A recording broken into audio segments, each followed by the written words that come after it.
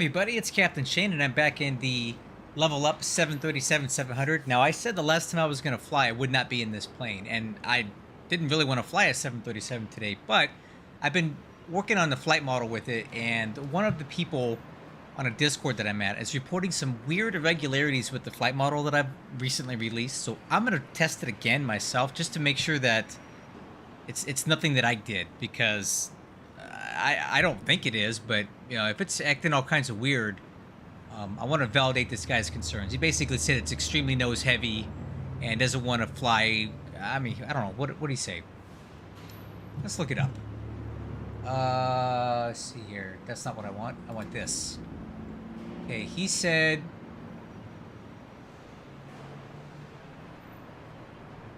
what did he say he was doing? The balance is completely wrong. I need to set the trim to 8 to be able to rotate. Weight and balance on the exceeding distributive optimal settings. It's basically saying it's extremely nose heavy. So we'll try that out and see what it does. We're going to aim for a takeoff CG of about 23% and see if we can duplicate what he's having. I would like to think it's user error, but the guy seemed to cover his tracks pretty good. He his takeoff data look correct, so we'll have to. We're gonna validate it with our own flight test tonight. But this is one of my monthly tutorial videos. I like to do these every now and then, just to kind of do the whole flight from the very beginning to the very end, to teach new pilots how to do everything they need to do to fly this thing online on VATSIM. And this is going to be geared particularly towards our new UPS virtual air cargo pilots, because sometimes the website can be a little daunting. So what I'm going to do here now is we're going to start this whole flight planning process from the very beginning to the very end.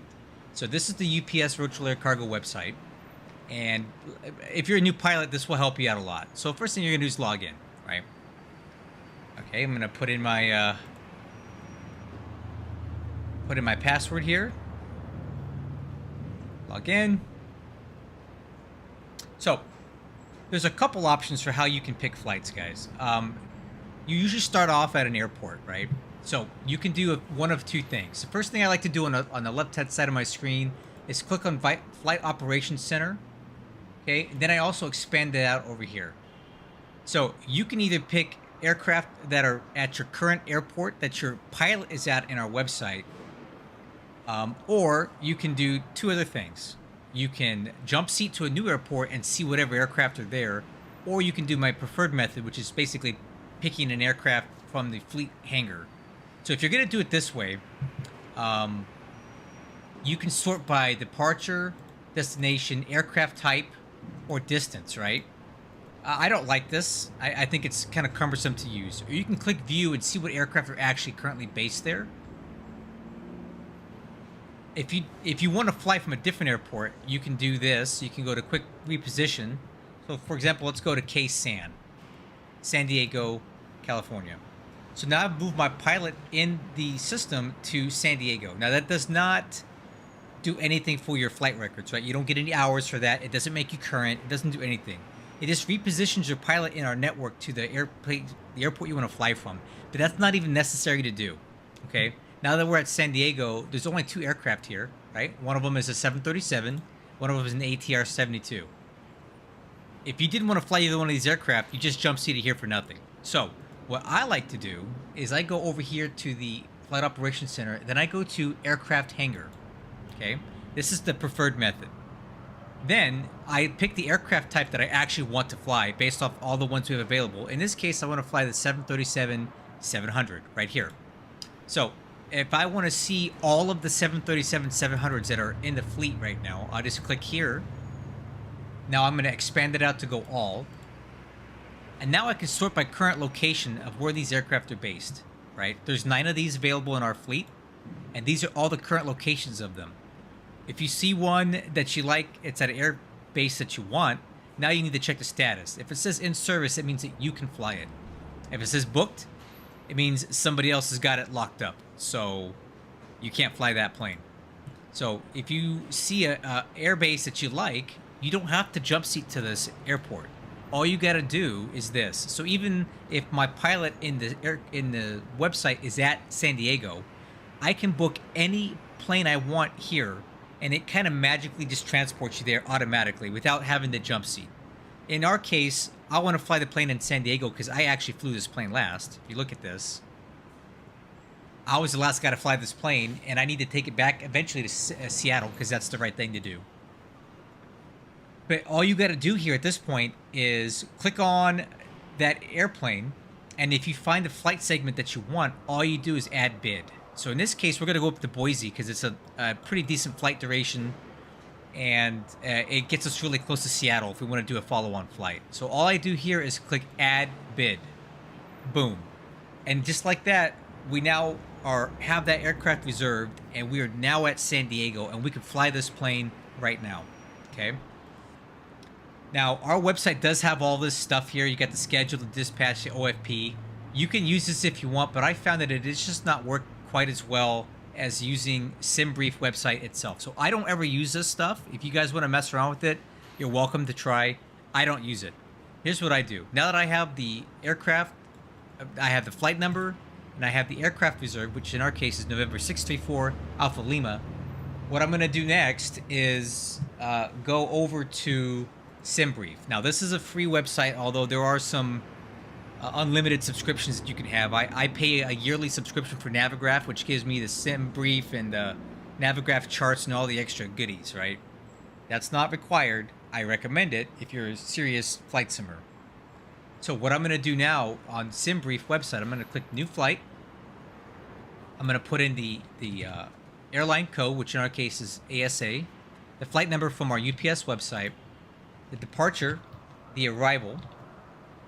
All right, I'm going to select 3 alternates over here because I want to have a lot of options. Now I'm going to come over here to the airframe, and I'm going to select one that I've already put into the airframe editor before, which is a 737-700 Boeing convertible freighter, right? I'm going to click that. Now it's going to give me a recommended flight plan and some alternate airports, right? You can click on these and get a look at what these airports are looking like to see if they're any good. And you can also take a look at the weather. That one looks okay, a little windy. That one looks okay. We'd probably go to Salt Lake City, honestly. So I'd pick Salt Lake City as a good alternate in case we needed to go there. And now I put the registration of the aircraft, which happens to be November 634 Alpha Lima. I like to do about a +5 fuel factor. That's 5% additional fuel off of what it calculates you need, because I like to have more fuel than I need. I just like to fly with lots of fuel. Okay, then I'm just going to click Generate Flight, and that's going to do all the rest. Cool. Now it has created our flight plan. All right, so now it sees here our initial altitudes, flight level 360, cruise, the cost index 38. This is our distance, average wind speed, and our wind component, which is a 20 knot tailwind, plus 20. Okay. And it's going to give our calculated fuel that we should take off with, how much cargo we're manifested. All that information is here. Okay. Now that I have this, I'm going to scroll down because I always fly online. I'm going to click Pre-File on a network. So I click Show Details, and I'm going to click VATSIM because I always fly on VATSIM. I'm going to sign in. Now, if you do it this way through SimBrief, it pre-populates a lot of this stuff for you already. So you don't have to fill this out by hand, okay? And I always like to do this. Flying live on YouTube. Get some more viewers in here. And I drop a link to the live stream so anybody who's on Volanta or VATSIM Radar or whatever can see my live stream and join in on our flight. You don't have to do any of that. It's also good to put like you're flying for UPS Virtual Air Cargo if you are, but the remarks are optional, okay? Then I'm going to click File a Flight Plan. And it says Flight Plan Filed, enjoy your flight. So now this is ready to go for VATSIM. So we booked our flight on the UPS Virtual Air Cargo website. We created our flight plan on SimBrief, and we've uploaded our flight plan to VATSIM. So we're basically done with most of these websites. What I'm going to do now is I'm going to close this, and I'm going to keep SimBrief open because we're going to use this takeoff performance calculator later on. So I'm going to minimize that now. Now we're back in the cockpit. So Here's what we're going to do. We're going to start our initial cockpit preparation. And this is a checklist that I created using X checklist for X plane 12. I'm going to run it right off the top. So electronic flight bag on, select ground services. So we're going to go ground services, select GPU connect, select chocks are already set, and select other ground services and doors as required. So I opened the left front and the cargo doors, and I lowered the air stairs. Okay, so I'm done with that for now. Okay, landing gear lever. The way my Honeycomb Bravo works, it sometimes puts the handle to off. That's going to cause us a problem if we don't fix that. And this is what it's going to do if the lever is not in down. Watch what happens when I turn on the battery. You hear that buzzer?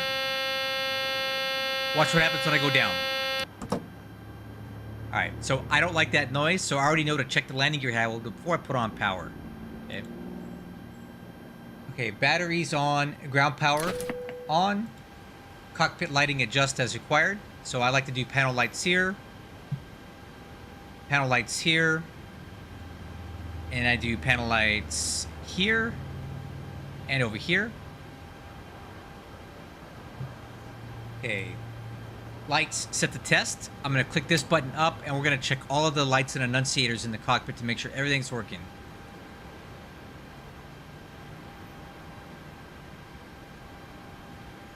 Oops. And number 3. Yep.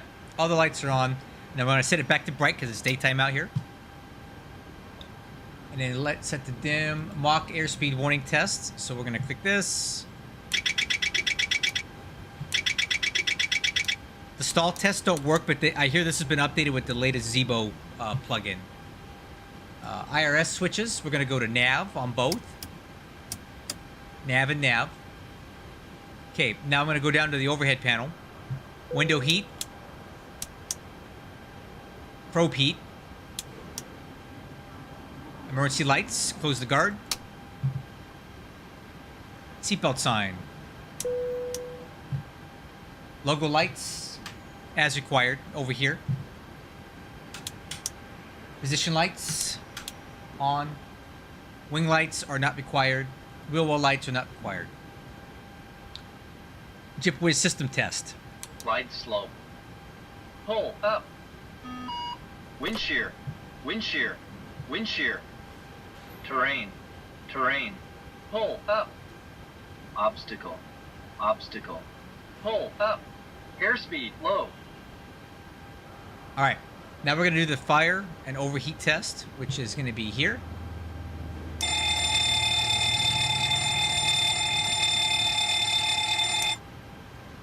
Now I'm going to do the cargo fire.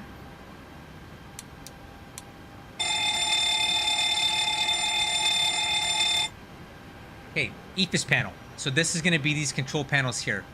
So I like to go data, position, plan.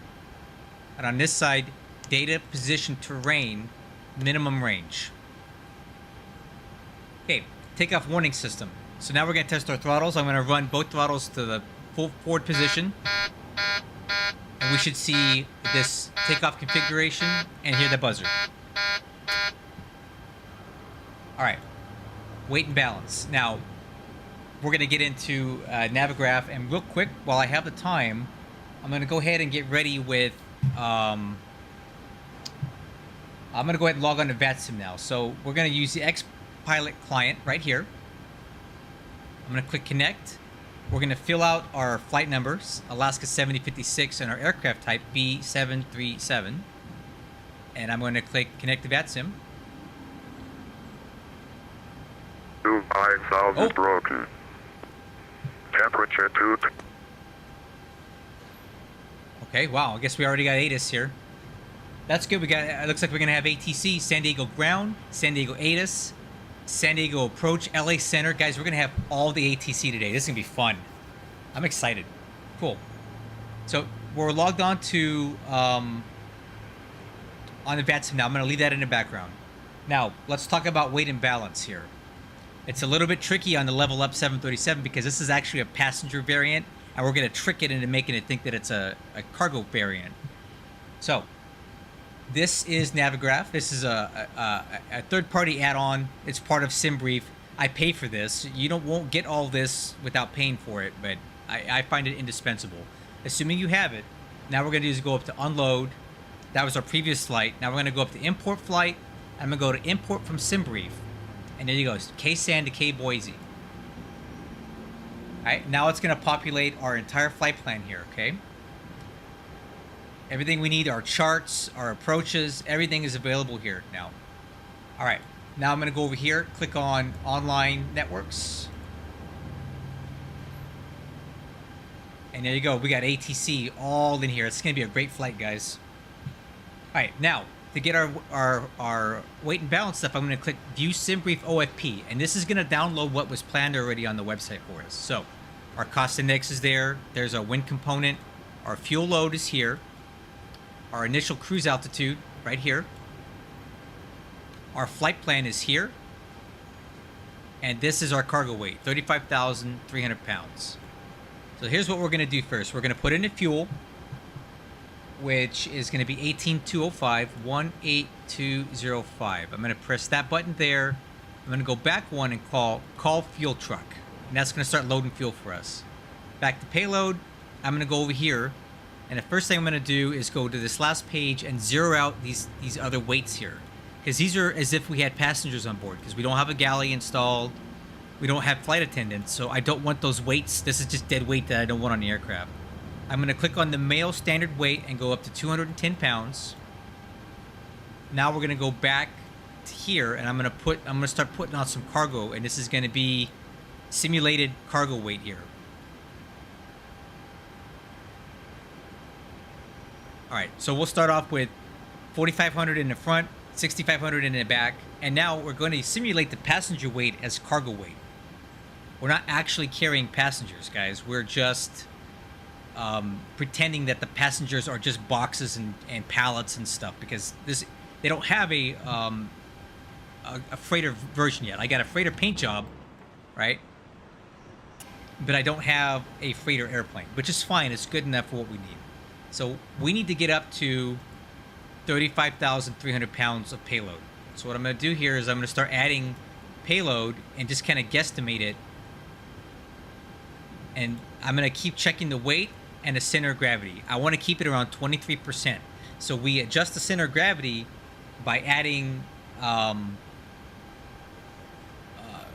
more weight forward than aft, right? So we'll go up to 24 here. Let's put 20 there. We're at 31. Let's put...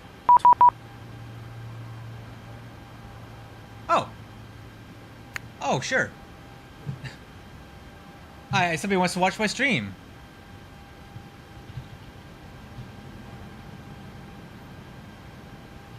Absolutely. Absolutely. Okay. This guy wants the link, man. Let's hook him up.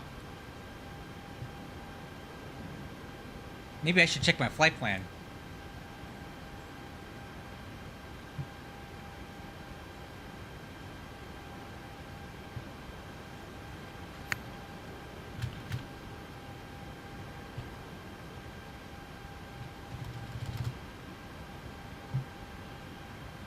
Ah, well, whatever.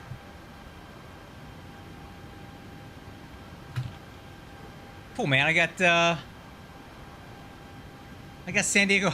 I got the approach on. We'll be talking to him in a little while. Okay, so we're at 31.6. We need a little bit more weight. Now we're a little bit front heavy here, so we're going to add some more weight to the back. So let's go 20 here. We're at 35.4. CG's 22. As we add fuel, we'll continue shifting aft. So this is looking pretty good here. So I like this takeoff CG. It's a little bit nose heavy, and it will allow us to test our trim settings and make sure that my flight model changes were good. So we're continuing to put on weight. You see that as we load fuel into the wings, the fuel is moving aft of the mean aerodynamic chord, right? So that's why I kind of load it heavy in the front right now, because the fuel that we put on will move our CG aft. See, there it goes. So 35.4, that's close enough. Weight and balance is set. All right, position initialization. So we're going to go to FMC, and I'm going to go to position initialization right here, and we're going to put in our reference airport, KSAN. It's going to give us that reference point. I'm going to copy into set IRS position, okay? And now it's going to help align our IRSs, okay? Now we're going to go to route, and I'm going to pre-fill out origin as KSAN. We're going to go to KBOI, BOI. The flight number is Alaska 7056, right here. Now I'm going to click on next page, and we're going to fill out the route. So how this is going to work, is there an age and hardware requirement for VATSIM? Hardware requirement, no. If you could run the sim, it'll work fine. The age requirement, I'm not certain, but I've heard a lot of kids on here, like 12-year-old sounding kids. So I don't think there's a real age requirement. I've heard some really young kids on here. So, no, I'm not aware of one. Okay, now I'm going to start entering the flight plan here from here. Now, I'm going to leave out the runway and the departure and the arrival for now. We're just going to do the middle part, and I'll show you why. This is what we're copying in. You don't put in DCT. That means direct. So this is not part of your flight plan. That just means Shafter, direct to Bet B, direct to Prince, etc. All right. Now we're going to go over here and put in EHF. Next, we're going to go to Bet B, BETBE. Then we're going to go to Princes, PRNCS,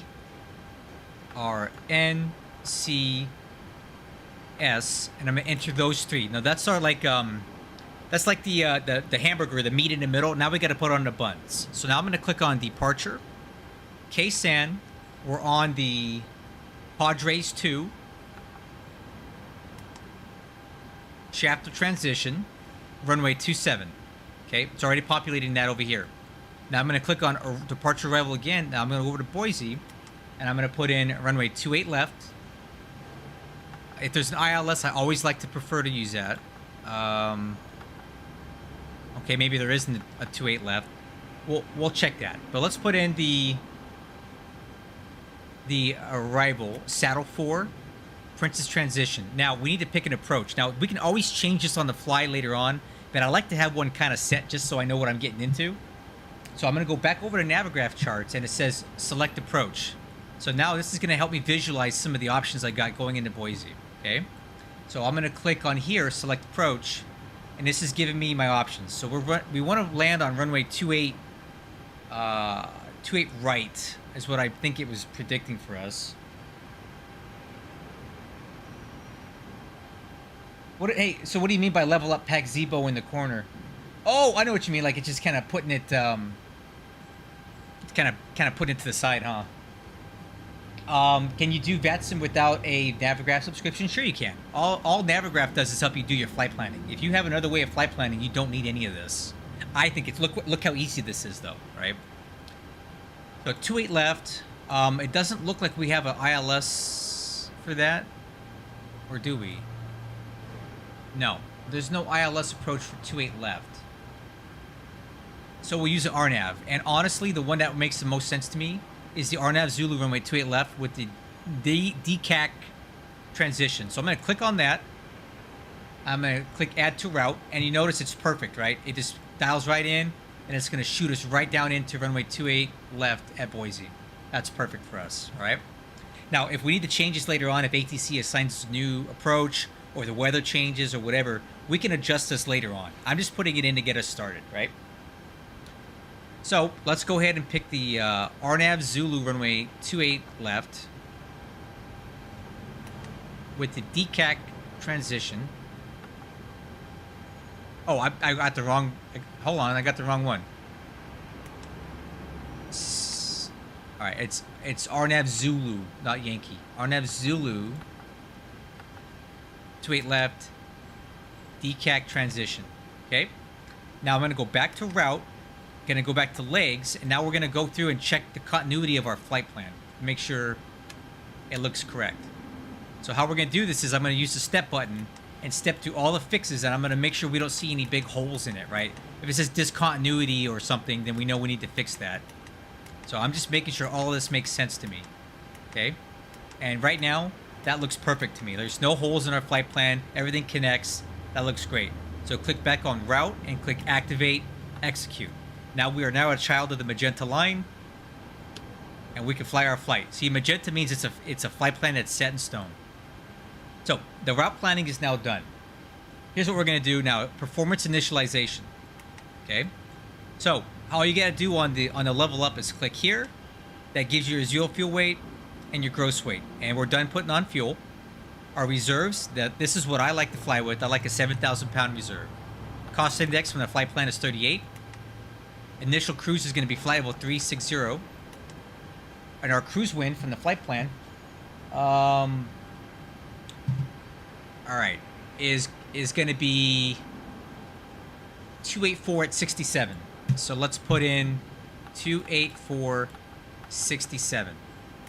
Okay, the TAT offset is going to be +4, and let's see, at flight level 360, it's minus 50, minus 55. So let's go minus 51 for the ISA offset. So minus 51 Celsius, and watch what it does to the fuel. Okay, never mind, doesn't do anything. Let me hit execute. Watch this fuel quantity over here. Okay, I lied. It didn't do anything. It's fine. Okay, so our aircraft performance is now set. Now we're going to go to N1 limit. And here's where I'm going to go back to that SimBrief website that I had open earlier. I'm going to go to takeoff performance. Now you'll notice the weight here is 130,000 pounds. But the weight here is 137.8. Use this weight. Like I said, this plane is set up as if it were a passenger plane. Level Up has not made a freighter yet, so the aircraft operating weight is still set in X-Plane 12 as if this was a passenger plane. I can't fix that. That's hard-coded. They'd have to go in and recode their FMS and all that stuff. I can't do that. They're going to have to do that later on. So we'll use this weight, 137.8.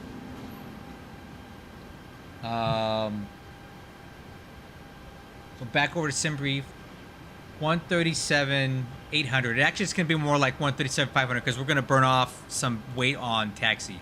I like to use flaps 5. I use disabled for improved climb calculations and I can calculate. And this is going to give us our takeoff data. Flaps 5, deviated takeoff 1, select temperature 50. That's going to give us a V load of 134, rotate 134, V2 136. And our stop margin, if we had to stop at V1, we have 2,000 feet of runway left at this weight, at these settings, if we need to do emergency abort of the takeoff. So that's what we're going to use for our takeoff performance. DTO1, 50, flaps 5. So I'm going to go back to N1 limit. I'm going to click TO1.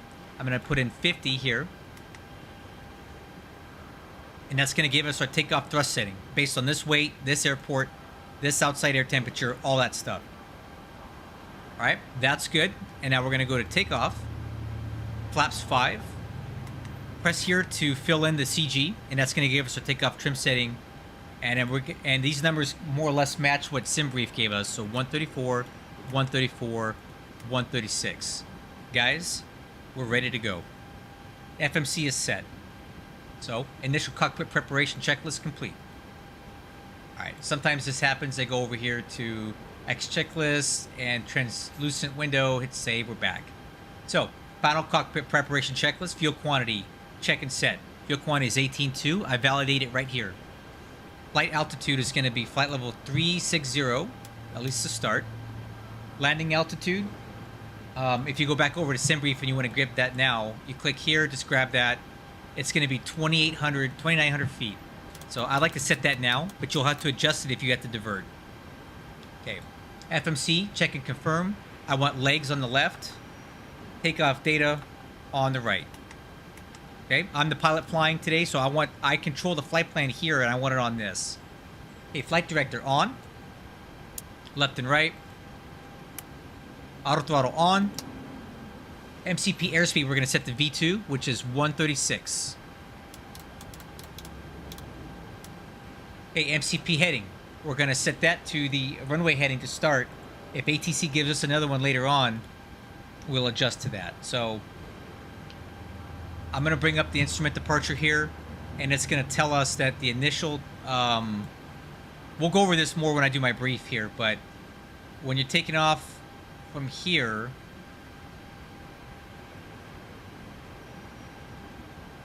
climb on heading 275. So we're going to set this to 275.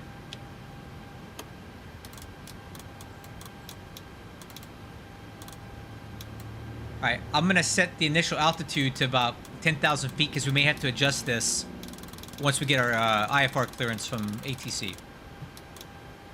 Okay. Altimeters. Alright, man, I'm hurrying up. I'm hurrying up. Okay. Weather. Crap, we gotta get the ATIS. Man, I'm behind here. Go approaches in use. Landing and departing runway 27. Notices to an ASUS system in use. Activate transponder with mode C on all taxiways and runways. Read and call runway hold short instructions. Advise on initial contact. You have information, Romeo. Romeo. Okay, let's get that again. By the way, I'm talking to ATIS, guys. This is the Line ATIS. field ATIS information, Romeo 2351. Uh-oh. Where's my ATIS at? Okay. Never mind. I don't want it anyway. We'll just get it from Navigraph. Alright. VATSIM. Information Romeo. The wind is 1706. Scattered at 21,000 feet. Altimeter 29er89er. Alright, so 29er89er. 29er89er set. Altimeters RTO. So auto brakes rejected takeoff. Radios set for takeoff. So we're gonna do. We need to put tower. The approach controller is trolling me. I know. It's funny. San Diego ground 123.9. So let's put that over here. Ponder with mode C on all taxiways and runways. Read and call runway hold short instructions. Advise on initial contact. Back to Santa Monica, on departure flighting 310 front radar vector 2 Oceanside to join the San Diego Papa 6 deck route. Climb maintain Let's also get 6,000, 5 minutes after departure 119.6. 119.6. November 84 Victor Kilo, readback is correct. Call me for taxi, break. Delta 69 Alpha. Actually, never mind, disregard. I keep forgetting you haven't called for push yet. It's okay, that's enough. Alright, let's get our IFR clearance. Ground, United 3210, ready to taxi with information Romeo. United 3210, runway 27, taxi via Bravo. Oh, I appreciate it, Jack. Thanks, man. 27, taxi via Bravo, United 3210. Alright. San Diego ground, good afternoon. Alaska 7056, request IFR clearance to Boise with information Romeo. Alaska 7056, Slimmer Ground, I have your clearance. Advise when you're ready to copy. Ready to copy. Alaska 7056, you are cleared to Boise Airport. Padres to departure, shaft through transition, then as filed. Climb via SID, expect flight level 370, 5 minutes after departure. Departure is on 119.6, squawk 7711. Okay, Alaska 7056 is cleared to Boise via the Padres to departure, shaft through transition, then as filed. Climb via SID. Initial, we'll expect 370, 10 minutes after departure. Departure on 19.6, squawk 7711. Alaska 7056, that readback was almost perfect, but it's expect flight level 370, 5 minutes after departure. I know SoCal's kind of weird with that. Okay, we'll expect it within 5. Okay. Thanks, appreciate you. Just call me for push. Well, we'll call you back for push, Alaska 7056. All right. Cinema ground, Comanche 450 kilo, we're at signature information on the ready to taxi. Comanche 4 Victor, your kilo, runway 2. Okay, so TCAS is good.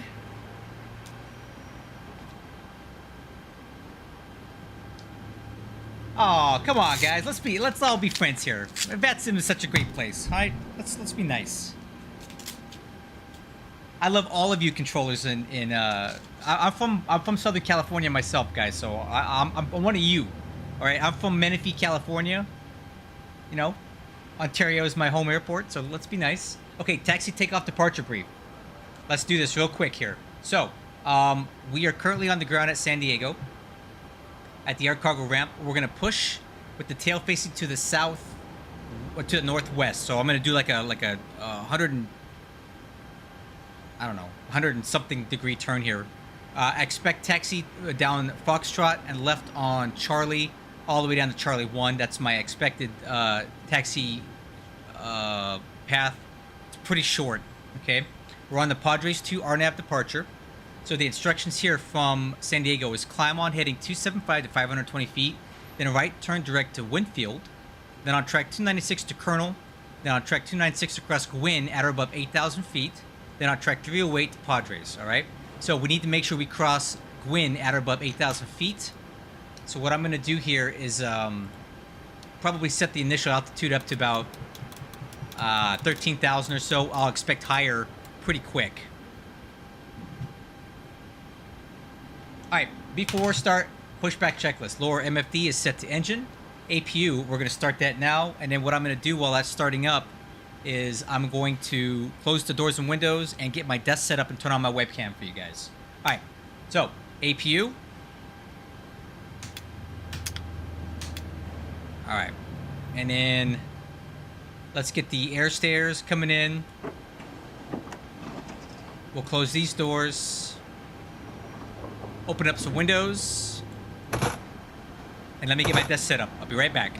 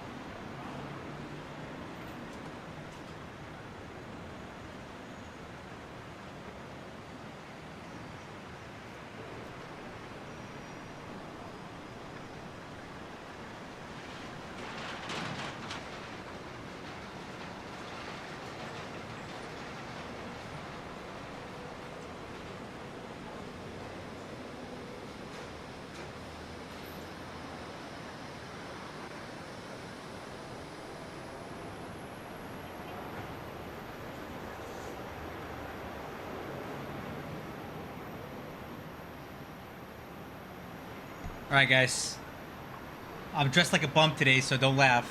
Let me turn this on. Oh no, we gotta fix that. We'll raise that up about there. Alright. So you got the throttles, got the stick. Don't mind my short shorts. I got my knee board on.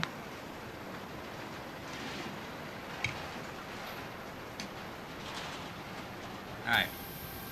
Okay, APU's on, doors and windows. Let's get that last door.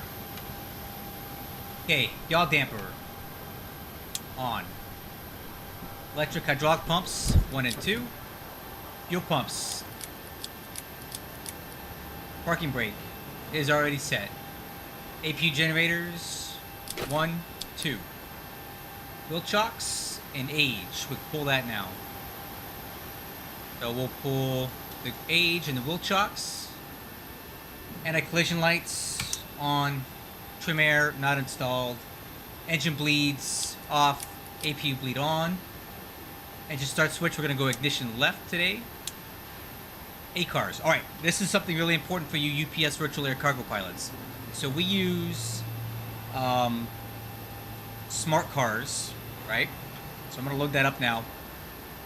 Skip the design. Go to UPS virtual air cargo.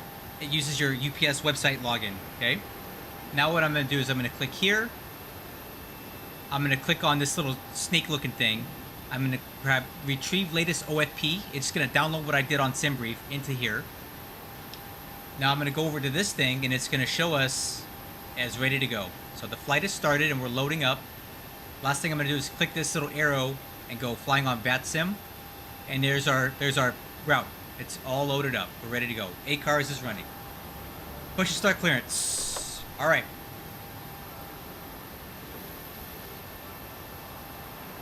Let's call ground back.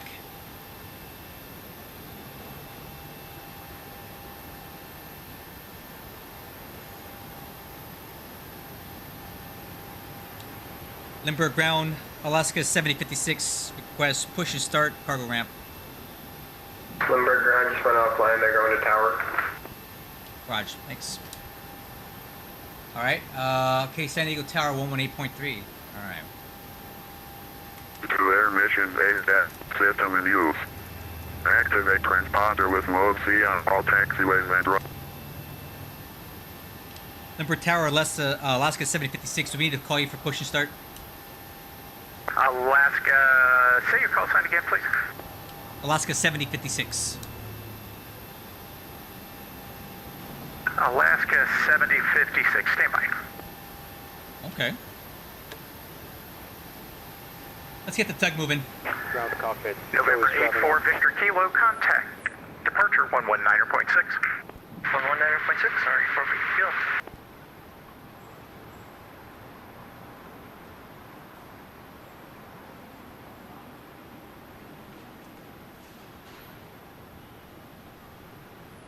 And was that Southwest 4541? Okay, all doors and hatches are closed. Ready to connect. Calling for push and start was Alaska 7056. I don't know if you're talking to me or not.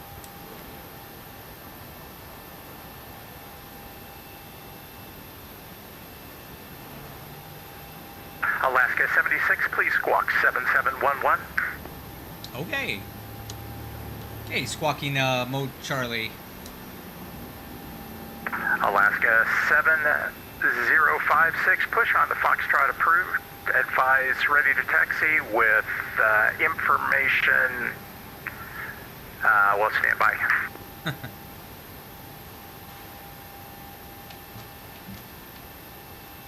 What?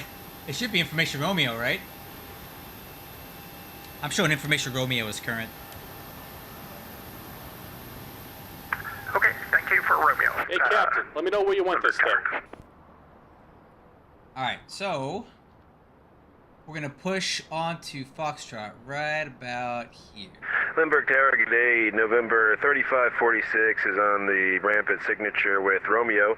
Requesting pattern work. Type is a citation longitude Charlie 700 slant Lima. That'll work. Welcome aboard, Captain. Toes connected, bypass pins inserted. Go and kill the parking brake when you're ready to go. Okay, before push and start is complete. November 3546, Limburg Tower, squawk 43. Alright, crew. Let's release the parking brakes and let's get moving here. Parking brake released. Here comes the pushback. Light them up. Alright, crew, ready for engine start. Let's roll. Okay, got air, got fuel, got hydro, electricity. Let's go. Starting engine number 2. Okay, rotation N2. And November 3546, runway 27, taxi on Hotel Charlie.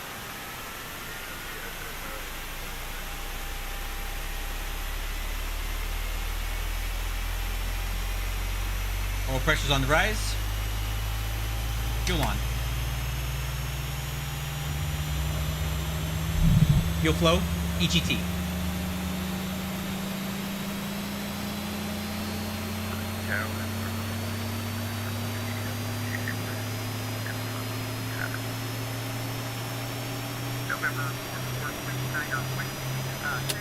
Hey, good start on engine number 2, starting 1. Rotation N2.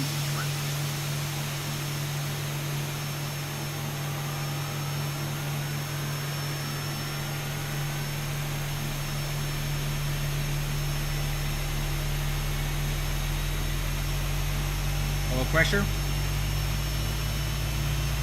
Fuel on. Fuel flow, EGT. November 4469, Whiskey to planet 16, Eagle 5 Bravo airspace 657. Bravo 657. 69, Whiskey advised, ready for All right. Good start on engine number 1. After start checklist, engine and wing anti-ice not required. Engine bleeds on. APU bleed off. Packs on. Isolation off. Engine generator 1 and 2. APU off.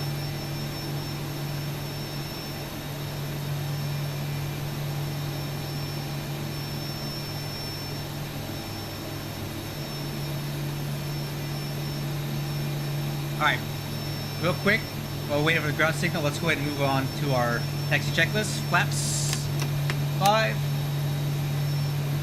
Stab trim, 5.75. Just about done here. Go ahead and set your parking brake. Brake set. And we're disconnecting the tow. Give me just a moment. Okay, takeoff data. Let's confirm 134, 134, 136. Got the tape. Taxi takeoff thrust setting is going to be 86.7. 86.7 adjusted. Okay, transponder is TARA. Taxi light. Lower MFD. System schematic and taxi clearance. Waiting on that.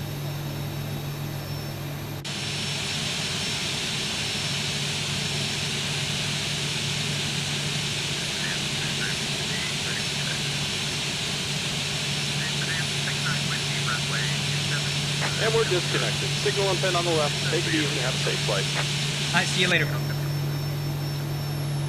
November 69 Whiskey, altimeter 2989. We have information, Romeo. Advise when you have Romeo. 29er, 89er, and we'll double check, make sure we have Romeo, 69 Whiskey.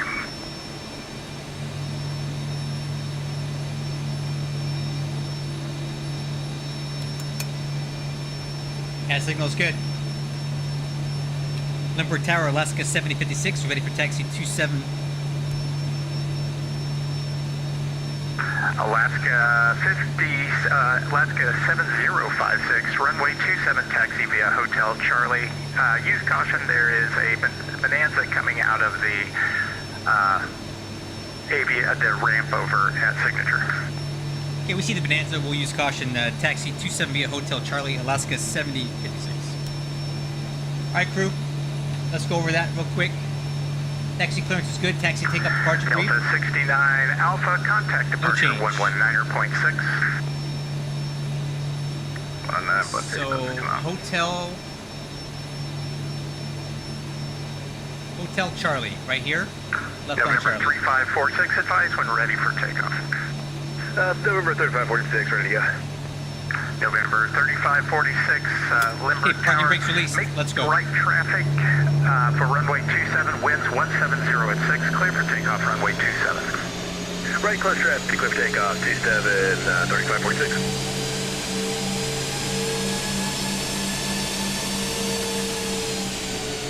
Okay, nozzle steering, check left, check right. Brakes, checked.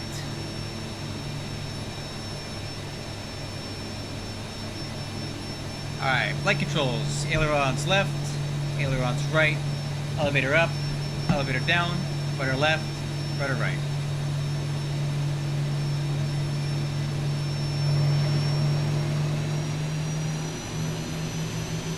Flight controls are checked free and clear.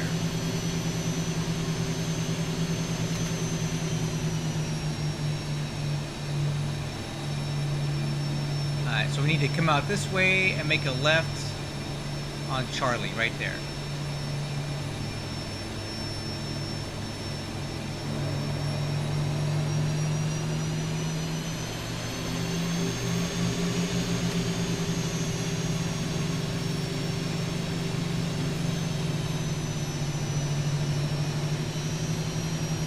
I think he meant Foxtrot Charlie, right? Alright, clear on the right, clear on the left.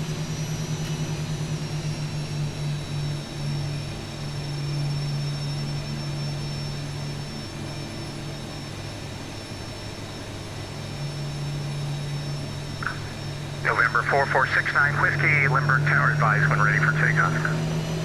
We're ready for departure, November 4469 Whiskey. November 4469 Whiskey, winds 170 at 6, remain right, close traffic, Right. runway 27, Lower clear for MFD. takeoff. Click that Copy the twice. winds, right, close traffic, runway 27, VNAV, clear for takeoff. LNAV. Bonanza 69 Whiskey. ICAS, no alerts. Exterior lights, we're close enough to the runway, I'll turn them on now. Radar coming on. Engine start switches, continuous. Okay, and holding for takeoff clearance. We're going to close these windows up now.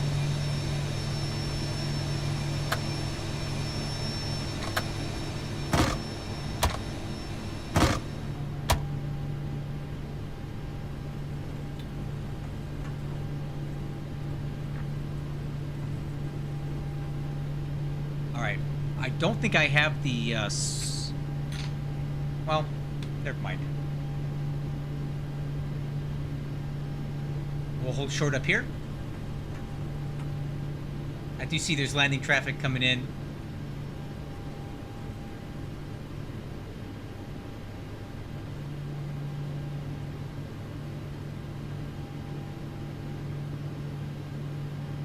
Alright, set parking brake.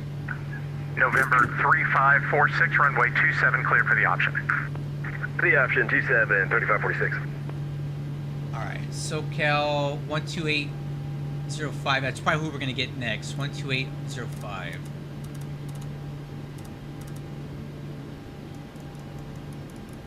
And then we'll get center after that, is my guess. Tower, Skywest 4018 is with you on 10 mile final, runway 27. Wow, I missed that center line big time. 4018, traffic, a citation 5 miles at I'm your embarrassed. 1 o'clock advice traffic. I missed that center line really bad. Oh well. Traffic in sight, Skywest 4018. Skywest 4018, maintain visual separation, runway 27, cleared to land. Maintain visual separation and 27 clear to land, Skywest 4018. And Skywest 4018, slow to your slowest practical airspeed, please. Wow. Affirmative, we're already slowing down, Skywest 4018. Where's he going? Is he gonna land on this runway or? Oh man. This guy's coming in really, really hot. Oh, this will be fun.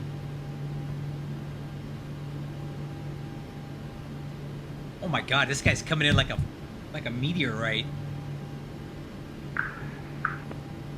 Oh, what? I didn't even see that guy. What the heck?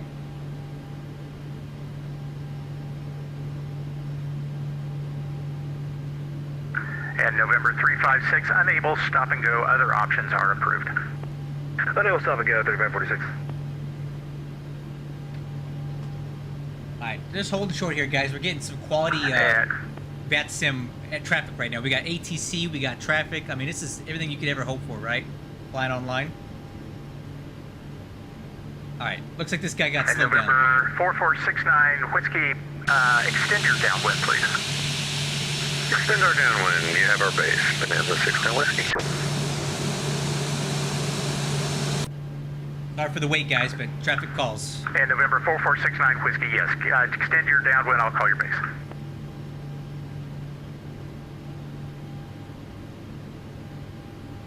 And Lindbergh Tower, Alaska 7856, holding short 27, ready to go when you can fit us in. Alaska 7056, traffic on a 4 mile final. If you could take an immediate.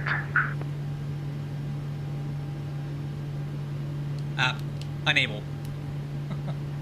Alaska 7056, hold short landing traffic.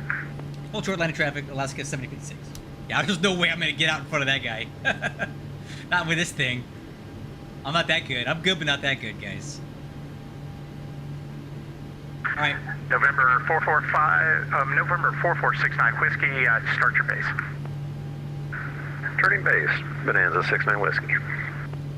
And Bonanza 69 Whiskey, there's a SkyWest E75 at your, like on short final, advised traffic in sight.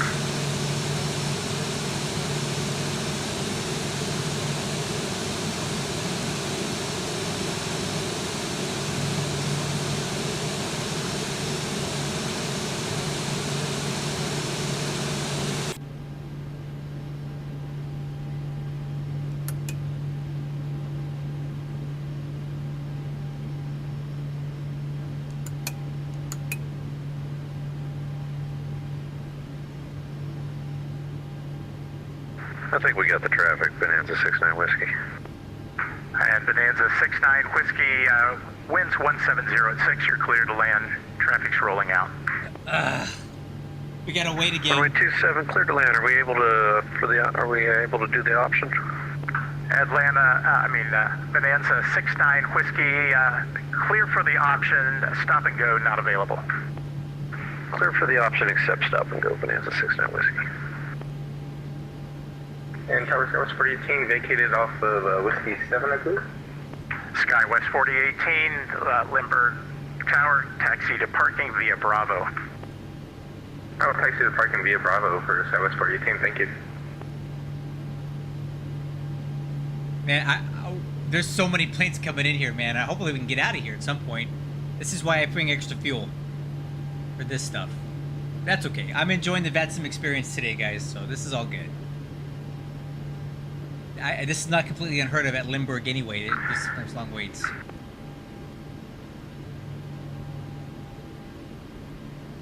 November 3546, please extend your downwind for departing traffic. Ooh, that might be me. Extend downwind 3546. I think that's me. And November 3546, I'll call your base. You'll call the base 3546.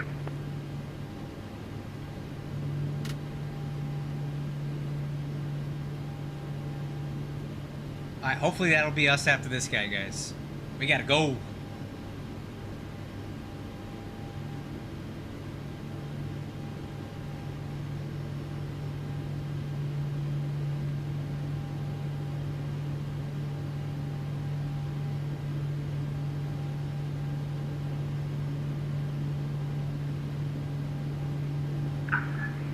Alaska 7056, runway 27, line up and wait. Line up and wait, 27, Alaska 7056. Alright, crew, line up and wait.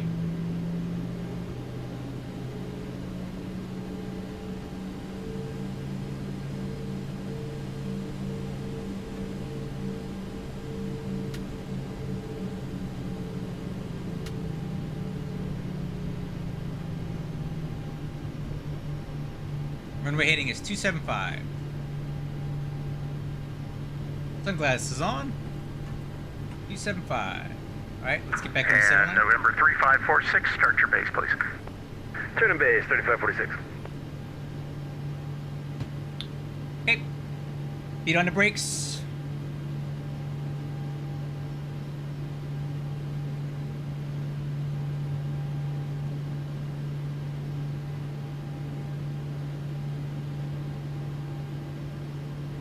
Alright. Alright. CG is 24%. Trim is 5.75. Just for posterity. For flight test and purposes. Beach 4469 Whiskey, start your crosswind, please. Starting crosswind, Bonanza 69 Whiskey. Alaska 7056, wind 170 at 6, runway 27, clear for takeoff. Clear for takeoff, 27, Alaska 756. Alright, clear for November takeoff. Start the 3546, clock. wind 170 at 6, runway 27, clear to land, traffic departing runway 27. Stabilizing. Looking good. Set takeoff thrust. Alright, we got a little bit of wind from the left. Let's put a little bit of left aileron. Thrust set.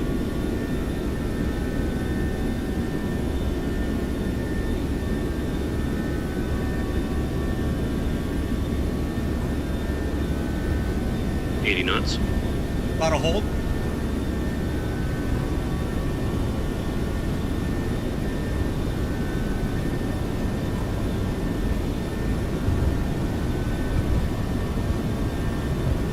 Rotate. And Limburg Tower, hello, Southwest 57, Buffalo 27. November 657. Yep, little nose heavy. Limburg Tower, winds 170 at 6. You're following a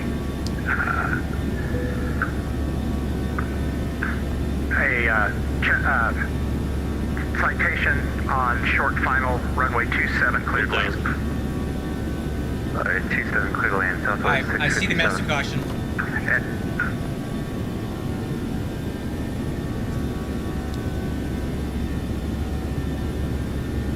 It was a little nose heavy. I can confirm that. Not too much though.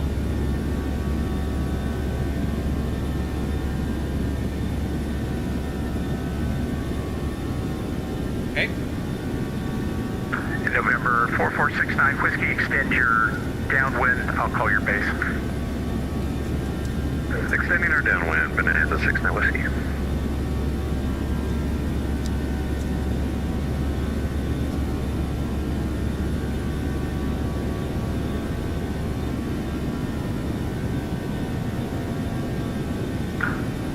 4469, traffic alert, traffic at your 3 o'clock. Opposite direction Last at one. 2000, a Southwest 737. We have the traffic for the 69 Whiskey.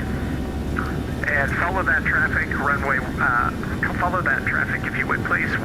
Winds 170 at 6, clear for the option, runway 27. Follow the traffic, runway Pops 27, up. clear for the option, Bonanza 69 Whiskey. Good job.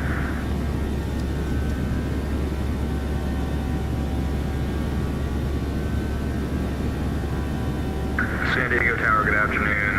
Vision Jet 1 Tango Whiskey. We have information runway looking to pick up IFR to LAX. Calling for clearance, standby 1.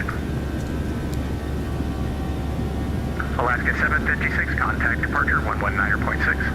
19.6 for Alaska 756, so long. Aircraft Autopilot calling on. for clearance, say your call sign again. Vision Jet 1 Tango Whiskey.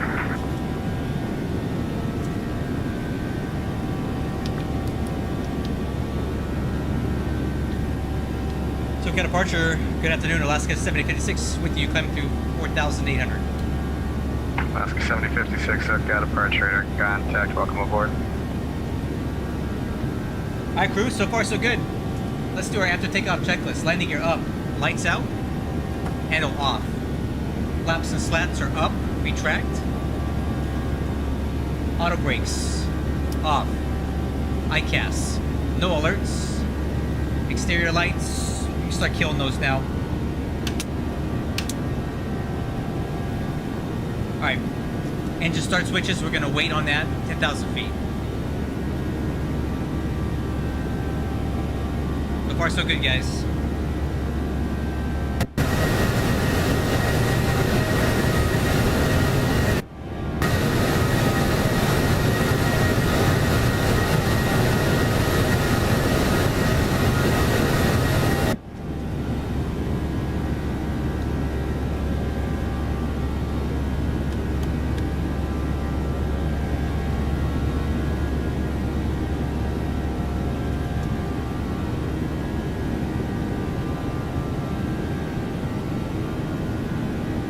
So as I'm flying, I like to adjust my hardware throttles to the auto throttle position. So as the climb thrust continues to go up, I'm going to keep adjusting my throttles up in case the auto throttle kicks off, like this.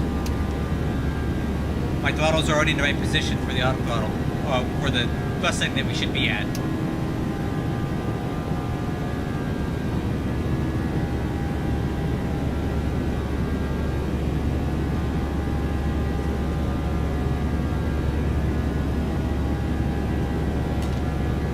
Okay, 10,000 feet. The engine start switches off. Okay, wait on altimeters.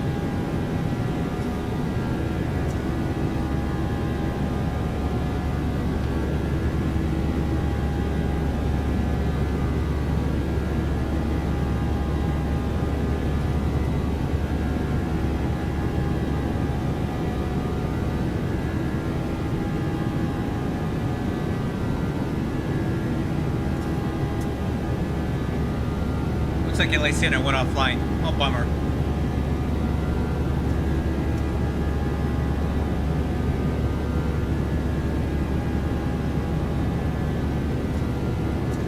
Alright, crew. Climbing through 11.5. Accelerating to our climb speed, which is 290 knots.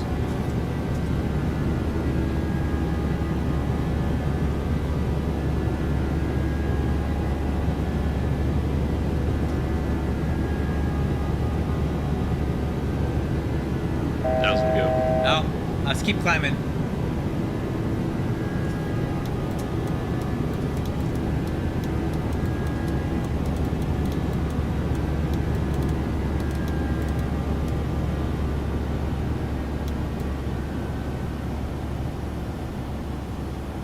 Nope, nope, nope, nope, nope.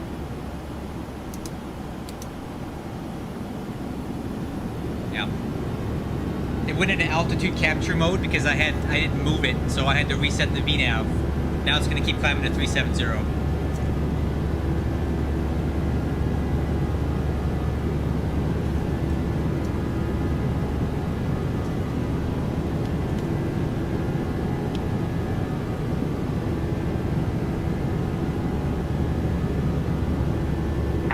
Alaska 7056, LA Center's offline. Radar service is terminated. Frequency change to route today. Yeah, order Unicom 228, Alaska 7056, so long. Alright, crew, no more ATC for now. It was fun while it lasted, though. Alright, order Unicom. Okay, next thing we're doing is we're going to wait for 18,000 feet, then we're going to go altimeter standard, and then we're heading up to 370.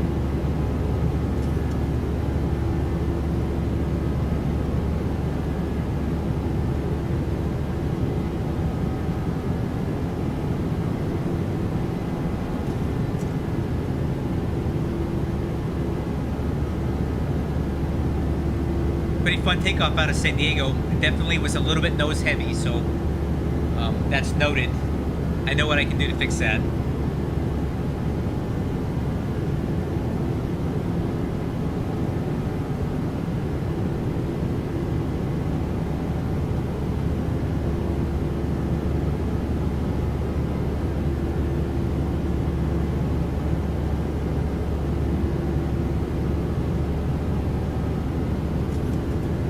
Alright, coming up on 18,000 feet, we're going to click altimeters standard. It's going to turn yellow. That means go to standard. And then after takeoff checklist is complete. So you may have noticed that we had some low pressure lights come on the fuel pumps, right? So that's because we're climbing right now, and there's such a small amount of fuel in the pumps or in the tank that the fuel pumps can't pick it up. So what we're going to do here is we're going to shut off these center wing fuel pumps for now and go out of the left and right main. Once we're leveled off, we'll burn off the rest of that fuel in the center wing tank. But because we're climbing kind of steep, we're sucking air essentially because there's not a lot of fuel in the tank.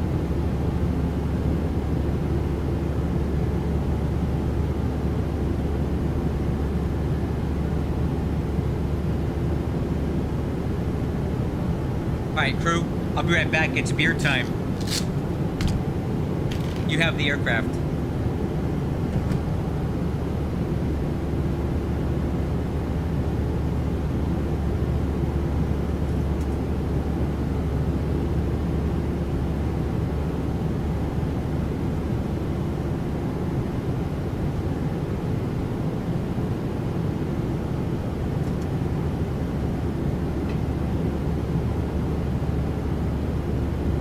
Alright, check it out.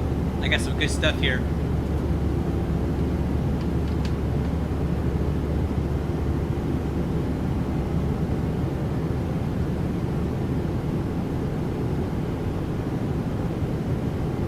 A friend of mine brought it back from Guam for me when he was TDY there. Let's see if it's any good.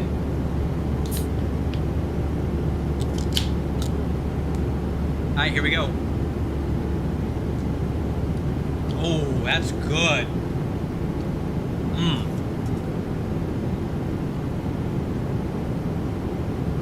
Oh man, that's delicious. Wow. The Island King mango beer from Guam.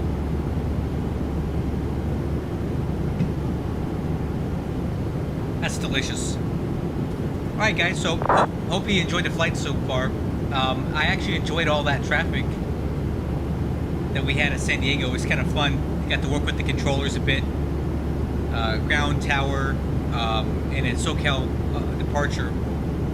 We did not get center. I guess they went offline, but that's okay. This is currently where we're at right now.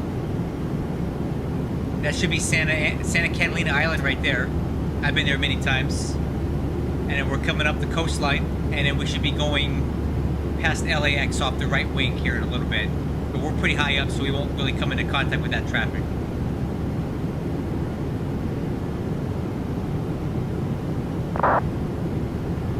Hey Flight 504, I am still on Beta 4.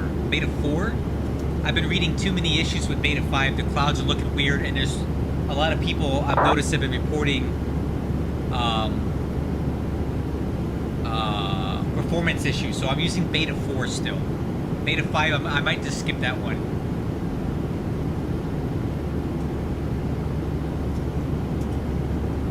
Holy crap, this is really good beer. Wow.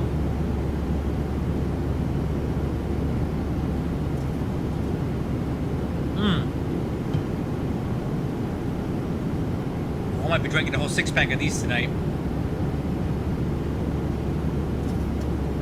Okay, I'll turn off the webcam for a little bit. There's not much else for this meet. Not much else to see for a bit. We'll focus on the aircraft. Climbing through flight level 270 for 370.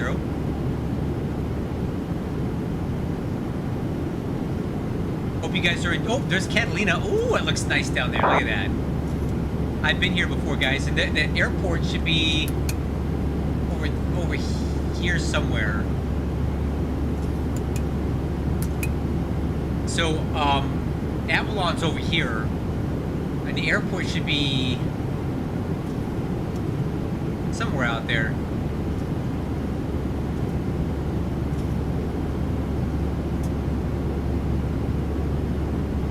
I took a tour once with an ex-girlfriend years ago, driving up this road and went all the way to the airport. Oh, there's the airport right there.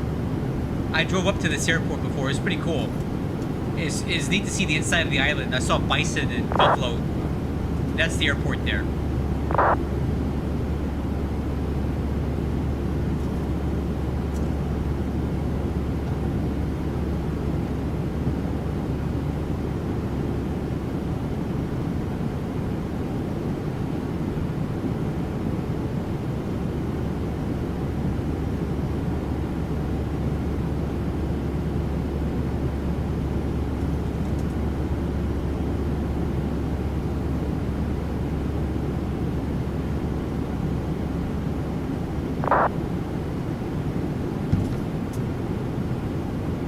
Okay, climbing through flight level 300 for 370.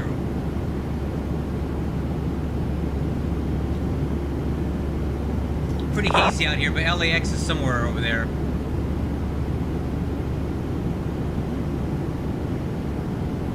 It's really hazy today.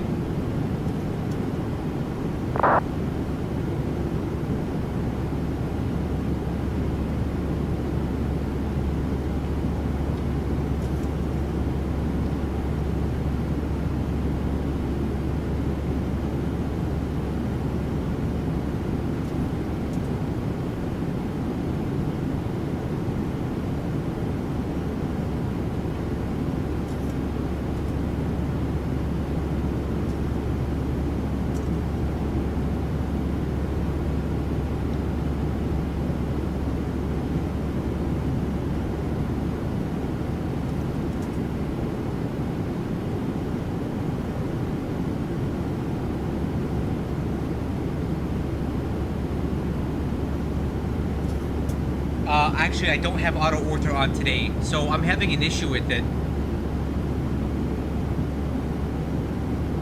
So I can get auto ortho to work, but when it does, sim heaven stops working, and I lose all my buildings and everything. Oh wow, I think there's LAX down there, guys. In case you can't tell.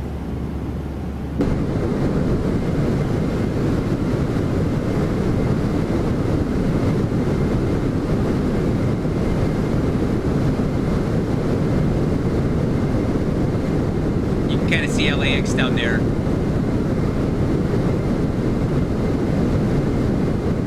Busy down there.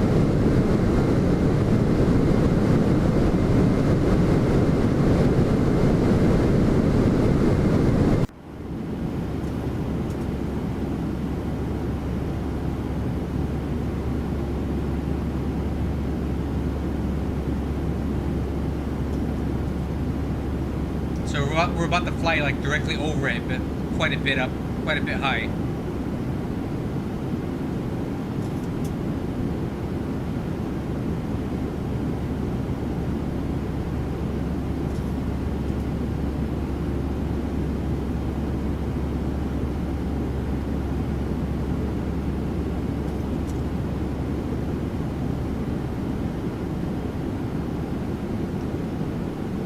Alright, 50350, 2,000 to go.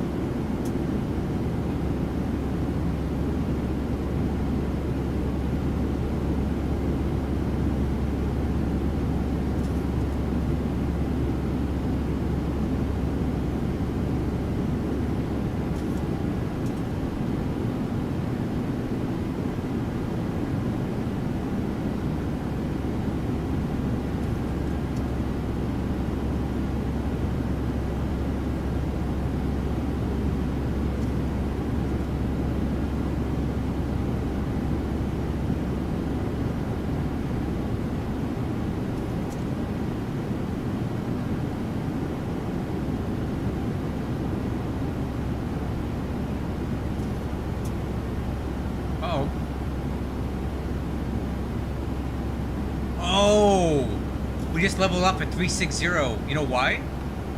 Because I forgot to reset it in the FMC. So if I go back here,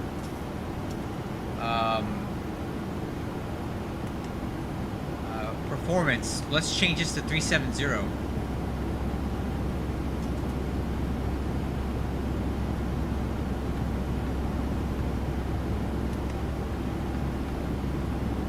Oh, there we go. Let's continue up.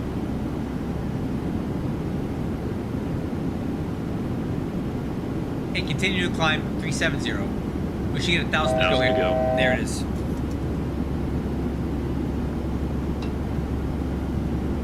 Gotta make sure you stay on top of that stuff, right? It's all fixed now.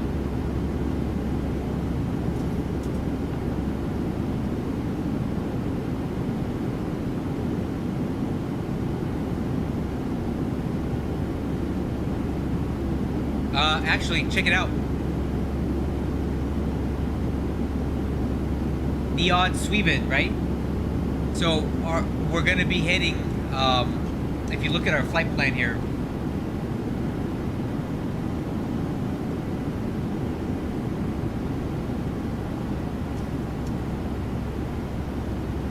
we're currently heading westbound, but we're going to turning north, and then it's going to be eastbound. So they gave me 370 as the final cruise, and I'm going with what VATSIM ATC gave me. We're currently westbound, but we're not going to be indefinitely. So they gave me 370 as final cruise, so I'm going with that. It's going to end up to the east, if that makes sense, you know. All right, crew, we're cruising at flight level 370.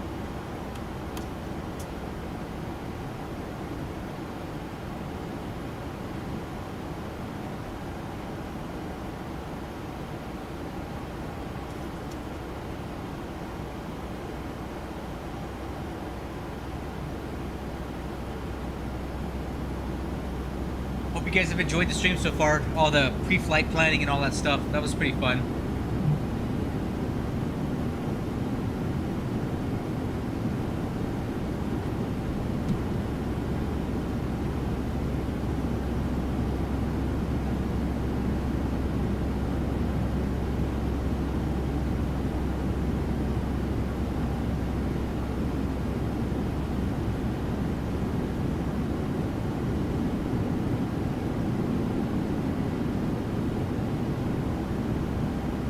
I'm texting my girlfriend about this beer, this Guamanian mango beer. I'm telling her I think it tastes better than Mango Cart, so I'm gonna save her one since I got a 6-pack.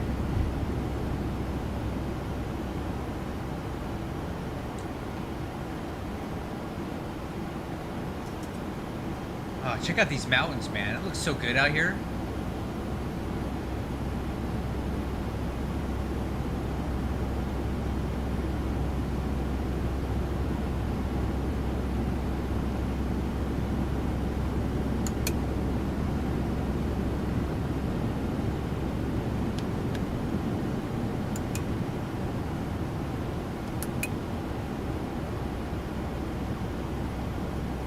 Oh, I know what that is.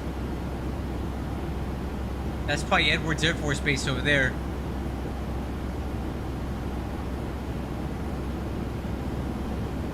That's Palmdale. I know that airport. So I'm originally from the high desert of California. I live in I used to live in Barstow, California. So I would be out here in Lancaster, Palmdale, a lot. And in Edwards Air Force Base, I've been there many, many times for work. Because I'm in the Air Force, so I've been to airports a lot.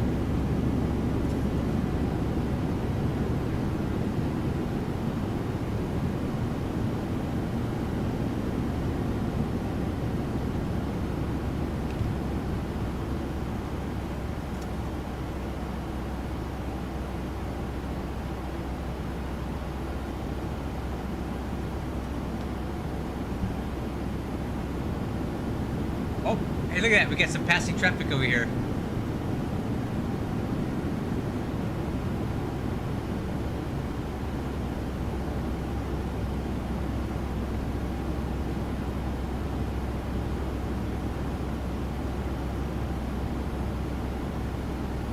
SkyWest Embraer.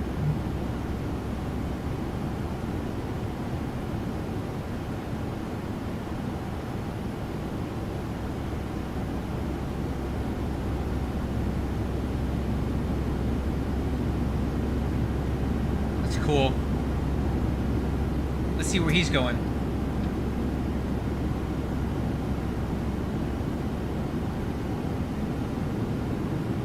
Fresno to San Diego, so he's going to where we just came out of. That's pretty cool.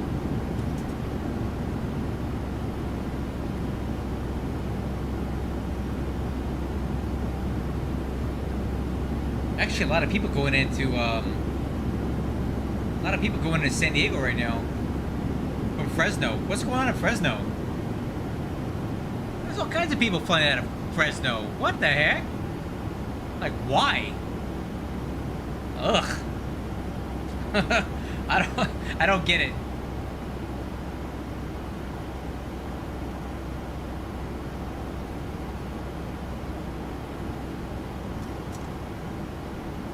Well, check this guy out. Okay, hero.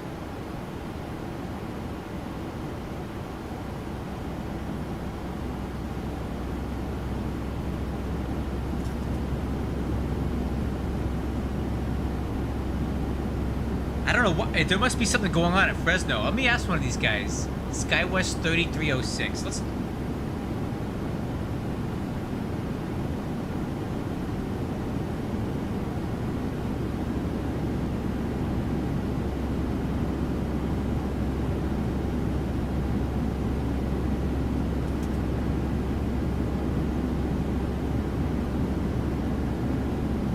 I don't know if you guys have ever been to Fresno or not, but that place is a real dump. Sorry, I hate to say it. Not my favorite place to be.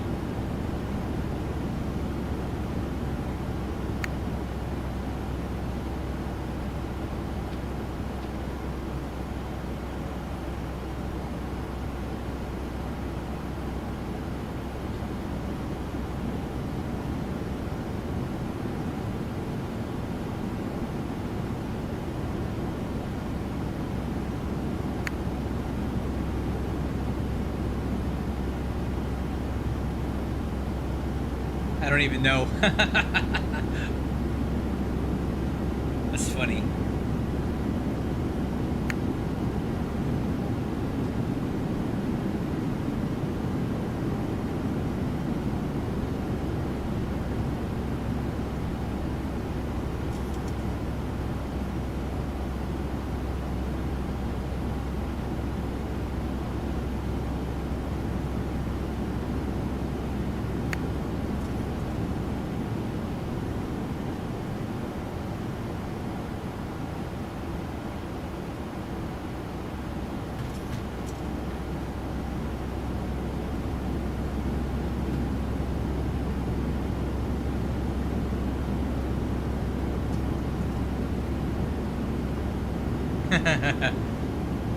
That's funny.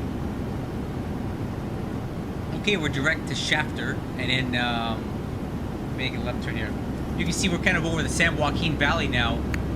That's the grapevine over there, and you can see all the agricultural stuff here. All the agricultural land out here in the San Joaquin Valley. It's pretty cool that it's you can see that out here.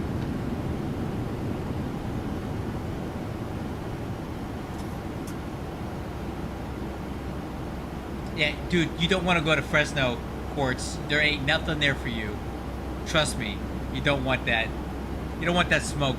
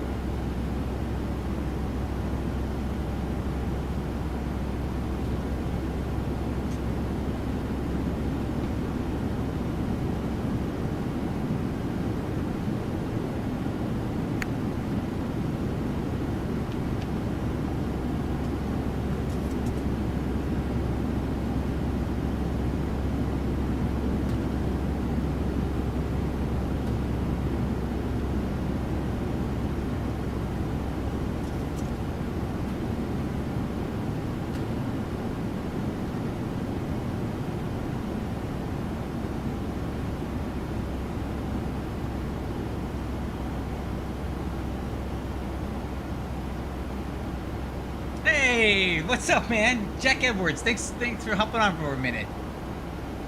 Hey, we don't have to talk on VATSIM anymore since you're in my chat. We can just chat here. So real quick, I'm from Southern California. I live in Southern California. My real airport is Ontario, California.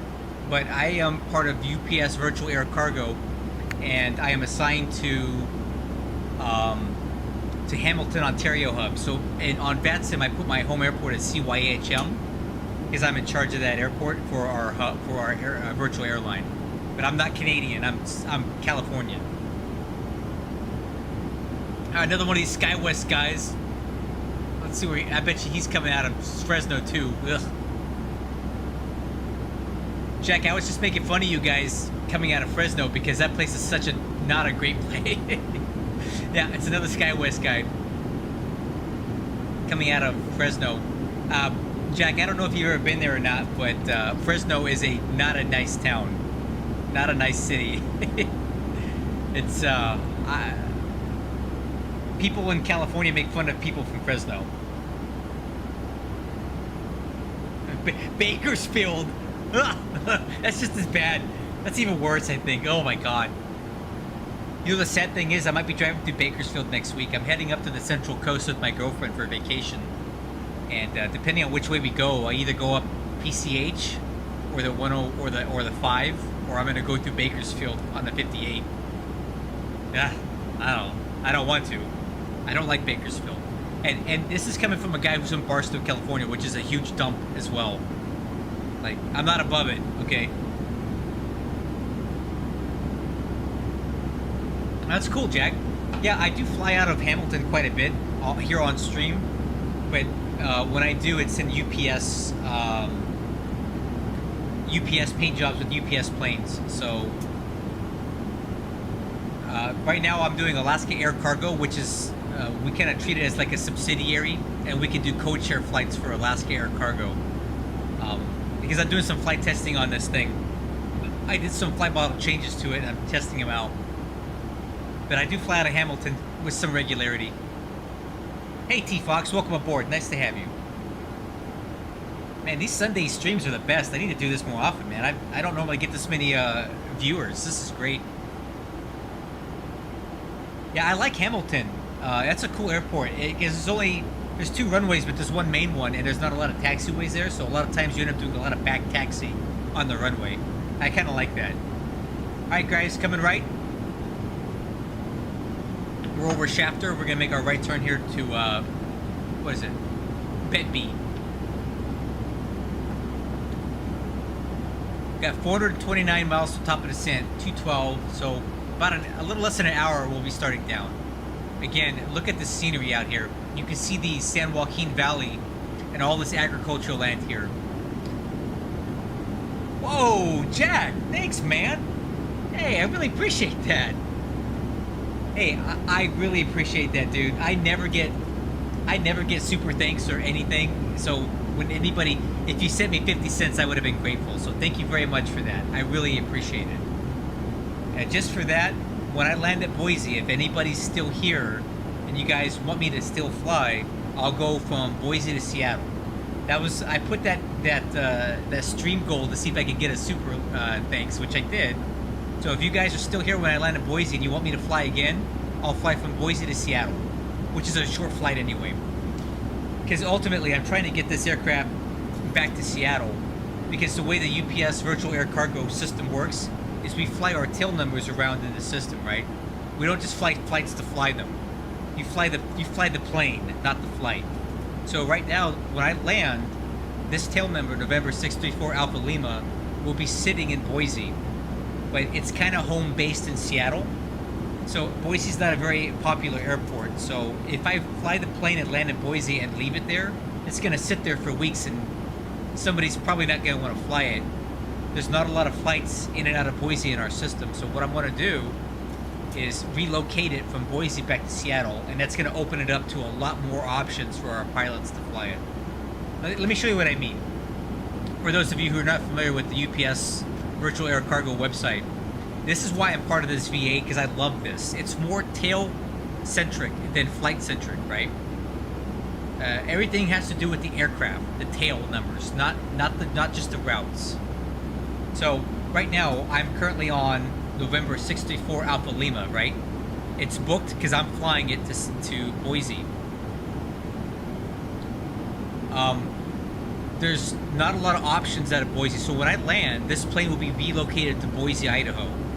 And you can see these are all the different flights that have been flown on this aircraft. There's not a lot of options to fly this plane from Boise, right? So what I want to do then is relocate it from Boise back to Seattle. Because at Seattle, there's tons of options. Let me show you what I mean. Let me see if there's one at Seattle. See, at Seattle, look at all these options that you have to fly the plane. These are the different flights that originate from Seattle. So if I put this aircraft back at Seattle, other pilots have 20 options to fly different flights. Some of these are pretty cool too that I would like to do myself. If I leave it at Boise, there's really nothing you can do with it but fly it back to Seattle. And there is no option in our route system, Jeff, to fly from Boise to Hamilton. I could do it for real. Like, I could do it if I want to, but I won't get credit for it. For me to get hours in my logbook, which I actually do care about, I would need to fly an approved flight segment on the UPS website. So I would need to be able to find a flight that's booked from Boise to Hamilton. And I don't know that any actually exist. Definitely none for the 737. But let's take a look at it, just for the heck of it. Since we got to kill some time anyway, right? This is good for you guys that may be considering UPS Virtual Air Cargo, know how our website works. So let's go to the timetable. Okay. And now we're going to look up Boise, Idaho, and see what there can even be out of there. So there's not a lot of flights in and out of Boise in our system. So let's sort it by tail number.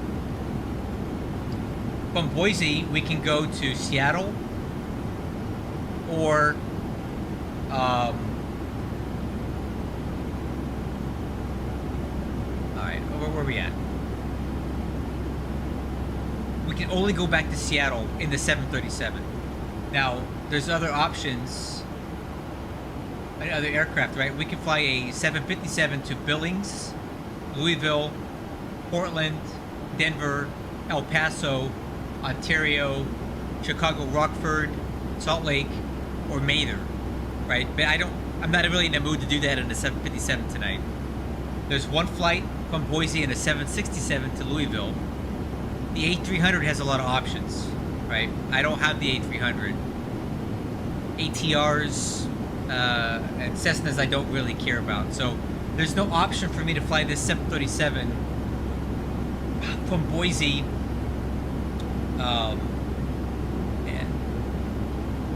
to anywhere but Seattle, and no options go to Hamilton from Boise.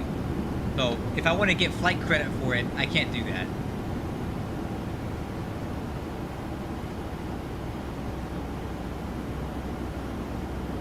Now Seattle CYHM, that's possible. Let's see if that's even a thing. This is fun. Let's do this. I'll go back and let's check it again.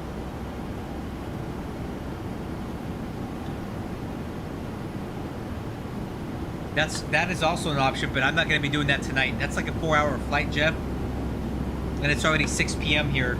I'll be lucky to get Boise to Seattle, which I'm willing to do because Jack hooked it up. If you guys want it, I'll do it. But for me to fly Seattle to Louisville tonight, probably a little too long of a flight for me, and I got to work tomorrow. So let's see here, timetable. I'll show you what we do have available from Seattle.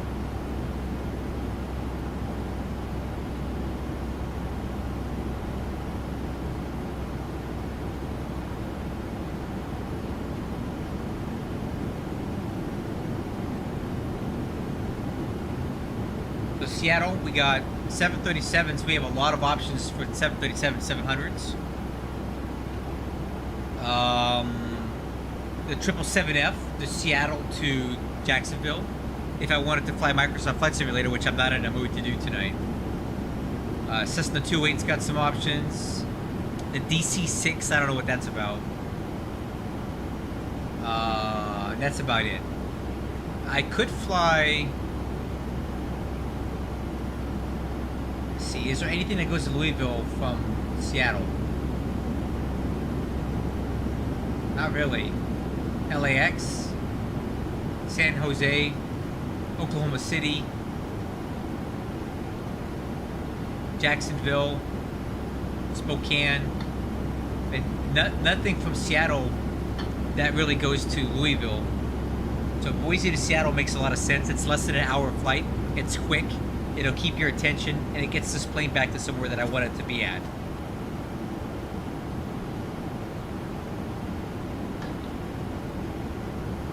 Thanks again, Jack. If you're still on stream, I really appreciate it once again. And good luck with your flight. I'm glad you were able to escape Seattle. Fresno alive. Because that place is so dumb.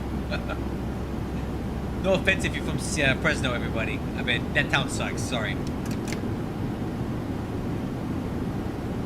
Wow, check out that scenery.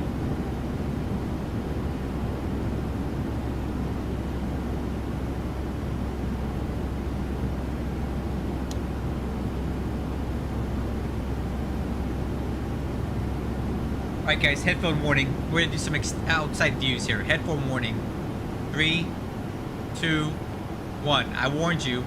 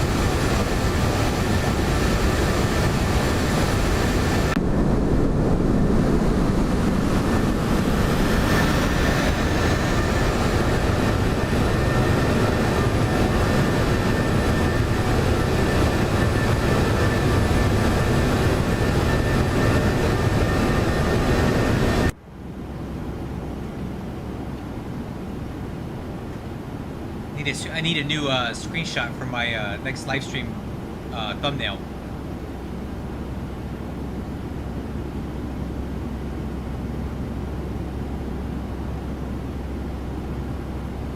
Alright, how we doing here? Looking good, guys. We start down in less than an hour. I hope I have time for one more beer. This Guam beer is so good. Dang. I'll be right back. You have the aircraft.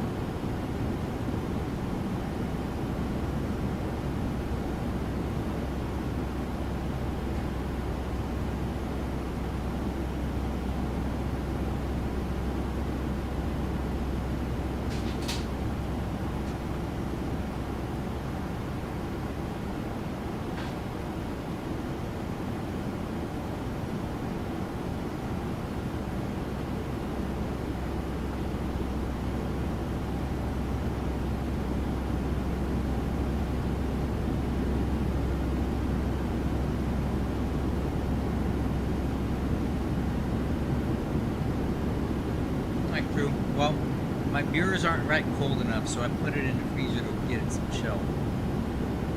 Right now I'm heating up some food in the galley. I got some leftover chicken tikka masala from an Indian restaurant I ate at lunch today while I was at work. I'm gonna heat that up, eat that. Cruising here.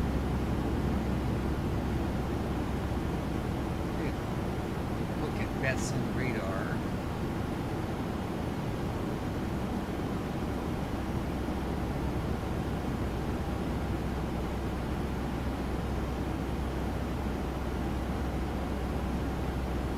So far,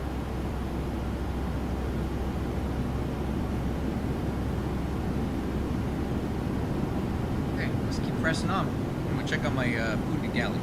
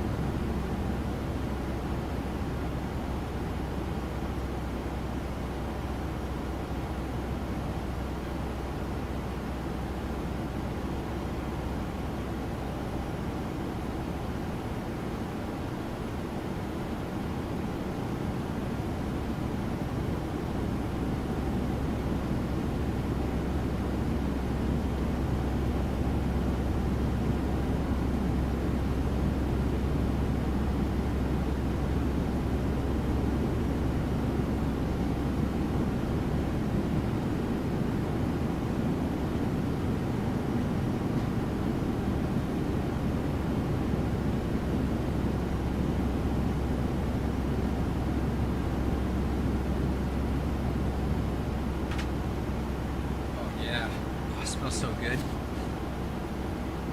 smells like Indian food in my my cockpit right now. So here's what I'm gonna do while we're cruising here for a couple minutes. I'm probably gonna mute my mic, or you're gonna hear me making all kinds of food noises, which I don't think you want to hear me eating Indian food. So I'm watching the chat. If you guys got a question or want something to say, by all means speak up. But I'm gonna mute this mic while I eat this Indian food. We're just cruising anyway, we got some time.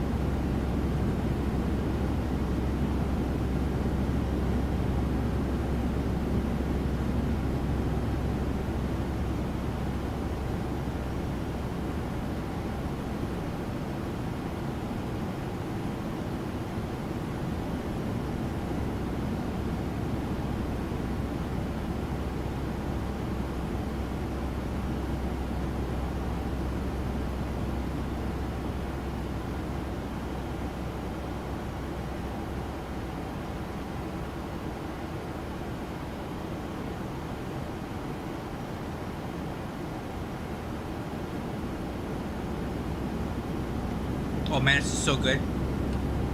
But my house smells like Indian food now.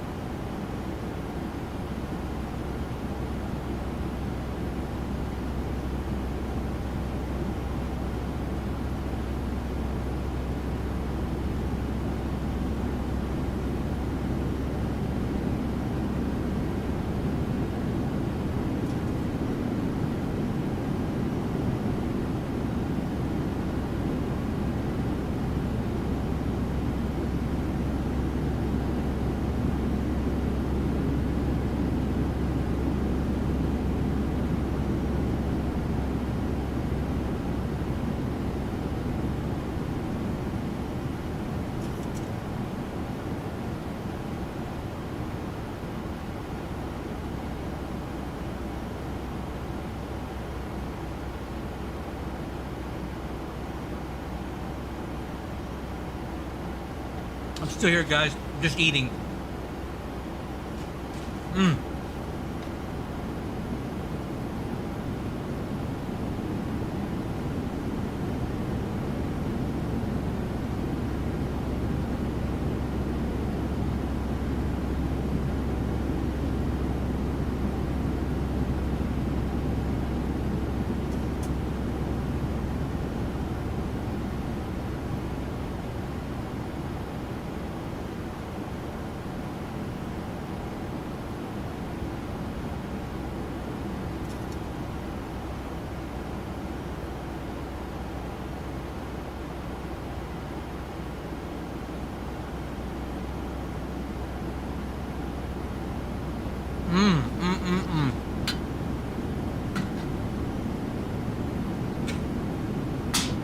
That heated up extremely well. That was really good. Chicken tikka masala from Gandhi's Palace down the street from my base. Oh, that was good. All right, how we looking here? Looking good. Finally got top of descent populating on the nav display. That means we're getting there. 274 miles, 211 Zulu. So basically at the top of the hour, we'll do our descent planning. So 26 minutes. We'll start talking about heading down. We'll go over the arrival and the approach procedures and the airport diagram, all that stuff.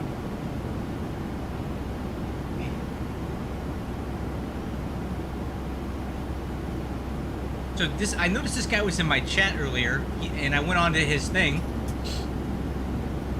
Looks like a pretty cool channel, man. Carob Fly. Check him out if you like flight sim stuff. I noticed that he's got a video with 8,000 views on it. Dang. And he's got another one that's 6,000 views. That's pretty cool. I mean, hey, look at that. 4,000 views. I need to start doing these kind of videos, man. That's a lot of views on these things.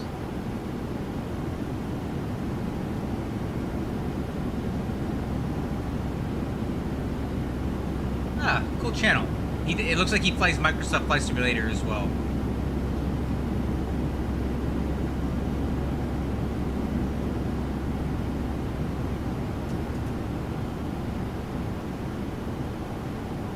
Oh, and he does X-Plane too.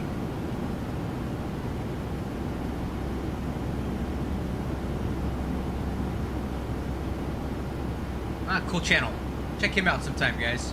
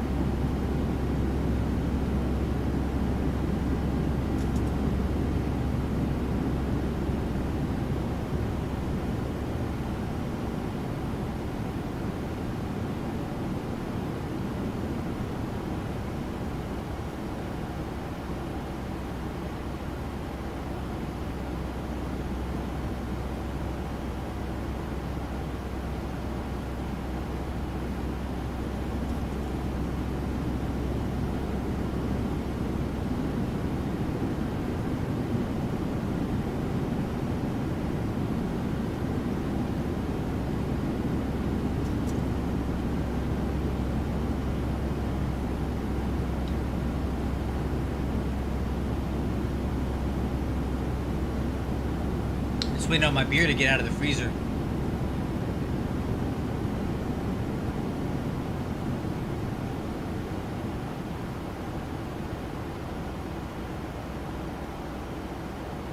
The wind is really acting up today. We're getting a lot of oscillation and wind. That's why the aircraft's pitching around so much.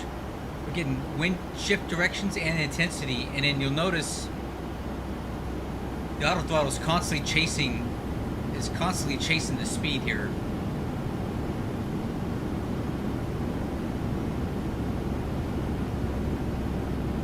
Watch, now it's going to overshoot it because now the wind speed's going to pick up.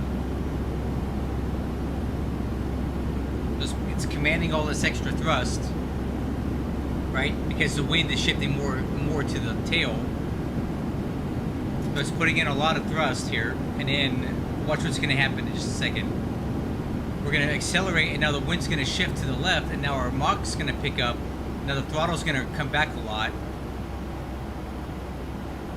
right? And now the speed's going to come back down. So we're just kind of doing this weird pattern. So I think what I might do here is cut off the auto throttle for a little bit. And we'll just manually keep it at a set power setting.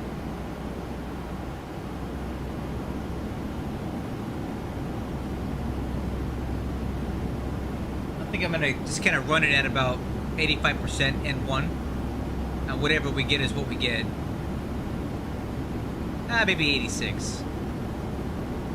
No, 85 is good. There we go. I'm gonna leave the throttle set, a manual, auto throttle off, so that we're not constantly chasing the speed like we have been.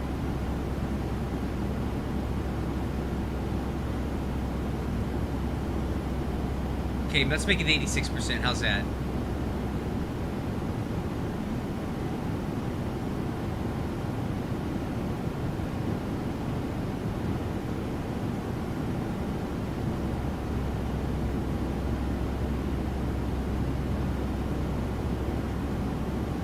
That'll work.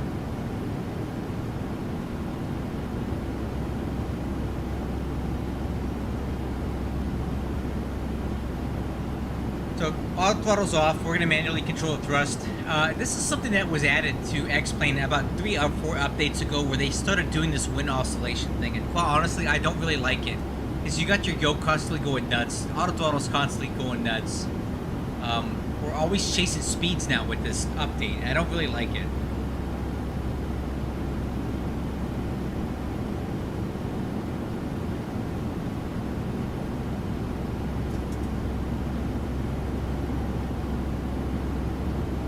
It wasn't like this before. Like, this weather was different. About 3 or 4 months ago, it wasn't doing this all the time.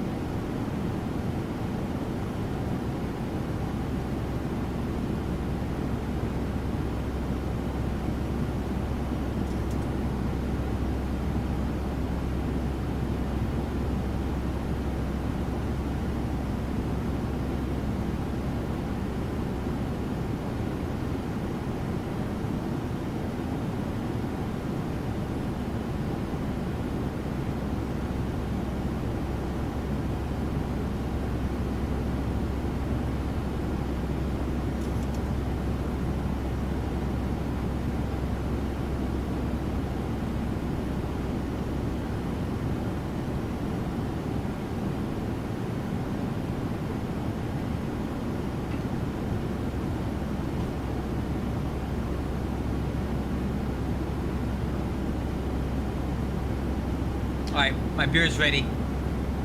One more before we land.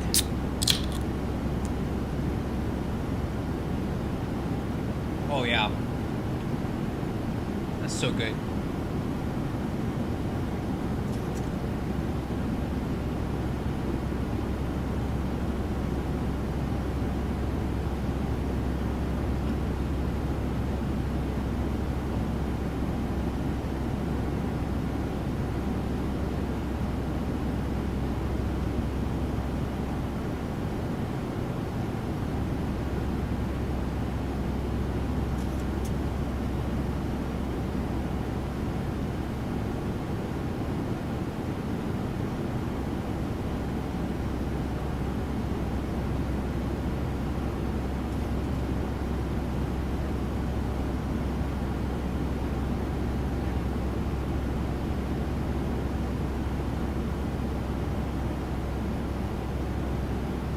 Alright, I'm going to pull the power back a little bit. We're getting a little bit fast here.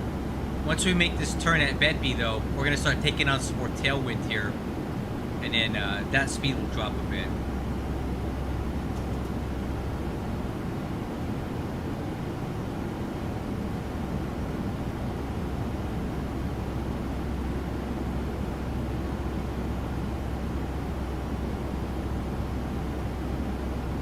Oh, let's burn off the rest of this fuel in the center wing.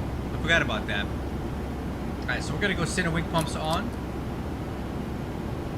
And we're going to burn down that fuel.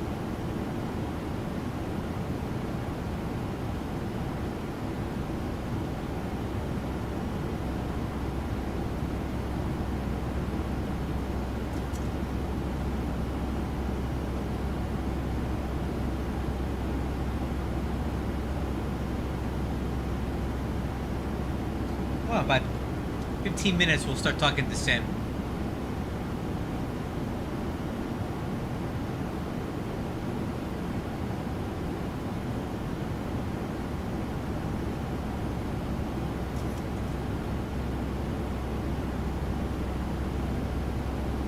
The Reno airport's down there. I've flown in and out of there a few times in a 757. That's a cool airport. I like Reno.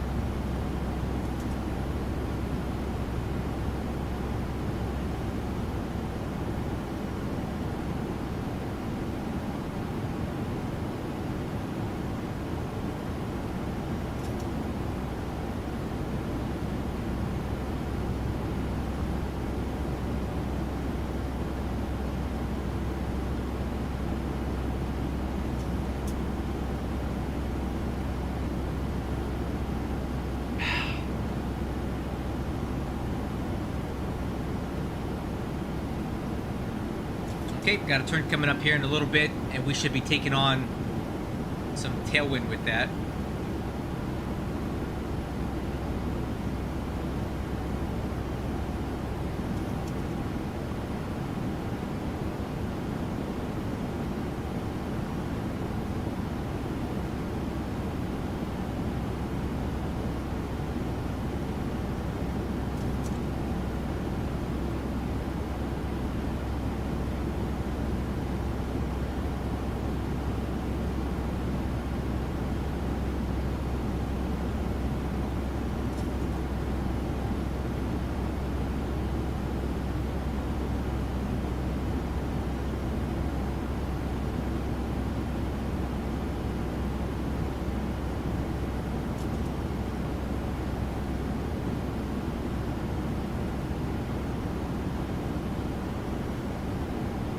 Oh, pretty good at any rate. Just heading to Boise, Idaho from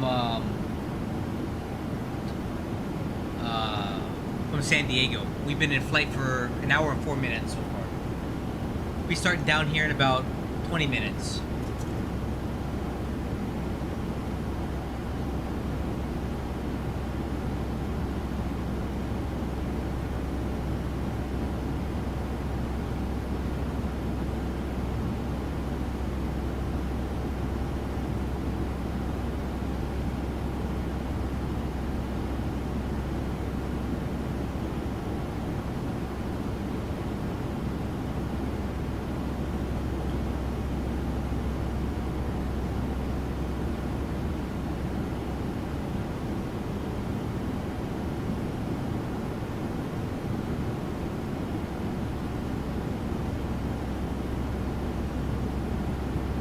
Stand by for this turn.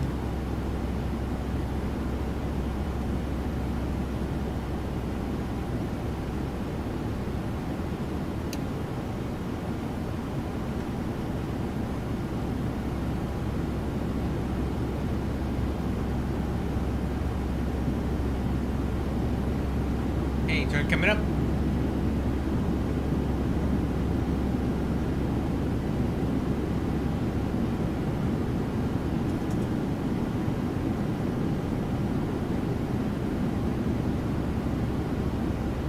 Ooh, that's a good one, Jack. I haven't been able to get a good landing in a while, man. It's rare that I get one under 100 feet per minute. That's really good.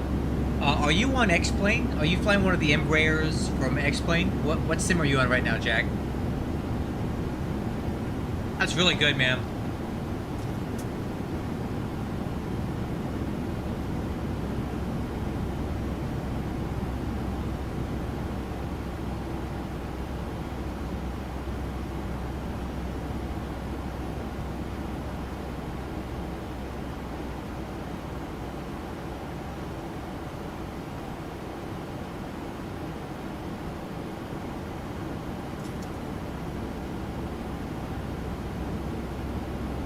Damn, that's really good.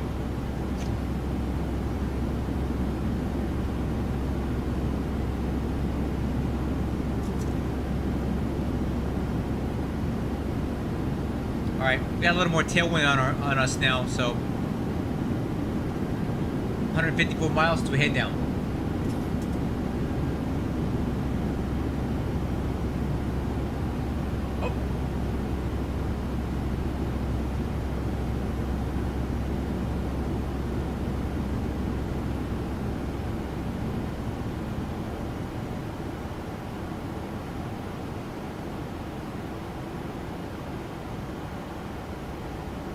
Is this what you're flying, Jack?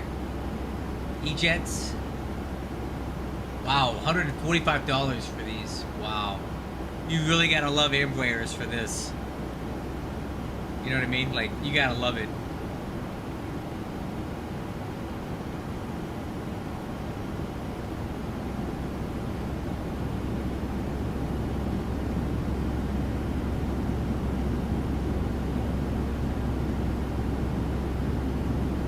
Yeah, I don't know if I love them enough for that. They look cool.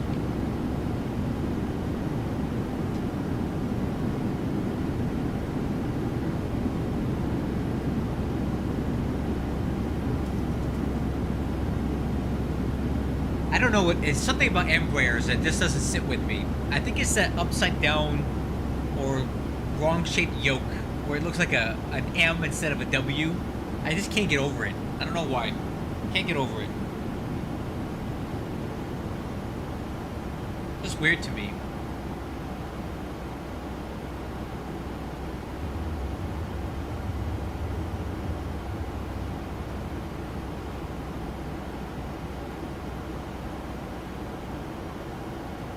Hey Jeff, is that, oh, alright, here we go, check it out. We gotta match the caution for fuel because we've run the center wing tank out of fuel. So we're gonna turn off these pumps now. You'll see the match the caution goes out.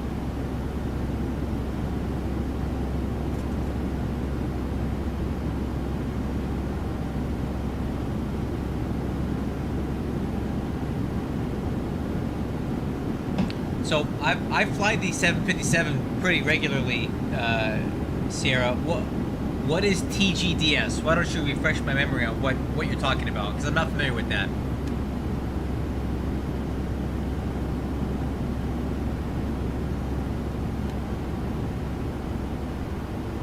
Alright guys, getting kind of close here.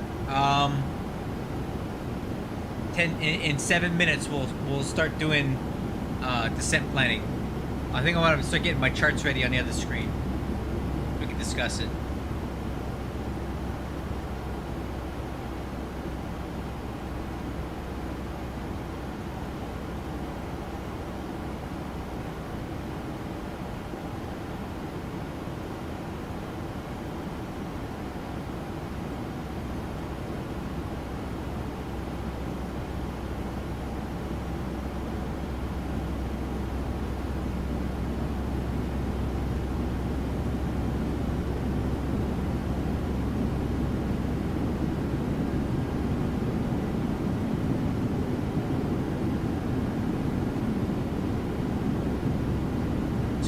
think what I need to look up now is where we're supposed to park. Because I don't think I've ever been to Boise before. If I have, it was like once, and I don't really remember. Let's see what we got.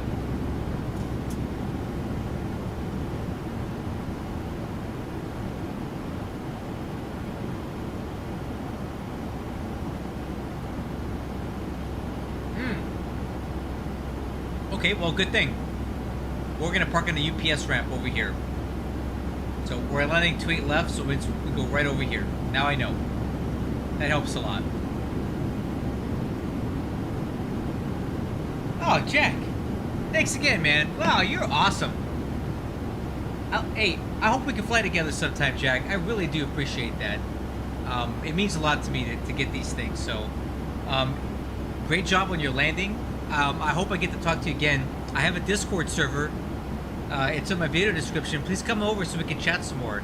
Maybe we can do some flights out of Hamilton sometime. Thank you very, very, very much for that. I really appreciate you, man. You have a good one.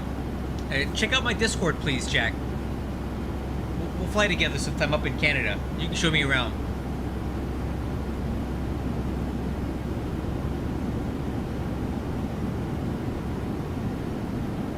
Yeah, so,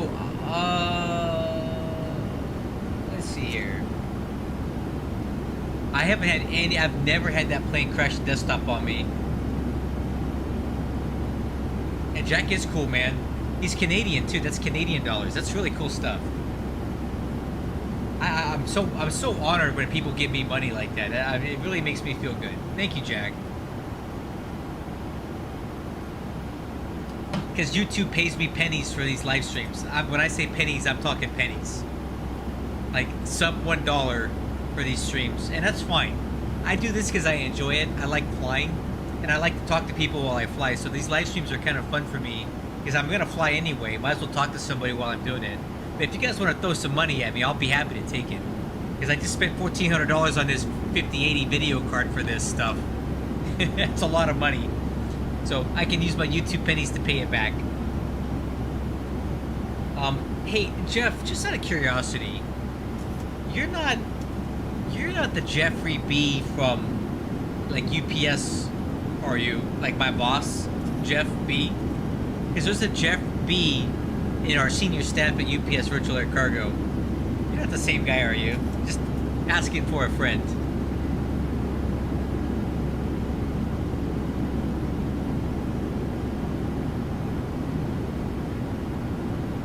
Alright, 4 minutes to go.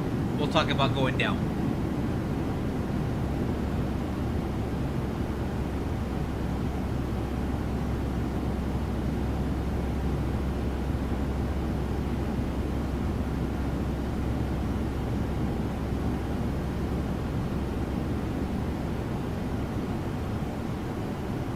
Oh, okay. I was just making sure because I don't think Jeff B really likes me that much anyway.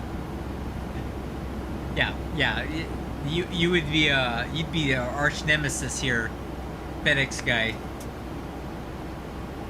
All right, so you're not my boss, Jeffrey B, on UPS Virtual Air Cargo. Okay, I didn't think so. He didn't strike me as the kind of guy that would participate or partake in my streams anyway.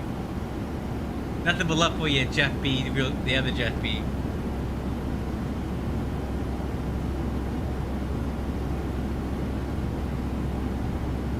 I know what you meant.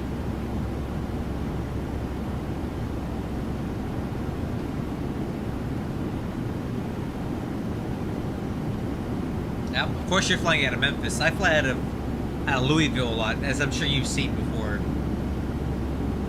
Because that's, you know, that's the world port.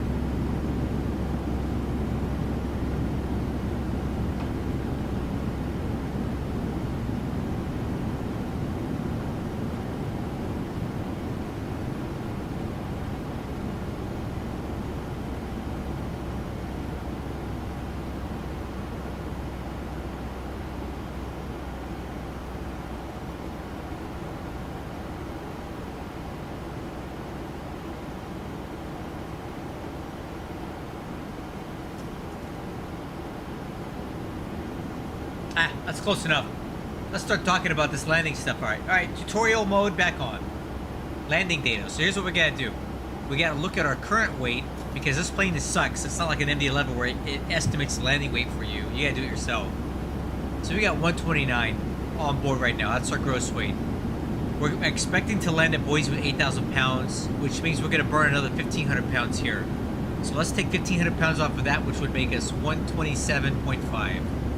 Okay, that's our estimated landing weight, 127.5.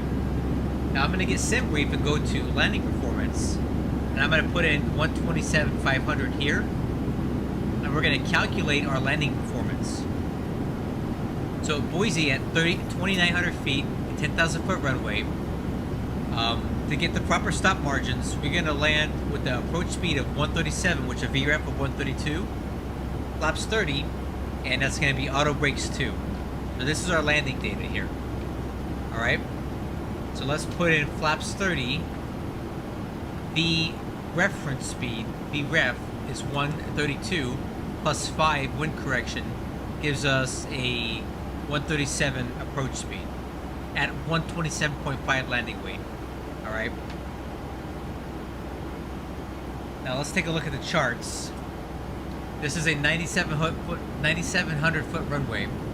So I think if we either went for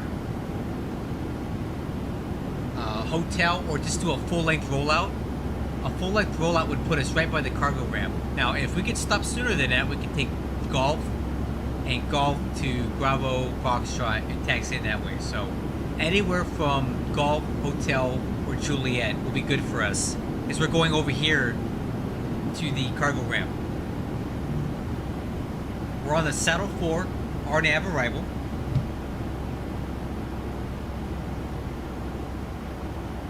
So we're going to pick that up at Prince. We got to cross Pellet at or above flight level 210, Saddle at or above 410, Murphy at above 10,100 at 250 knots, and DCAC at 7,000 feet, 210 knots, and we're landing 27 left. We're going to expect the RNP approach for that runway, which is basically already in. I've put up the RNAV Zulu runway 27, and we should be good for that because the weather here is 190 at 10, gusting 2-4, so a little bit of a crosswind. It's almost we're gonna have like a 24 knot crosswind here, gusting. Altimeter is 2955. Sky clear, temperature 26. So definitely pretty gusty here, guys. So we're gonna have a pretty strong crosswind gust going into here. But visually, it's fine for the RNAV. So we're gonna pick up the RNAV here, and at the initial approach fix, we need to be at 7,000 feet. At the final approach fix, which is called Hopsy, we need to be at 3,900, and we'll pick up a 3-degree glide path down to the runway, which is 28 left. Our minimums here are straight in for RMP 0.11 is 3,220 feet barrow. RVR 5/8 of a mile, but again, the sky's clear.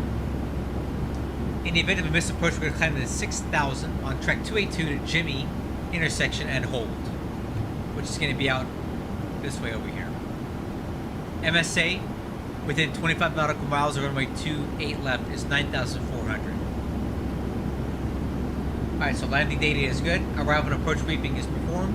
Decision height 3220. So let's put that in now.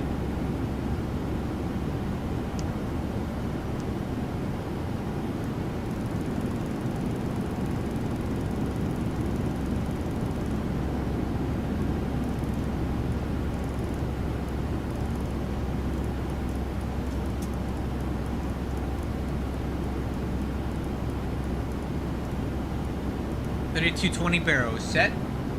MSA is going to be 9,400. Seatbelts are on. Alright, crew, we're ready for a descent. I'm going to go ahead and dial the altitude down now to 10,000 feet. I like to start there.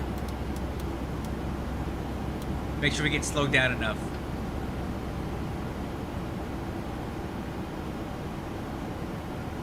Alright, so we did our briefings are done. The landing data is checked. Oh, auto brakes 2 is set.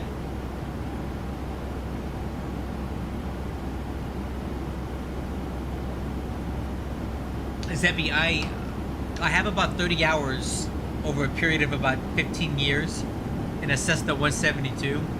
I've had 2 start stops of my private pilot's license and I never finished it. So I do fly, but I'm not current, and I don't have my license. I just have soloed and all that other stuff, but never finished it. Life keeps getting in the way. Got married, got divorced, had kids, found a new school. School closed down. It's always something that gets in the way. So I do not fly in real life, but I do work on planes in real life. I'm an aircraft mechanic in real life. Good question. Thanks for asking. Why, do you think I do? Do I sound like I do? Say yes, please. I'd be flattered if you did.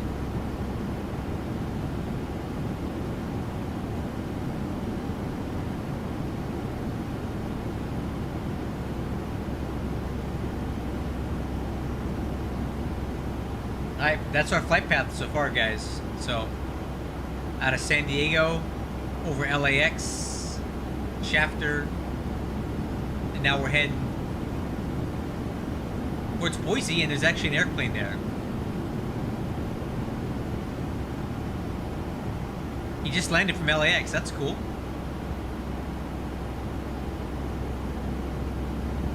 There's a lot of SkyWest planes on tonight. Look at this. Look at all this SkyWest going on tonight. What's up with that?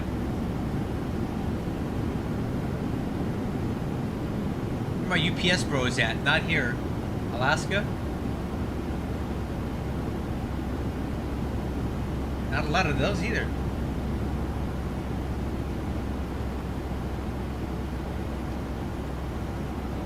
Oh, thanks, Zebby. I appreciate that. Hey, coming from a certified flight instructor or a guy who's working on it, I appreciate the comment, because you are very much qualified to speak on the matter. So when I do this stuff, this live stream, I try to keep it as realistic as I possibly can, because I want to make it like I try to go all the way in, man. When I do these flight sim stuff, I like to really immerse myself in it, or else I'm just playing a game. And to me, this is more than a game.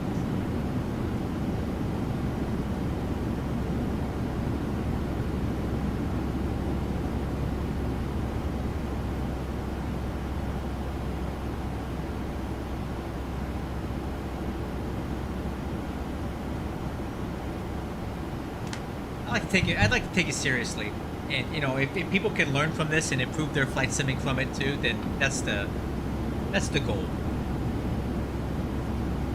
All right, so we got 20 miles till top of descent. I'm gonna run and hit the head real quick, so I don't have to worry about that as we descend. You have the aircraft. I'll be right back.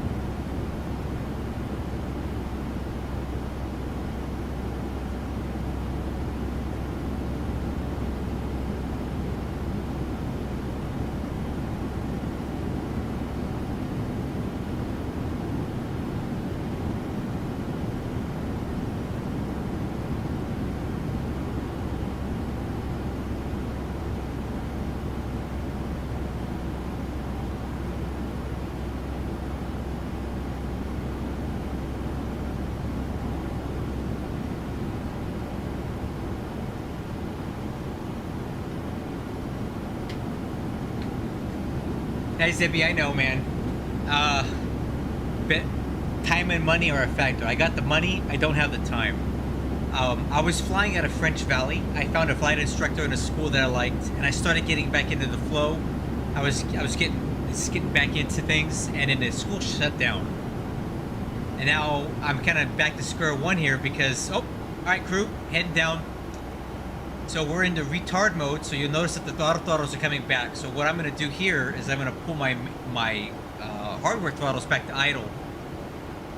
And And the way that this works, I'll kind of demonstrate how this works on the auto throttle on the 737. But let me turn on my webcam again.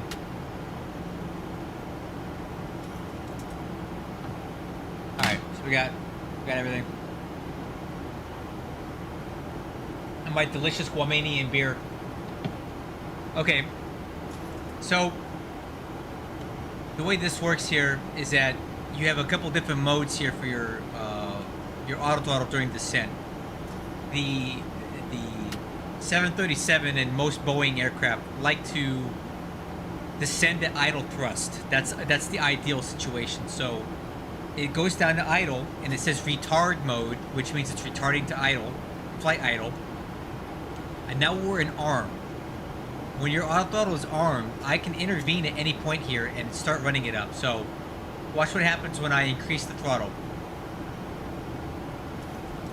Right? Now, when it goes back into retard mode, that means that it's no longer armed. So now that it's armed, I can do it again. Watch.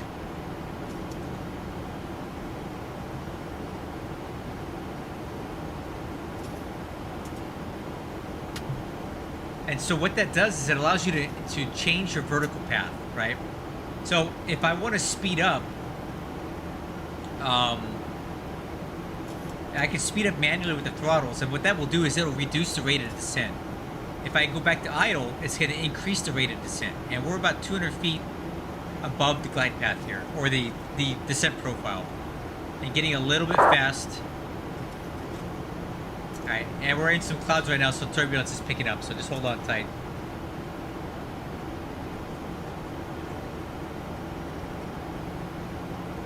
Yeah, a little bumpy here.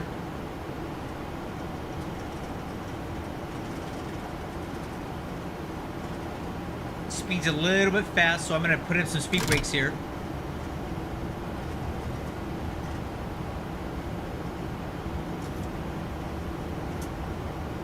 Because we're already at idle, so there's nothing else we can do but add drag.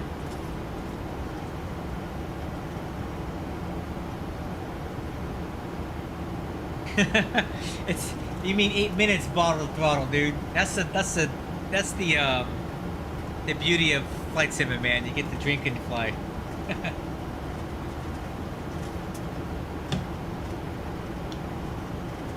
So, my uncle Greg, he told me something that really impacted my life recently, Jeff. He said, at our age, at my age, you end up having more money than time.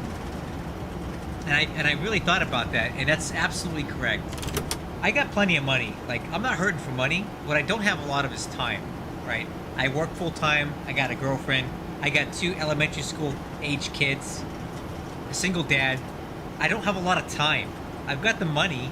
I just don't have time to spend it. So, that's very true. You have more money than time. A lot of hours a day for me to do all the stuff I want to do. I'm just happy I'm actually on here right now doing this.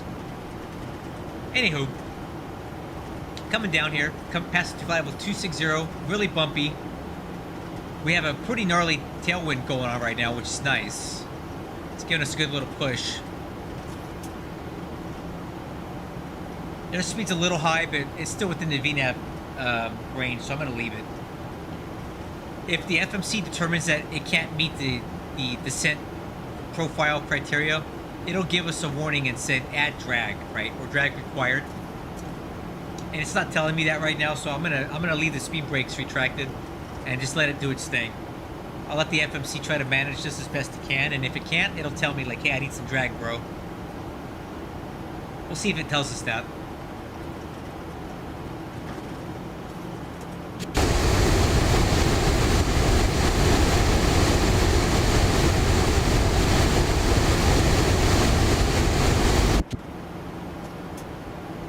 Oh, I think we're breaking through this layer here.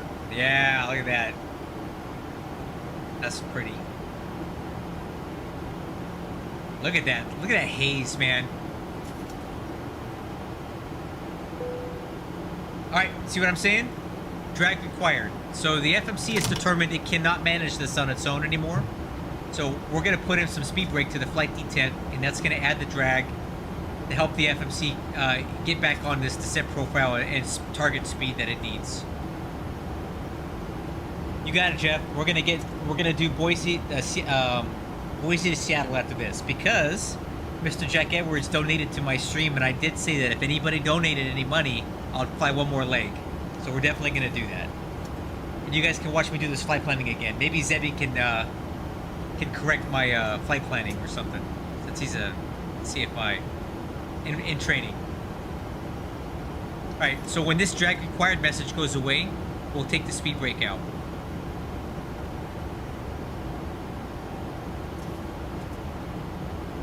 Okay, pass it to flight level 200. Let's check the weather one last time. Alright, so 21 minutes ago. Still accurate. Altimeter 2955. I'm going to go ahead and load that in. 2955. Alright, the speed brakes are not required. Retract.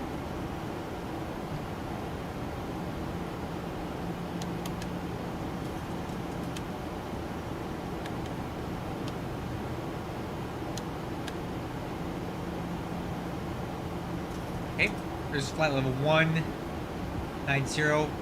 Yeah, look how pretty that looks, guys. Wow, I need another screenshot. Hold on.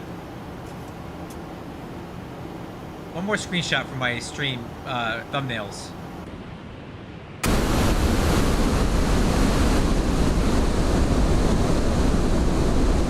Wow.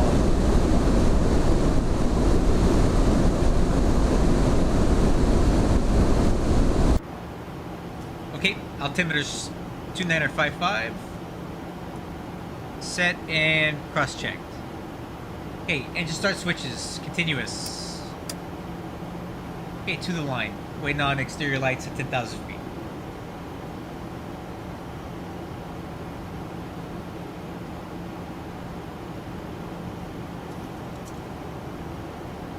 Alright, let's grab the CTAF frequency for Boise since I did see some traffic there earlier.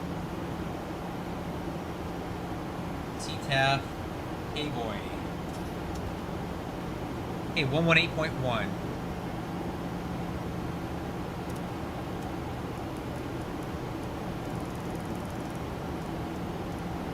Okay, got that in the standby on VHF1. Okay, getting a little fast again. I'm going to go ahead and put in some speed brake here because that's going to get hard to slow us down for 10,000 feet.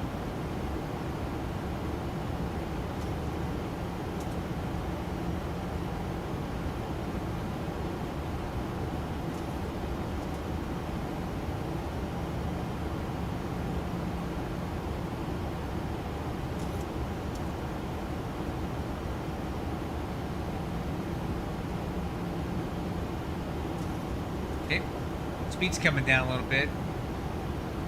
Sorry if there was some stream disruption.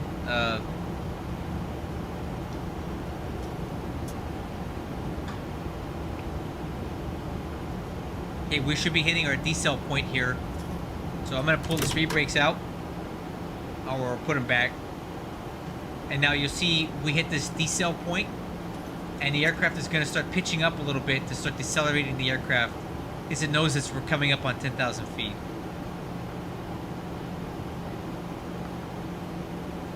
That and we have a speed restriction of 250 knots at Murphy anyway, so. Alright, I'm gonna help it out. It's not slowing down enough for my liking, so speed brakes extend.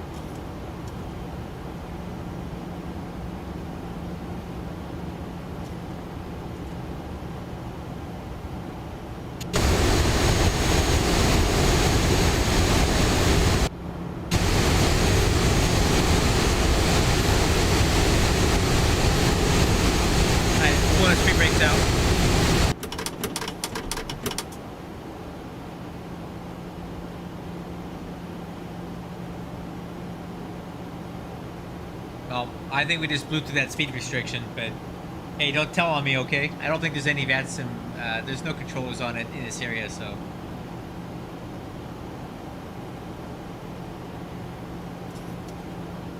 We'll be alright. Just don't tell on me. Alright, let's go ahead and do exterior lights since we got the time. So, landing light, taxi light, runway turn off lights are on, exterior descent approach checklist complete. 1,000 to go. Alright, let's continue down.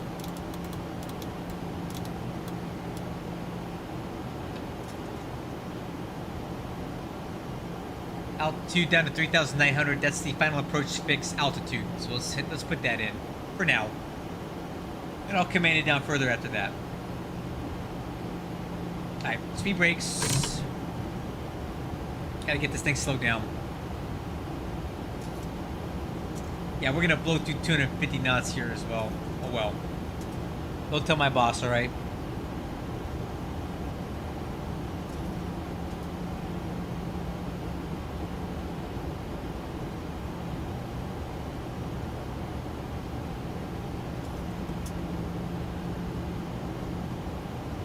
Okay, we're under 250 now.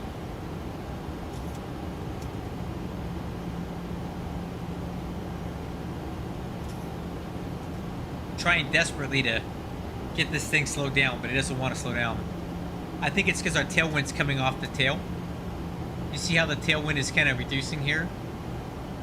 Every knot that comes off, we have to, we're gaining airspeed, essentially, right? Forward airspeed. Alright, speed brakes track. That's close enough. And check out that scenery. Doesn't that look cool? God, this is so cool. I haven't been to Boise in the daytime before. This is pretty neat.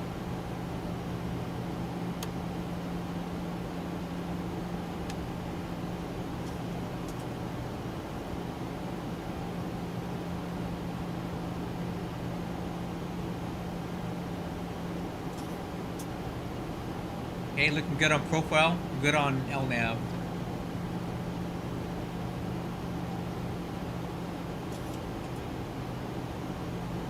Alright.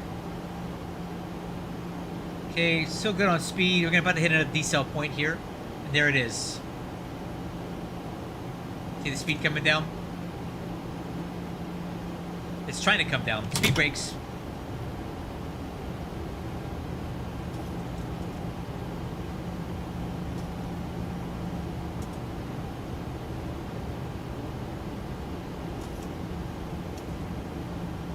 Alright, let's go flaps 1.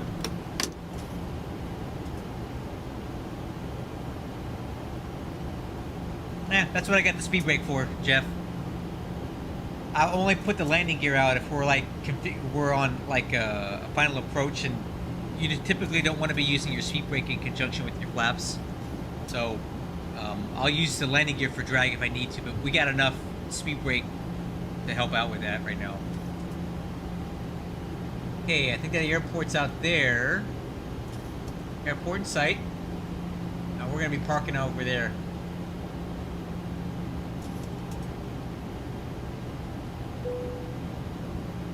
And drag required. Yes, I know. I'm aware.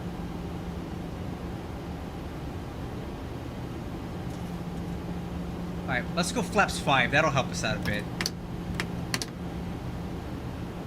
And I'm going to go speed intervene 180.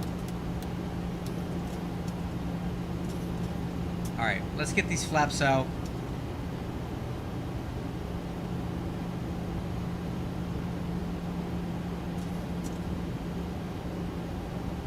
Alright, Jeff, you win. I'm going to need the gear. It's not helping. 2,500. Gear down.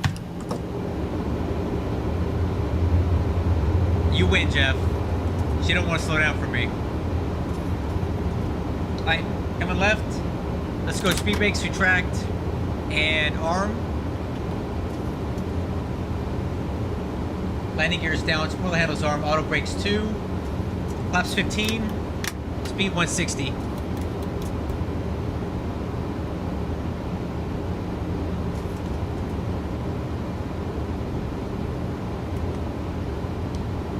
Boise traffic, Alaska 7056 on the RNAV Zulu 28 left approach. Okay, let's keep the speed going down. Final approach speed 137. And flaps 30.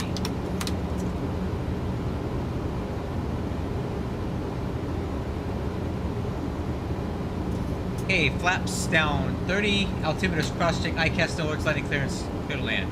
Alright. Autopilot coming off.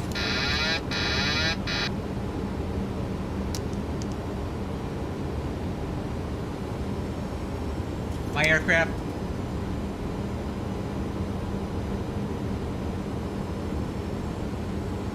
1,000. Okay, misapproach, heading. Misapproach altitude set.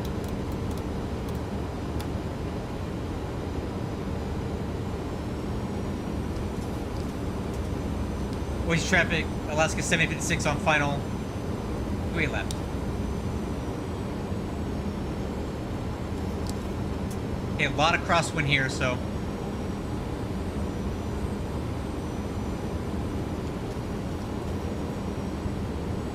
Trim. Looks good. 500.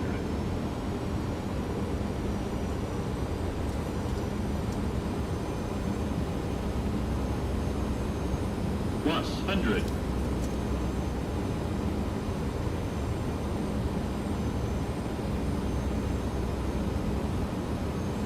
Minimums. Continue.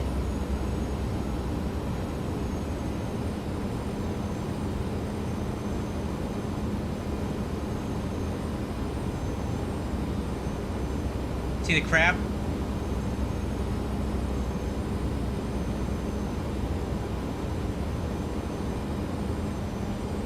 $100.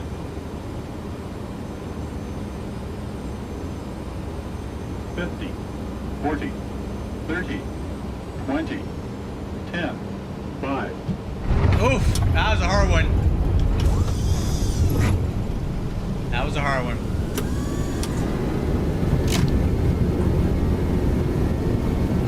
Whoa! Manual braking, man. Our thrust reversers didn't deploy. I got it. I got it.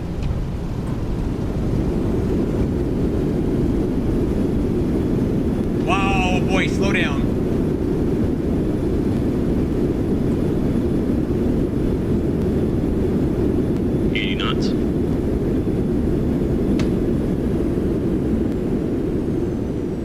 This is when having a co-pilot would be nice. It would have been nice to know that the thrust reversers did not deploy. I got it. I got it. Woo! Oh man, that was not pretty. That was not my best work. So, as I touched down, it was kind of a firm landing, and I think I bounced. And during the bounce, I went to pull the thrust reversers, but because there was no weight on wheels, they didn't extend. So then I went into what I thought was full reverse thrust, and it was forward thrust. that was terrible. Okay, I need a minute. Where's my co-pilot at? I needed someone to say reversers are not green. And then what my signal was when I went into what I thought was full reverse thrust. I heard the speed brakes retract, so then I put them back to idle and manually grabbed the speed brake handle down to ground. Went to idle, pulled the thrust reversers again, and tried it again. So we were able to save it, but that was not pretty. Yikes. Okay.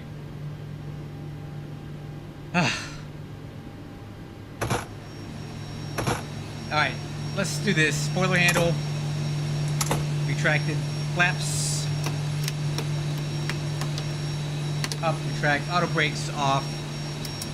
And that was not very good. Radar off. Landing lights. Taxi lights stay on when we turn off. Strobe lights. Engine starter switches off. APU. Start. Clock. Stop. And stab trim.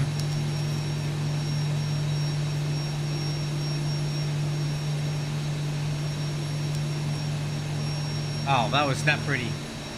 I don't think I bent any metal though. Okay, after landing checklist complete. I think we're going right over here.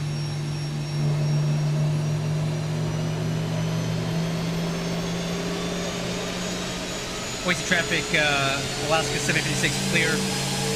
28 left.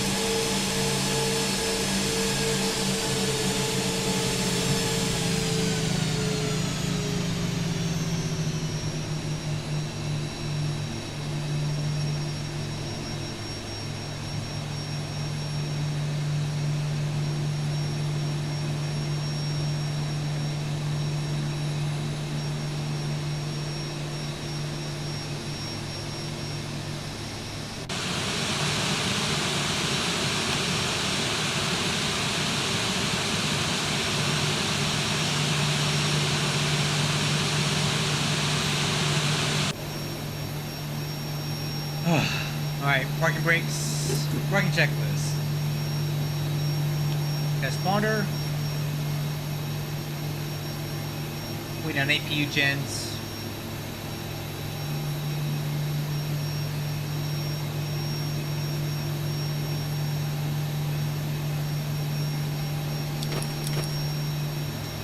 No switches. Packs. Engine bleeds off. APU bleed on. Window heat, I'm gonna leave it on. Probe heat on, yaw damper on. Electric hydraulic pumps on. Anti-collision off. IRS switches, leave them on. Those lights, chocks, ground power unit.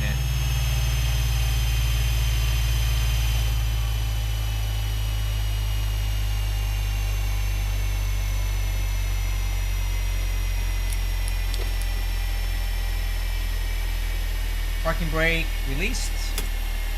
I'll leave the APU on. Alright. So that was a terrible landing. Terrible landing and a horrible rollout.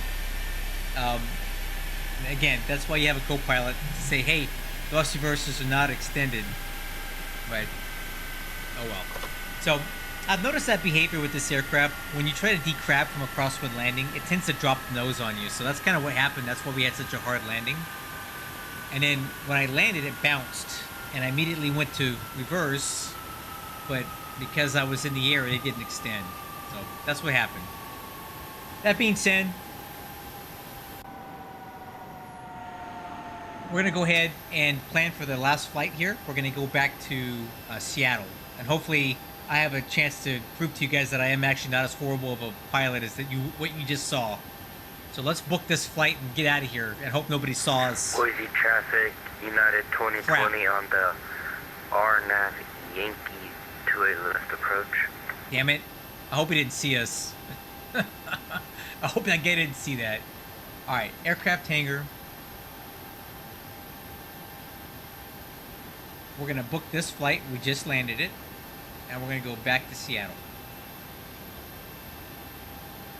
Alaska 7114. So we're going to go up here.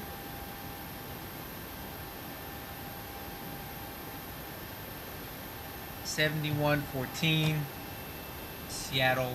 Oh no. Hey Boise. Hey Seattle. 737, 700. Nope, that ain't it. That's not the one. No.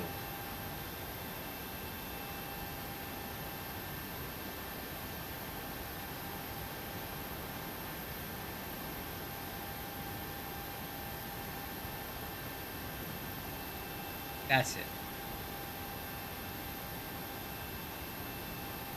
And let's get 3 alternates. I think PDX is always a good alternate for us. Wind 3005. The weather at Seattle is VFR. Good. Alright. Let's go ahead and generate this flight.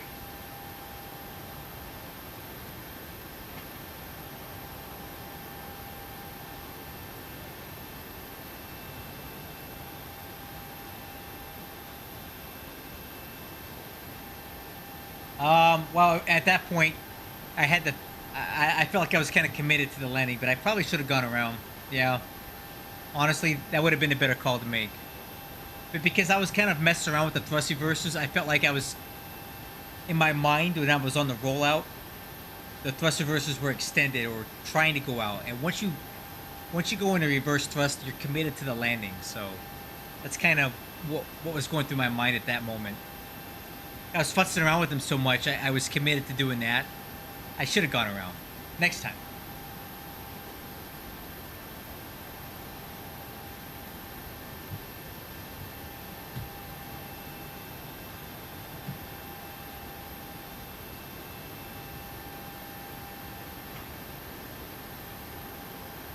Alright.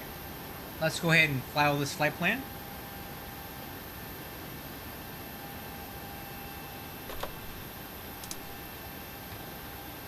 And I will go ahead and reconnect with the new flight number.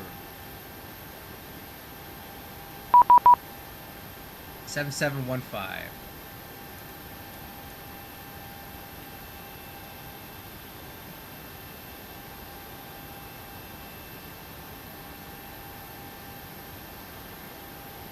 let's do...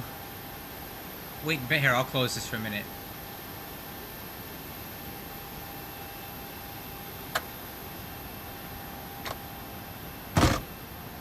Boise traffic, United 2020 on 10 mile final for 28 left. It wasn't that big of a bounce. I don't know. Listen, what's done is done. It said, look it. Landing was great, okay, man? Jeff? It said the landing was great. What do you want from me? What do you want from me, dude? It said the landing was great. Alright, okay. Let's get Navigraph set up for the new... Unload. Import Boise to Seattle. We'll do better at Seattle, I promise.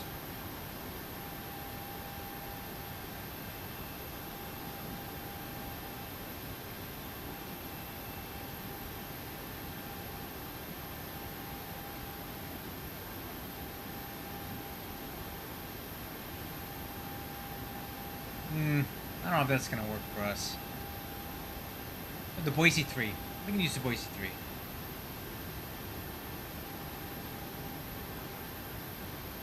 Yeah, alright. Alright, let's do weight and balance.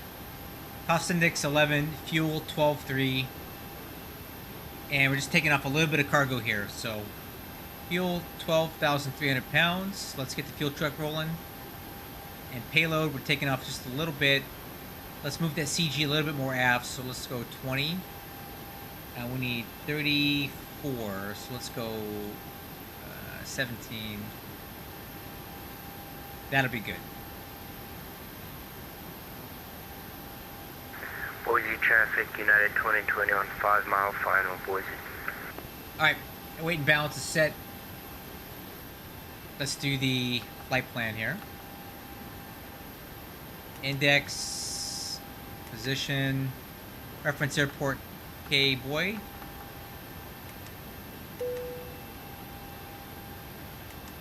Going to K Seattle. ASA 7114. Route. Okay, the route is going to be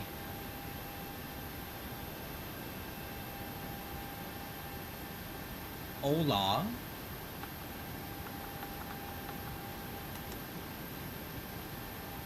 Price.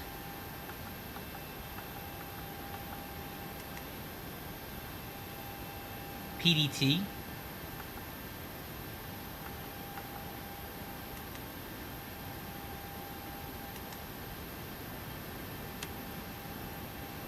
Alright, and the departure is going to be runway 28 left. Boise 3. Arrival. Looking at runway 16 right. ILS. On the Chins 5. PDT. Now let's look at the arrival into Seattle to see what approach we want to use.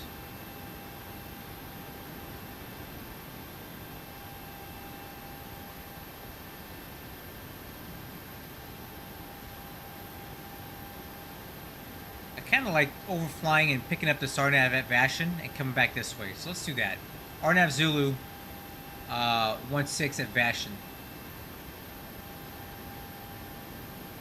That'll work. Okay. So we're not gonna do ILS. Let's go back.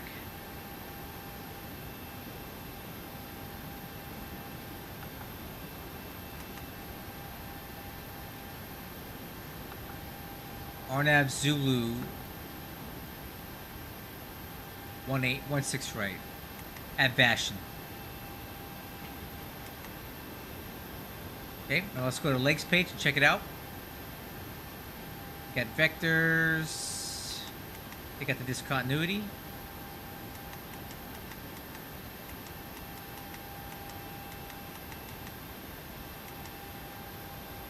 And then we'll connect Vashon right here.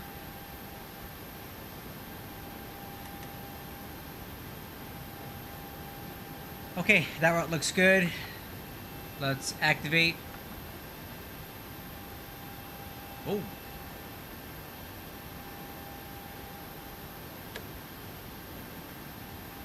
Let's do some performance calculations here. 0 fuel weight, reserve is 7, cost index 11. The flight altitude is 360. The cruise wind is 214 at 48. 214, 48. ISA offset plus 5. That should be minus 50 Celsius.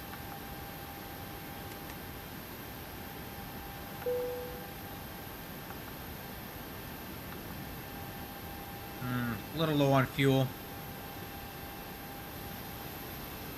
Tell you what. Let's put a little more fuel. Let's take it up to 12.5. That'll help. And while that's loading up, 130.7 is our gross weight.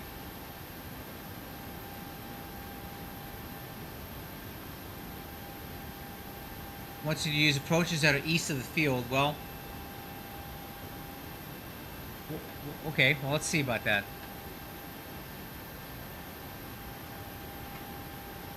The chin's 5. Well, right here.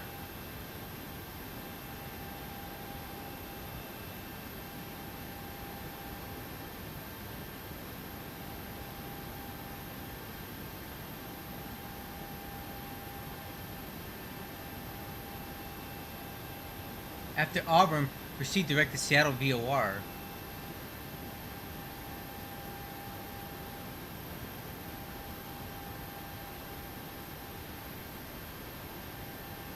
No, look. Landing north, depart Auburn heading 250 for vectors to final approach course. So we're going to fly 250 from Auburn, and we'll get vectored over to Vashon, and we'll pick up the RNAV. We should be fine with this. I'm okay with this.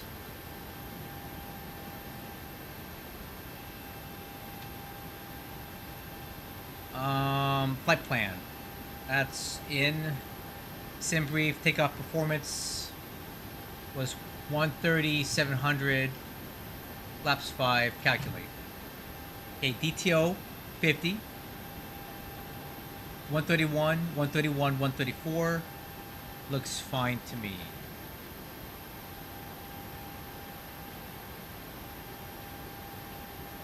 N1 limit is 50. Direct deviated takeoff gives us a takeoff N1 of 90.3. Flaps 5. Takeoff CG 24.4, so 5.25 on the trim. 131, 131, 134. Oops.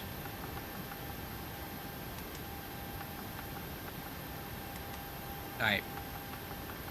Flight plan left. Takeoff right.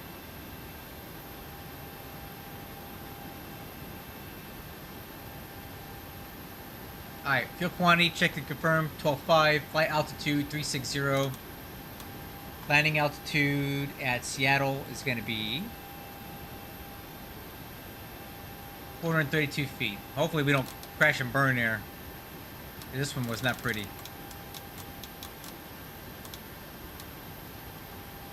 A FMC. Let's check flight directors. Let's cycle those off and then back on. Auto throttle is armed. MCP airspeed will be 134. MCP heading is going to be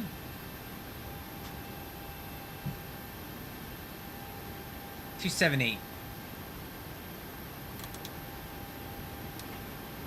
MCP altitude, flight level 360.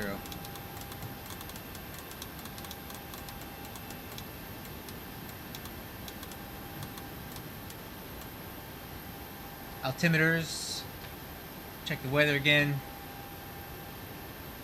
2955, that's set.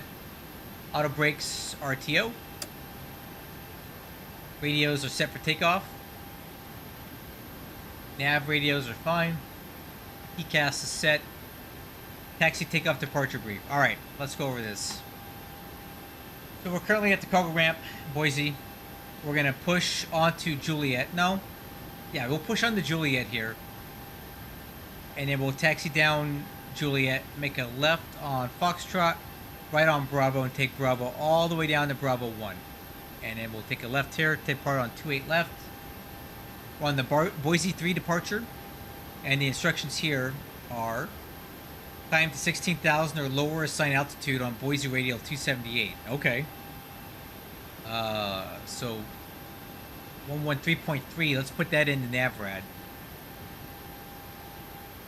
Nope.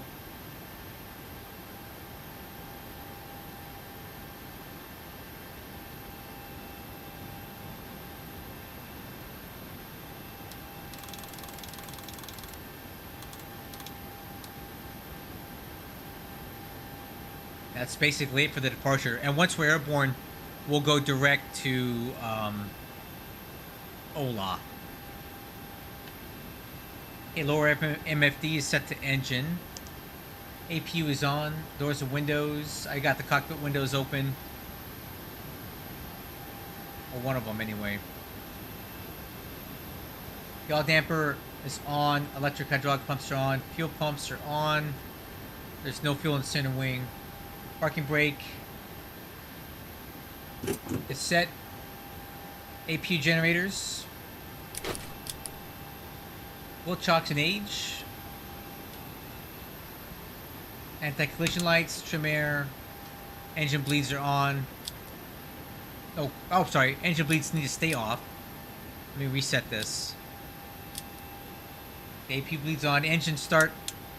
Ignition right. ACARS. Let's make sure ACARS is tracking the new flight.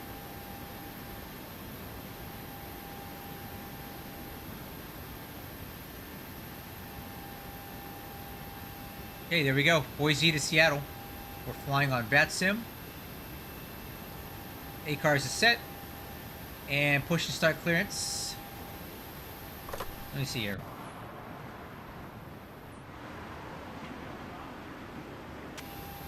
Boise traffic, Alaska 7114, push and start at the cargo ramp.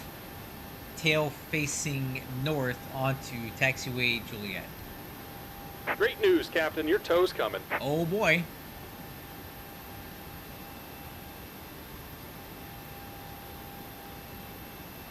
Oh, I am landing south. I'm not landing north. Yeah, okay. Tell you what, Jeff, you're right. I'm wrong. Thanks for the correction. I don't know what I was thinking. I'm flying north but landing south. All right. Looks like the doors and hatches are closed and we're ready to connect. What I'll do is we'll pick a new arrival as once we get airborne. Okay, you're right. Yes, sir. I'm gonna do one more leg because somebody donated to my stream tonight. We're gonna fly this thing back to Seattle and park it for the night.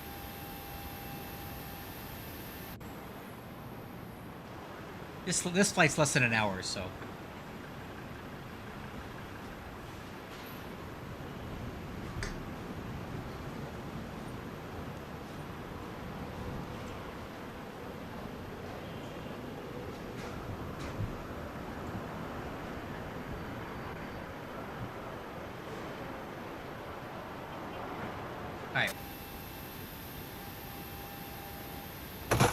Hey, Captain, let me know where you want this thing.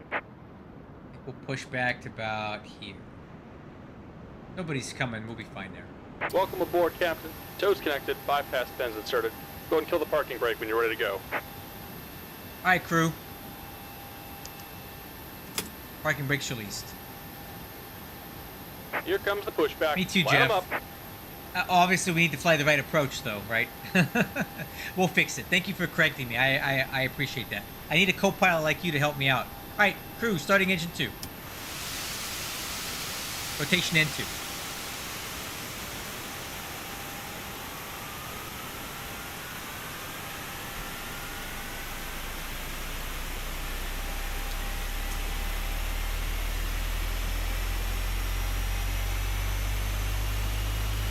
Oil pressure's good. Fuel on.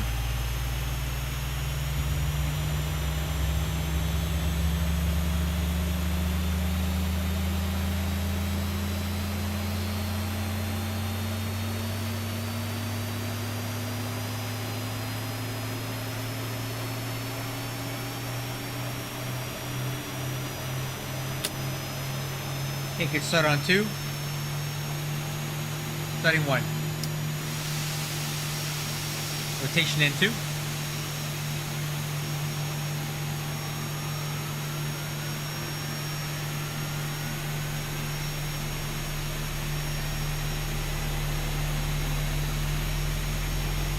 Oil pressure's good. Fuel on.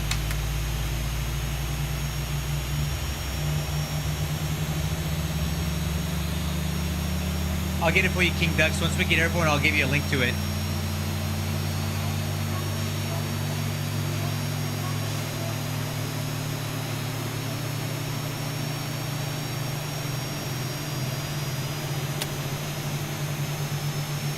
Get started on 1. After start checklist, engine and wing anti-ice not required. Engine bleeds on. APU bleeds off. Packs on. Isolation valve closed. Engine generators 1, 2. APU off.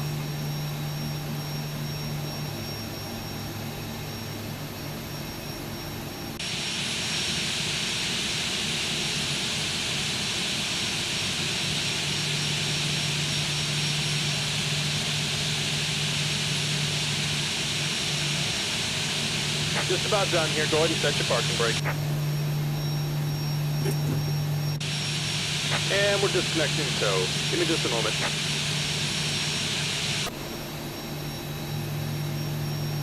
Okay, taxi checklist. Flaps and slats. Flaps 5. Stab trim. 5.25. I'm going to add a little bit extra. Takeoff data. 131, 131, 134. Takeoff thrust setting. 89.3. Transponder. Standby. Taxi light on. Lower MFD. System.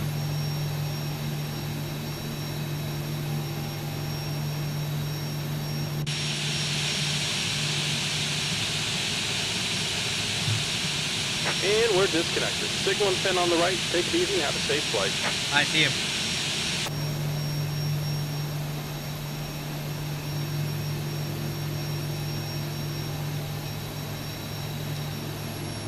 Boise traffic, Alaska 7114, taxi runway 28 left via Juliet, Foxtrot, Bravo. Bravo 1.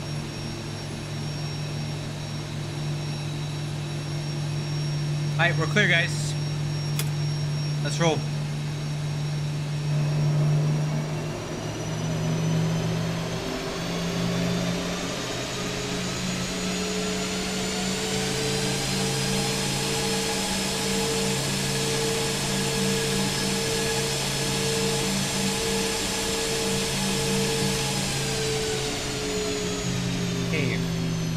Noticeable steering and brakes are checked.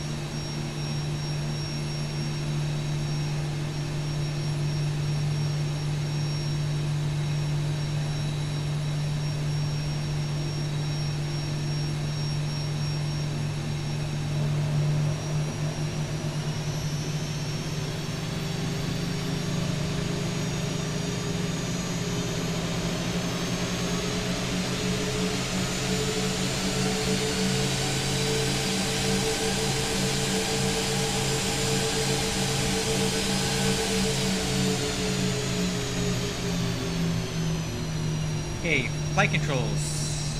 Ailerons left, ailerons right, elevator up, elevator down, rudder left, rudder right.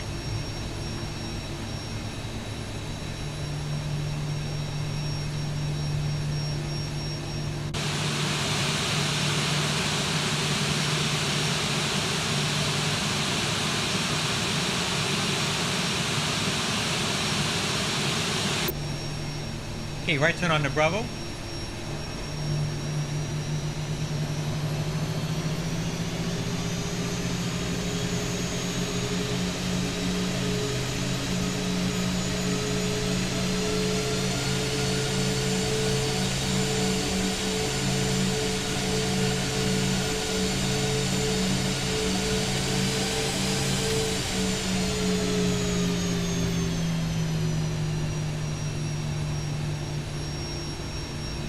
Okay, before takeoff checklist, lower MFD off.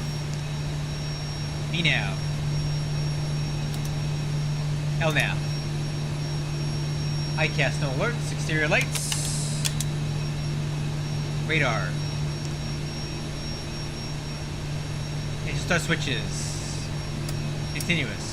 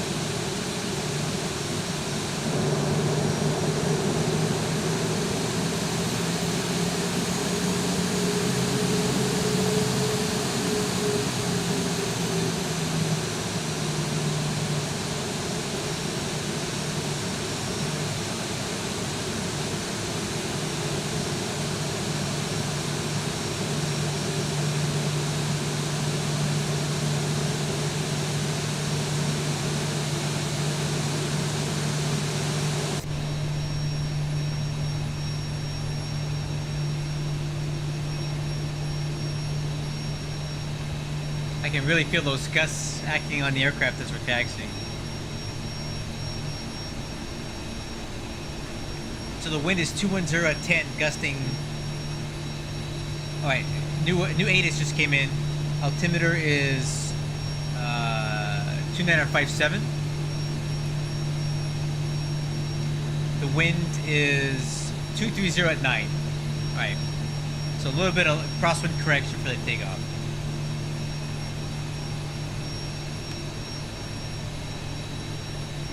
And looking for Bravo 1. Right there.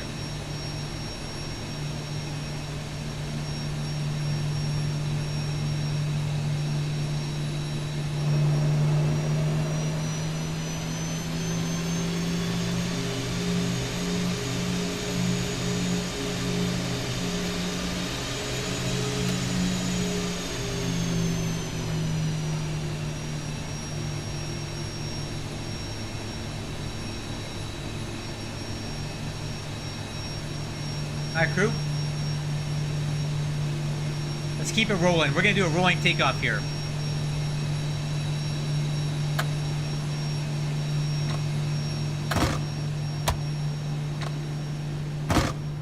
Okay, clear on the left, clear on the right. TCAS is clear. Boise traffic, Alaska 7114 departing runway 28 left, Boise 3 departure. Alright.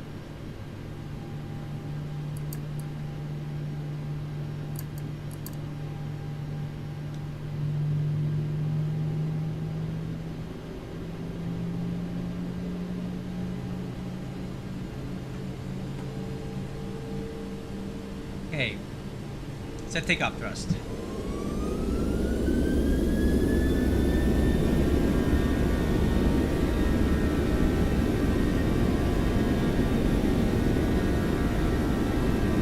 I had to put a lot of right rudder in. 80 knots. Hold. A lot of right rudder.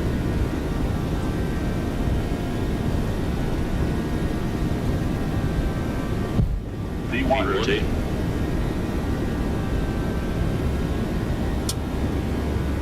Positive brake. You're up. You're up.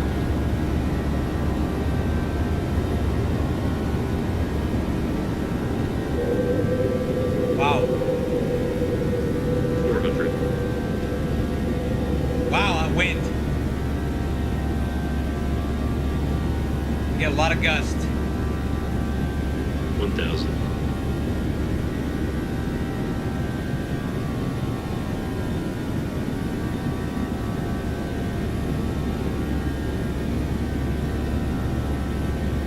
A lot of gust. We're getting a lot of gust during that takeoff roll.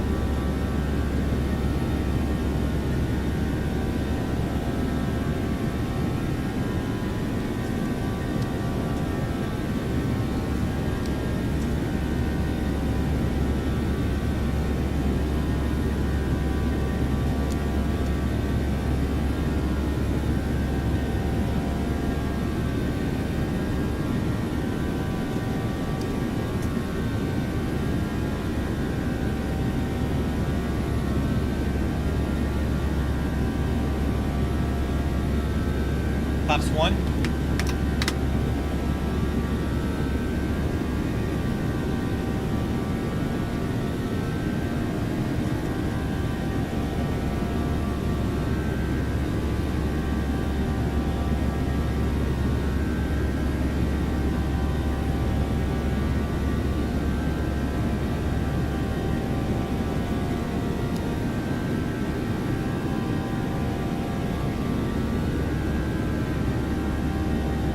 Flaps up.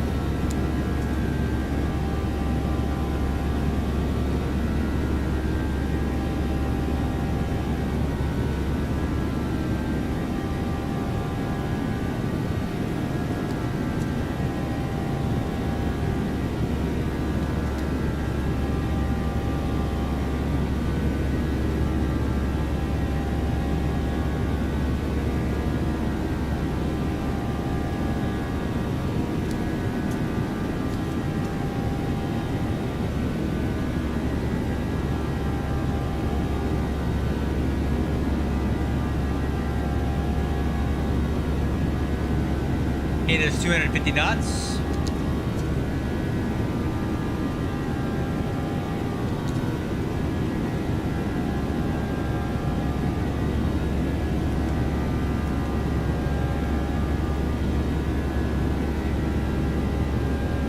Autopilot on.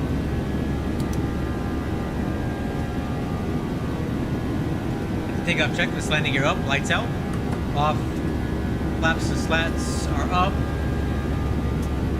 auto brakes off, ICAS is good, interior lights, next engine start switches.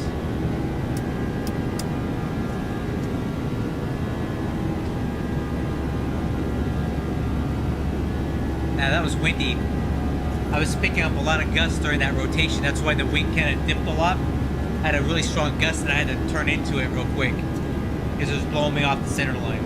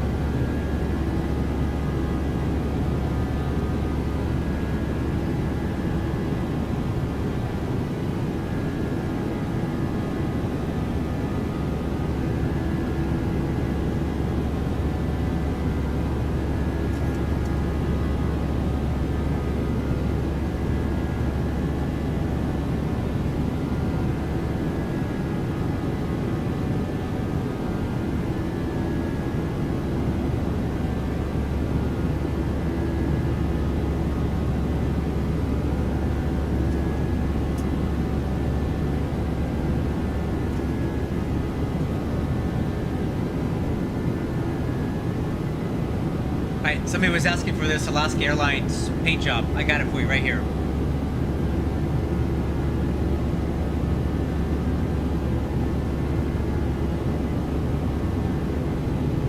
Here you go, King Ducks.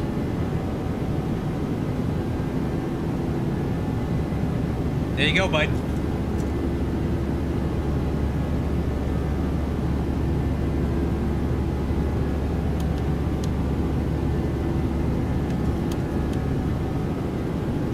You're welcome, man. It was done by my friend and fellow pilot from UPS, Virtual Cargo, Mike. Wow, look at the, oh my God, look at that. Wow.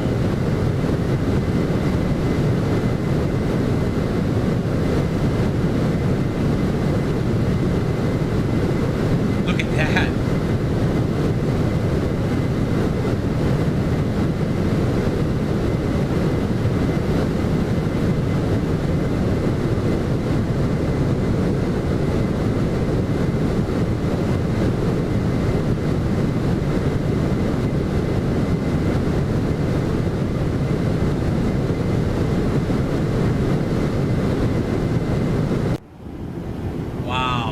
that sky is beautiful. Thanks, King. I appreciate you being here, man.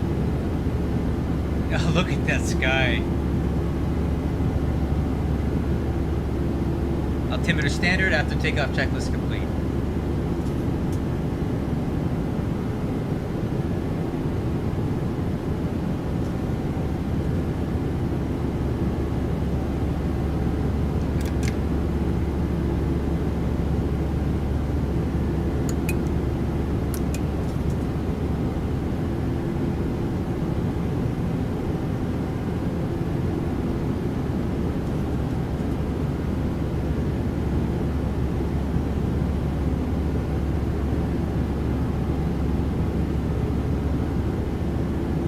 Beautiful. Beautiful.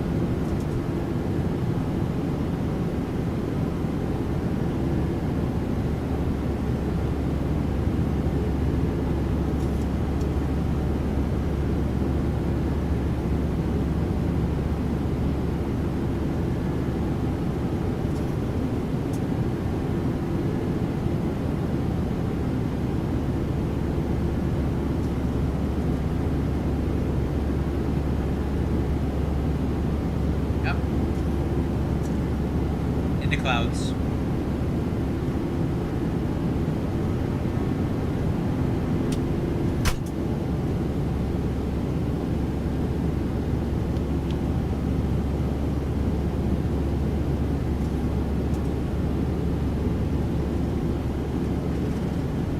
Oh, hey, I got a good one for you. That's a good way to test out the plane.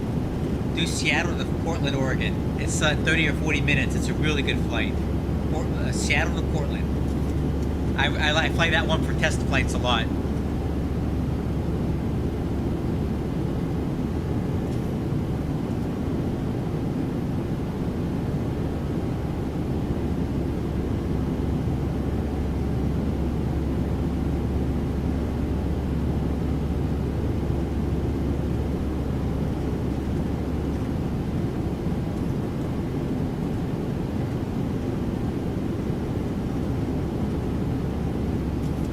I like that flight. It's really fun.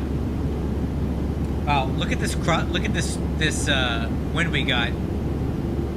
Look at the wind correction we had to fly. So our track should be like 303. We're flying almost 12 degrees to the left to account for this wind coming in.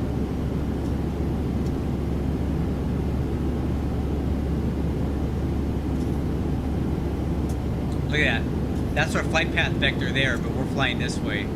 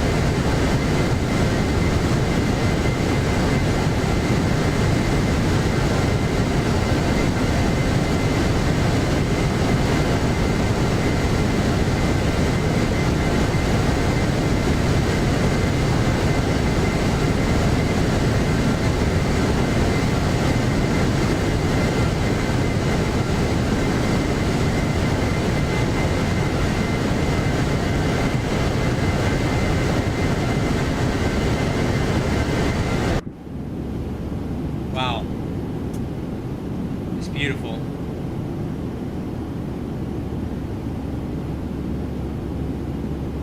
Okay, there's flight level 300, 6,000 to go. Alright, let's start talking. Hey, Jeff, let's figure this out. Since I screwed this up. Let's get a better arrival going on here.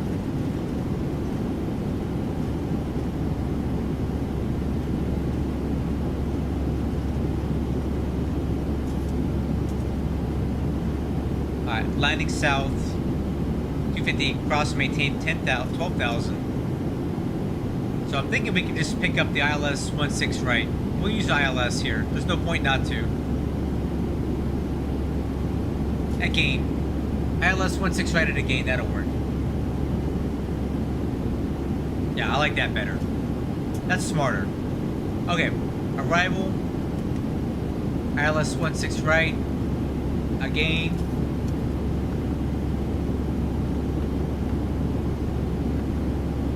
Auburn. 250, 12,000 feet. Vector's 343. That's a lot better. Thanks, Jeff. That'll work.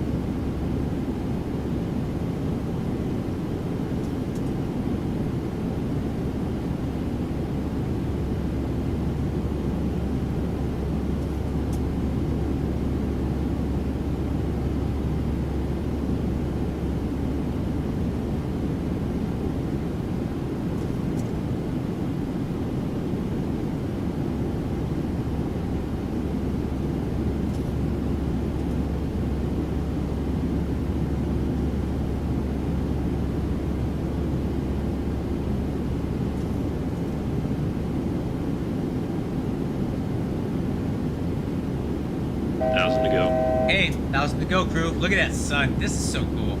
Sunglasses.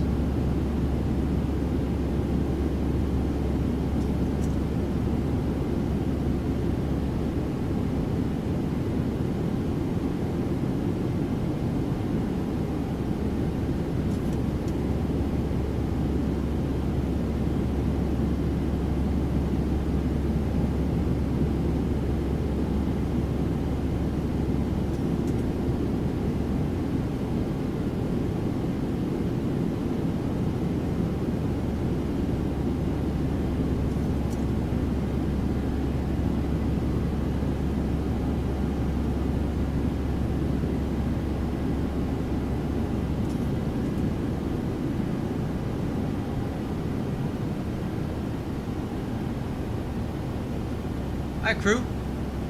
We are level at flight level 360.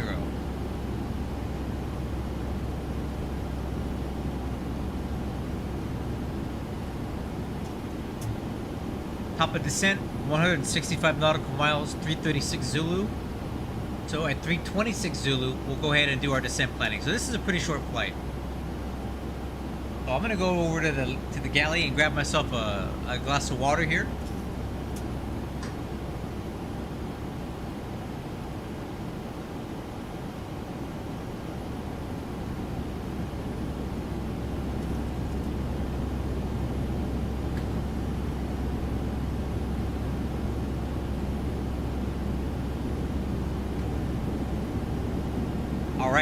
Alright, I'm gonna go get that water. I'll be right back. You guys have the aircraft.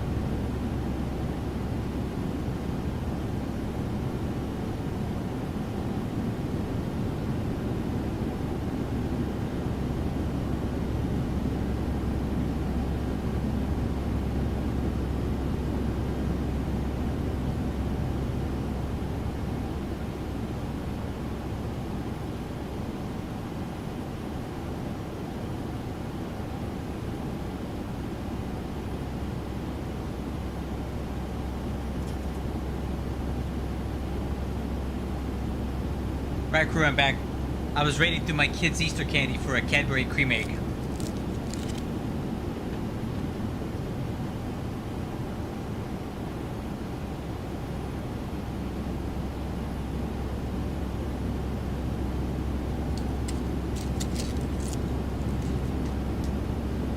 I probably shouldn't be eating this as pure sugar, but hey, what the heck.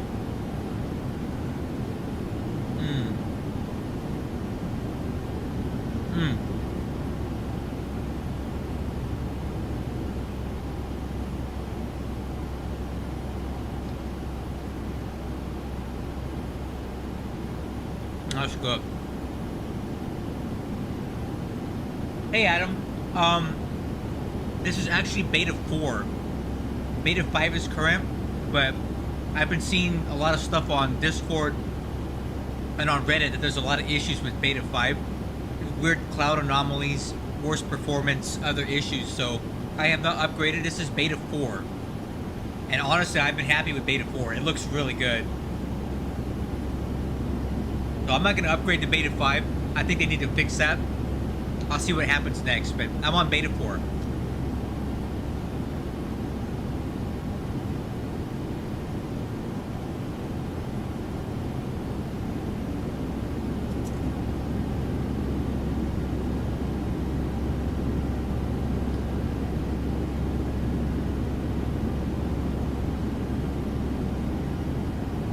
Yeah, so I think the clouds look pretty decent in beta 4, and I'm happy with it, so I'm gonna leave it. I've seen too many issues, people reporting issues with beta 5, so I'm gonna leave it. And I took some awesome screenshots here on the climb out. Let me show you some of these things. They look so good. Hold on. Let me finish eating my candy. Look at some of these screenshots I took.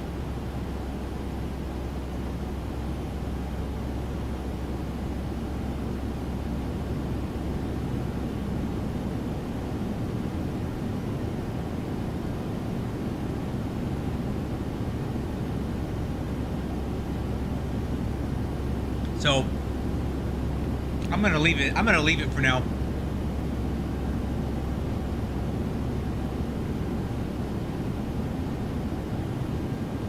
Annie? No.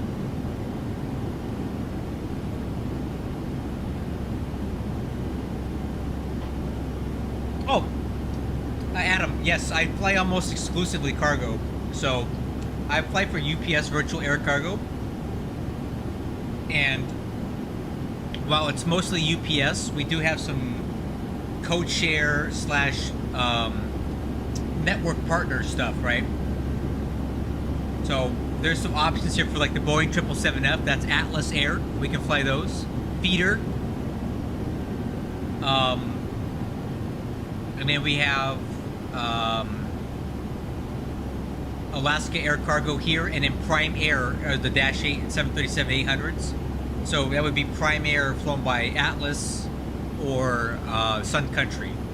So it's mostly UPS that I'd fly for, but again, we do have options in our system for Alaska Air Cargo, Prime Air, and Atlas. So I really like flying 737s, and the 737, 700, and 800 are the only options I can fly and still generate hours for my virtual airline.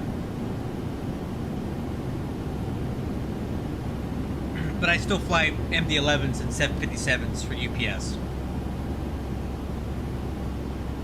I'm technically the hub manager for the Hamilton, Ontario hub, but the way our system works is that I'm administratively assigned to Hamilton, but any of my pilots are allowed to fly anywhere in our system. They don't have to fly only out of Canada. I do fly out of Canada as well, but not. I tend to fly more stateside. And I do a lot of international flights to and from Asia.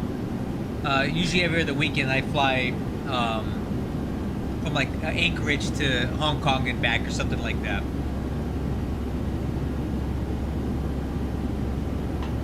Alright, let's see here. Top of descent, 336. We'll start descent planning in 5 minutes.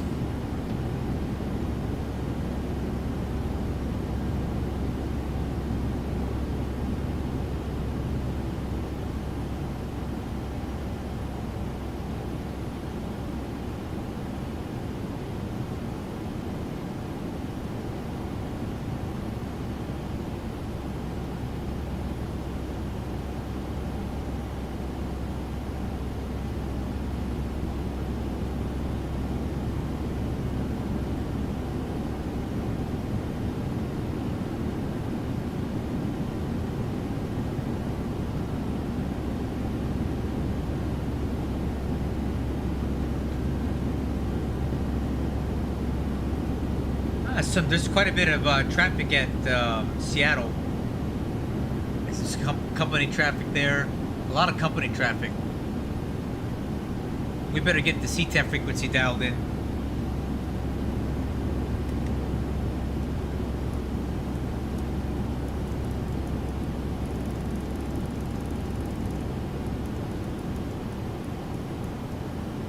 There we go. Let me confirm that that's actually correct. See, X-Pilot.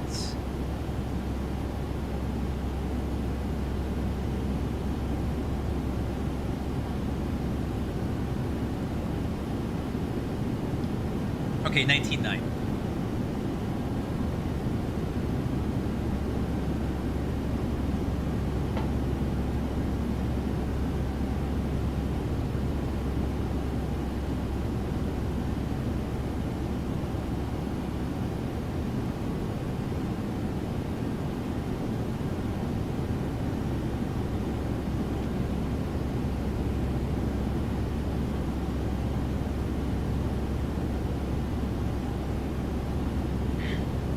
Yeah, hey, if you have the 757, you can definitely come fly. And if you want, if you like this level up 737, it's freeware. So you can fly this for us. Please consider taking a look. Here's our website. Let me get you the website, man.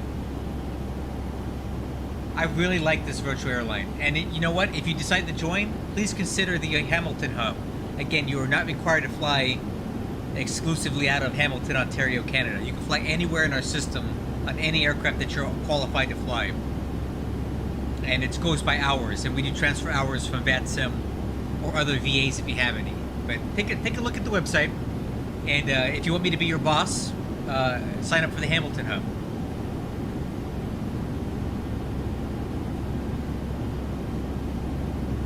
The commitment level is pretty minimal. You only need to fly one flight per month to stay active. That's easy. One flight a month. Alright, crew, let's start doing our descent checklist stuff. So let's go over landing data. Gross weight currently is 126.7. We're going to burn 2,000 pounds of fuel, so let's make that 125. Let's call it 125 even. 125 even.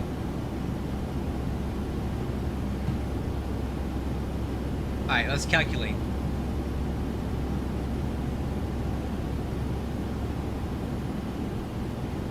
Okay, auto brakes 2. Approach speed 136, VREF 131. 30, 131. And auto brakes 2. So that should give us a landing distance of 8,392 feet.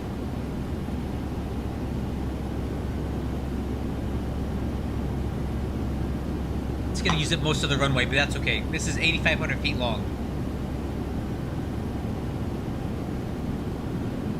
So looking at the Seattle airport here, we're landing on runway 16 right. We'll aim for the Papa or November turnout, but we may have to go all the way down to Quebec. At which point we'll hold short runway 16 center and cross up one of these. November or Papa would be preferred, and then cross 16 left, and we'll make a left turn onto Bravo and taxi all the way up, make a right turn on Alpha, and we're going to park at our favorite spot, Cargo 5. Cargo 5.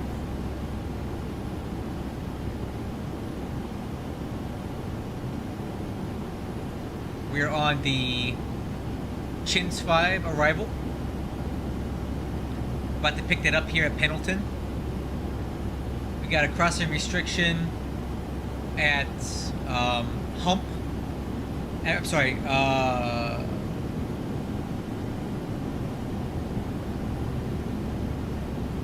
Oh, I'm sorry. We don't have a crossing restriction here for turboprops. We're turbojet. That doesn't apply. Landing north. Oh, nope. Landing south. 270 knots at 16,000. That's what it is. 270 knots at 16,000. Humps at or below 15 at 16,000. 16,000 Auburn, we need to be at 250 knots and 12,000 feet, or we're going to fly vectors heading 343, which is more or less north, and we're going to basically fly like a left downwind for runway 16 right. We'll make a left turn, fly the base turn to a gain, and pick up the ILS 16 right into the airport. On the ILS 16 right, the localizer frequency is 110.75. Final approach course is 164. At the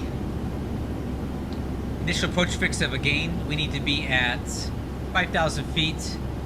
And at the final approach fix, which is Finca, we need to be at 1,900 feet, and we'll pick up a 3-degree glide slope down to the runway threshold. The runway visual range is 1/2 mile. Statute for visibility. ILS is 615 Barrow. In the event of a misapproach, we're going to climb to 900 feet, and a climbing turn on heading 195 and outbound in Seattle VOR radial 210 to cross TC to DME 3 from Seattle at below 2,000, then climb 5,000 feet outbound Seattle VOR 210 to Zurley DME 15 and hold. This is kind of a complicated misapproach. Our MSA from the Seattle VOR is 6,400 feet from our direction of flight. Any questions, crew? Let's get Seattle VOR in there, 116.8. What was that? What'd I do? 116.8.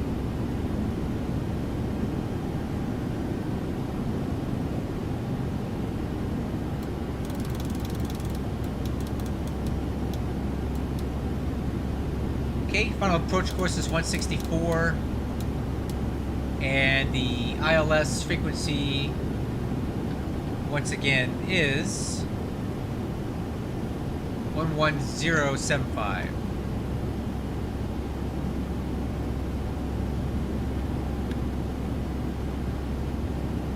Hey, and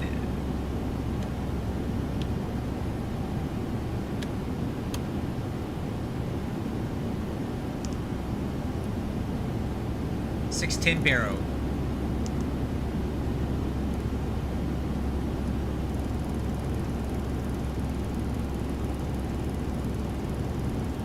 Oh, too far.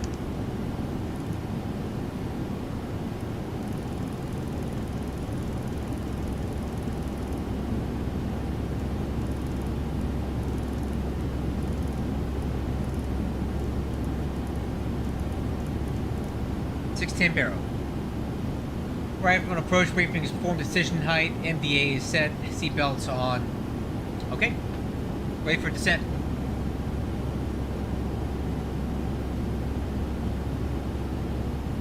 About 6 minutes.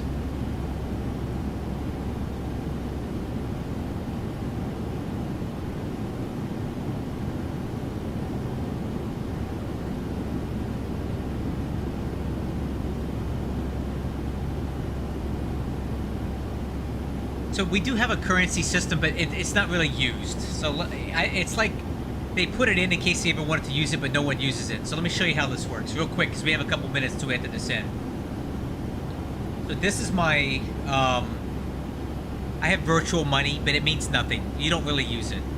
So basically, we have hours requirements, right? So you can only fly the aircraft that you have the hours to fly. And essentially, when you have 250 hours, either flying with us or transfer hours from another airline, you can fly everything we got. 100 hours gets you everything short of the 740. Uh-oh.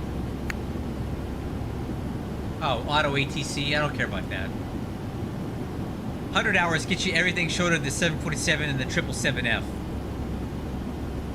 So 737s, all the feeders, A300, 7576, and the MD-11. And all you got to do is basically go here to the flight schedule or to an aircraft hangar, and you pick a plane that you want to fly. Right? You just many. I described this in the earlier part of my stream, but you can find a plane that you want at a location you want, right? And then you can go and book a flight and you fly it. There's no schedule per se. there's no schedule that you have to fly this flight at this time and this date. You make the schedule for yourself. You just pick the aircraft tail number and the route you want to fly, and fly it. There's nothing that says you have to do this or do that. And again, in our airline, the only thing you have to do is be current by 1 flight per month logged.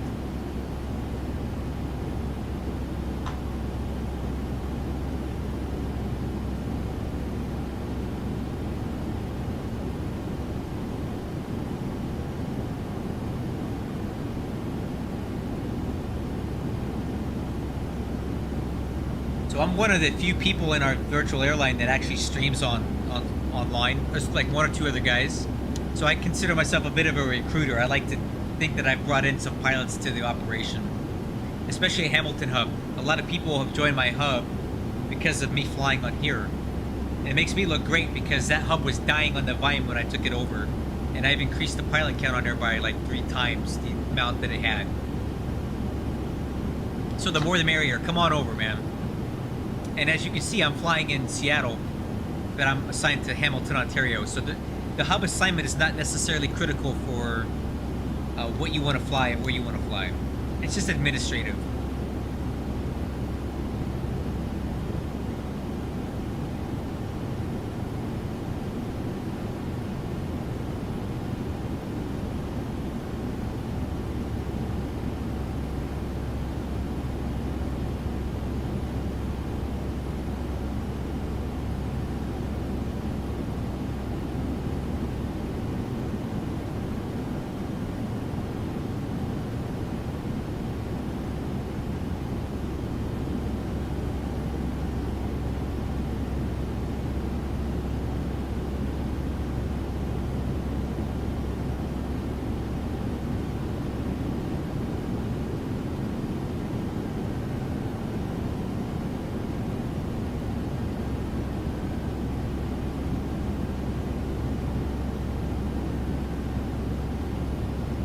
Alright, we should be heading down here any minute.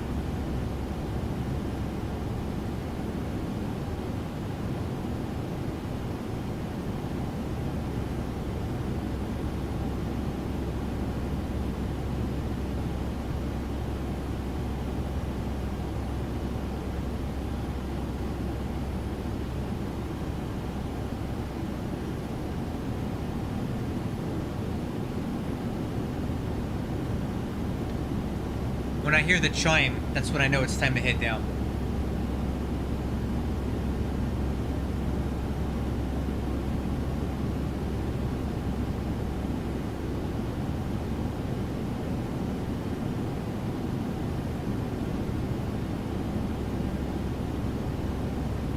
So we typically will get a chime on the FMC about 5 miles out, tell you to reset the MCP altitude.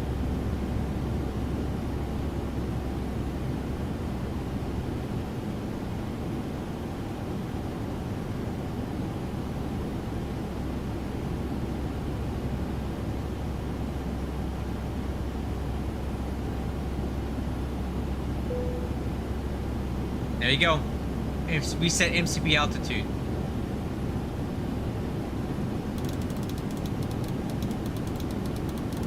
Alright, we set altitude 10,000 feet for now, and we'll set lower once we get slowed down.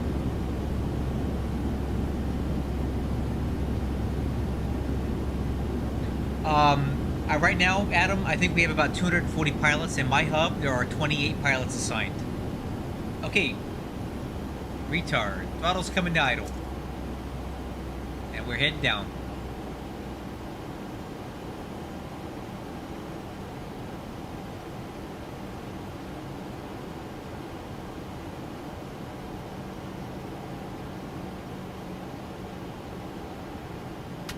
Okay.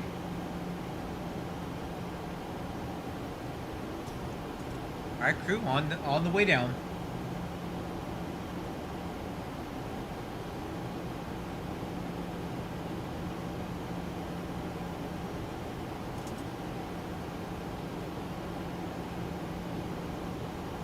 And we do have a Discord. Admittedly, not a lot of our pilots are using it. I'm trying to really push to get more of them on there because I think it's the best way to communicate en masse to my pilots. So I hope if you do decide to join, you're a Discord guy, and you'll join our Discord, because I prefer, because I have my own channel in there for Hamilton Hub, and I prefer to speak to all the pilots for important stuff through there. His email is just kind of cumbersome. I also have my own personal Discord as well, just for me, and my YouTube channel stuff.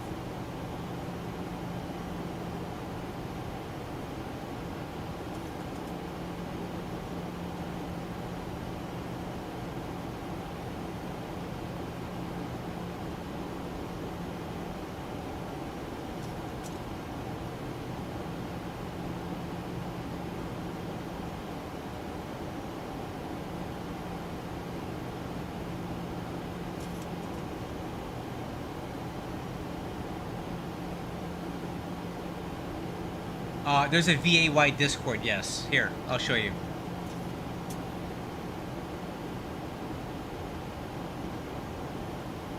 UPS Virtual Air Cargo. We have a VAY Discord, and it's broken down by, we have different channels, and then each hub has their own channel as well. And I'm pretty active in mine. Yes, we do have one.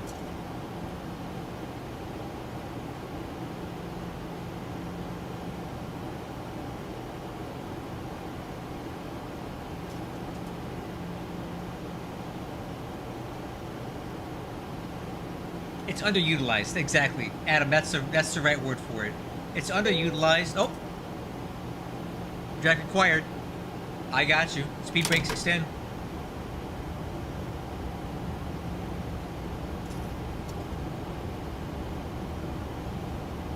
It's underutilized. There's a lot of older pilots on there, and they just don't like technology, and they don't like to innovate and do new stuff. The younger pilots are all on there, so, you know, and I'm not that old. I'd like to stay with current times and things.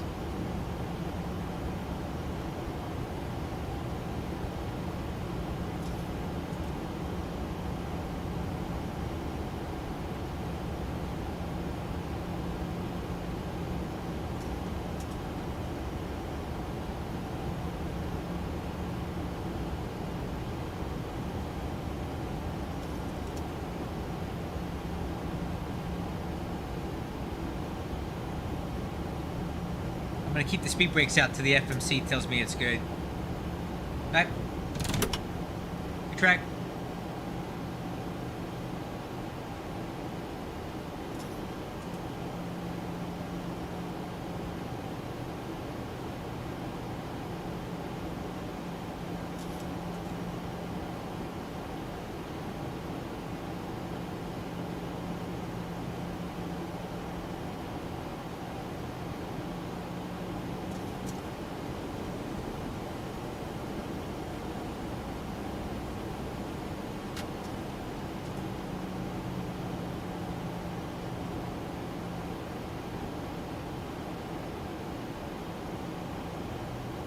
Hey, looking good on profile.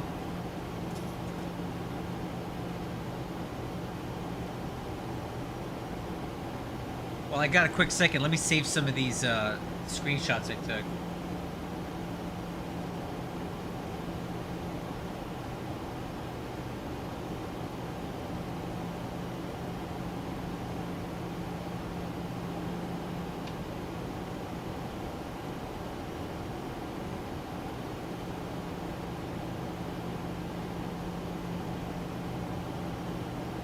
Oh, wait.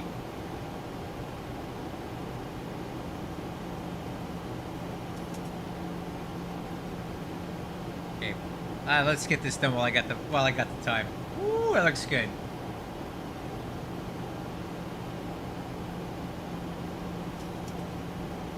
These are all thumbnails for my future live streams, so I like to get these while I'm flying.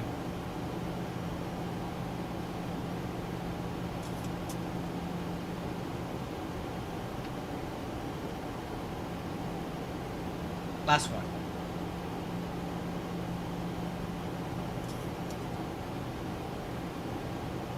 Cool. Alright, looking good on profile. Speed's a little fast, but not too bad.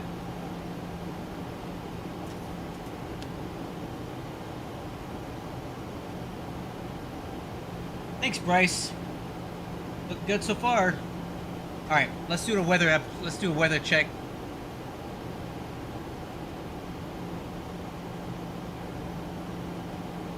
At 49 minutes ago is the last observation. It says it's raining. Few clouds at 2,800 feet. Oh, what? Is that VFR? Rain. Few clouds at 2,800. Broken at 6,000. Altimeter 11. 2977.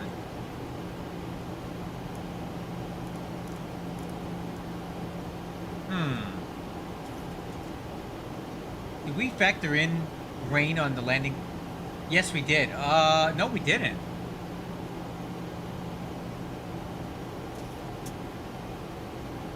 It doesn't really change anything for us, so...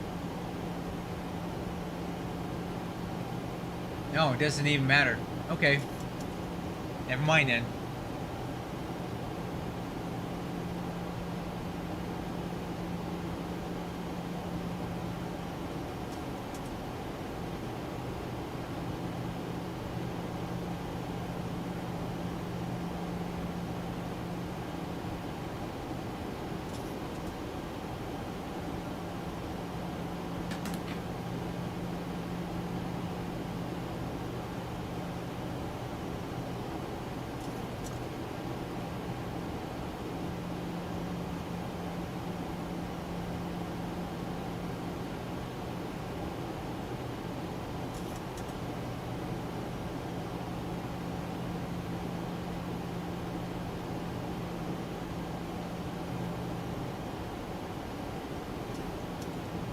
Oh, well, if I understand your question, Bryce, I've got the Honeycomb Alpha and Bravo, and then on my Bravo, I've got a really big hodgepodge of add-on parts here. I've got a combination of MD-11 pieces from Pro Desk Sim and Flight Sim Factory, but I've pulled off one of the throttle levers because I'm flying a 737. I don't need 3. So I got 2 right now, but it's just kind of a mixed match of stuff. I don't have any other sim panels aside from that because I've got a gigantic monitor and I have a second monitor off to my right, so I don't need a lot of third-party additional stuff. I've got enough real estate on 2 monitors to handle all my things that I need. Hey, we're in the clouds. Send it to flight level 190. A little choppy through here.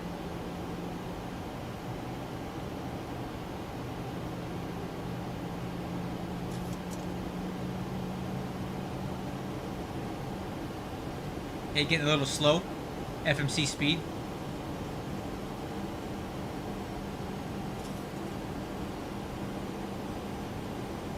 Okay, altimeter's 2977. Set. Cross-checked. And just start switches continuous.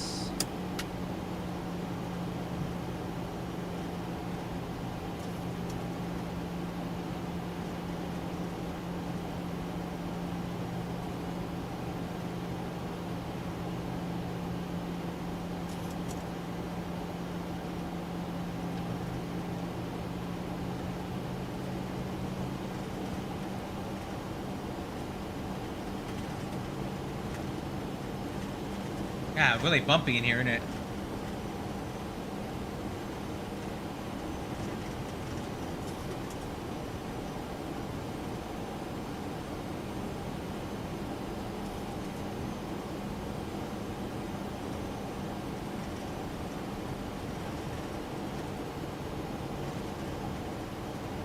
I think we're going to be in this stuff for a while.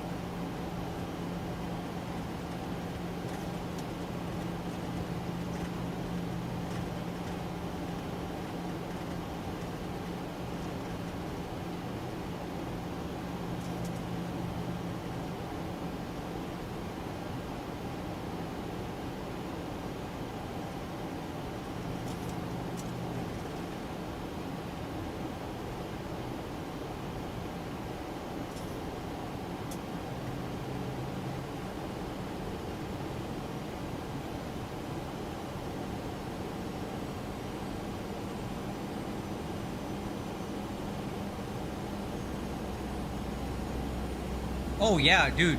Check out Pro Desk Sim and Flight Sim Factory. They do all. Look at this stuff, dude. Look at this. This is a big industry, man. Let's see if I can find it for you.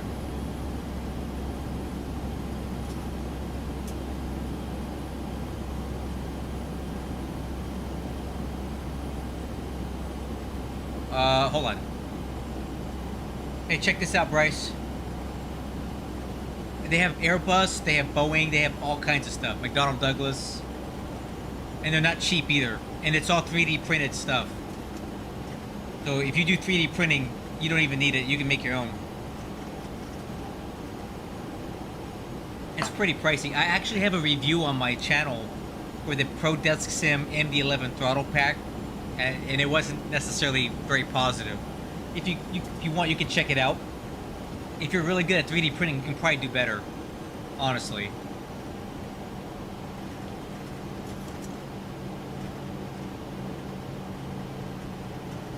Alright, I don't know how long we're going to be in this soup. We've got Auburn fixed coming up in 8.7 miles. We're going to make a right turn to 343.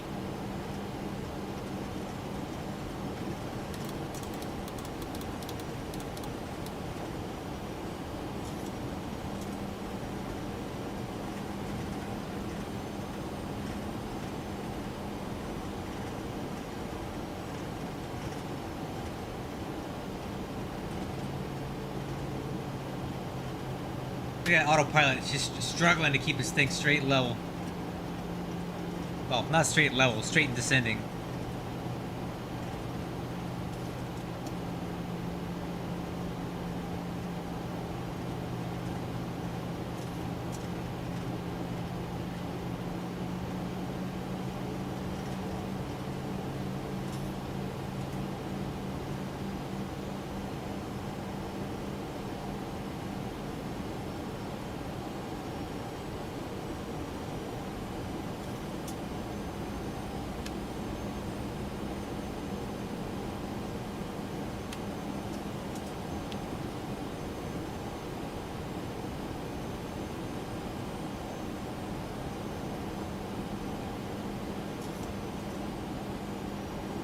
No ground contact whatsoever here.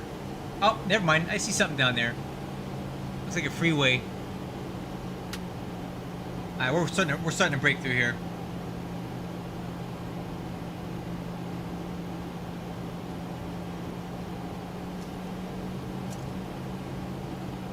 Hey, coming right on Vector.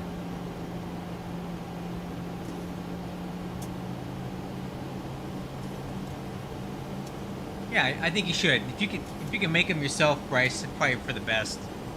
Save some cash.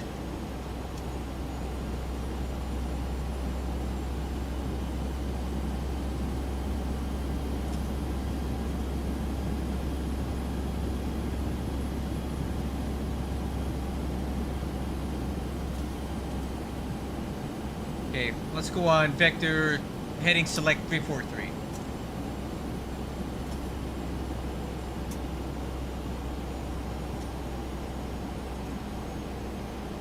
And there's Seattle down there. You can kind of see it in the clouds, but we're going to be parking over here. Yeah, if you can make your own force feedback, man, those things are so expensive. Alright, I'm going to go... Let's see here.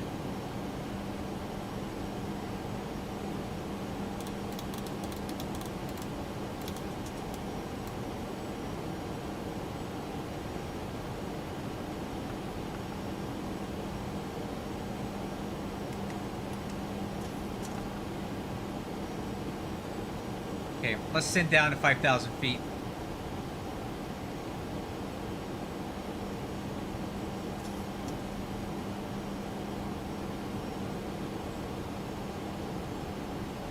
Right, I'm gonna go... Let's start slowing her down. Speed 200. And vertical speed 15. Yeah, let's go 2,000. We need to get down pretty quick. Speed brakes extend. Alright. Exterior lights on. Approach checklist complete.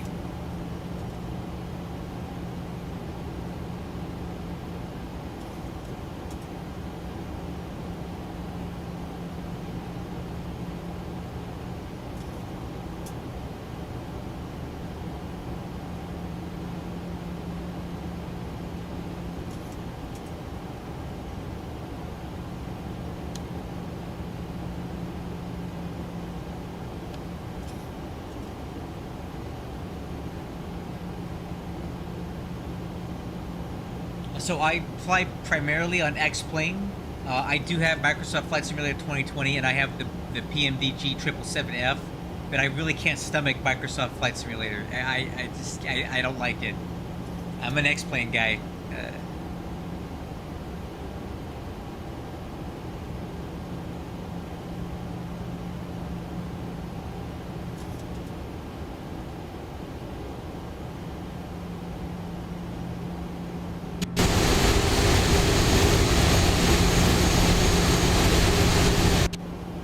Alright, let's switch over to the Seattle CTAT frequency.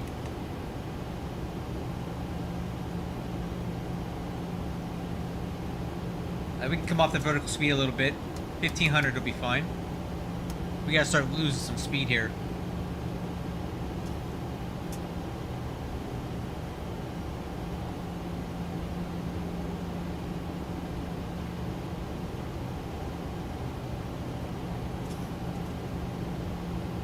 Okay, I am getting DME to the ILS now, IBEJ.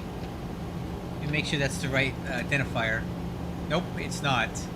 I need ICJL, so that's not the right identifier. We're not picking up the right one. 11075, right? Yep, ICJL. We'll probably get it when we turn around.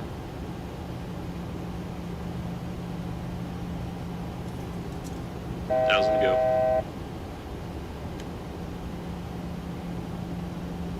Alright crew, I'm gonna make a base turn here.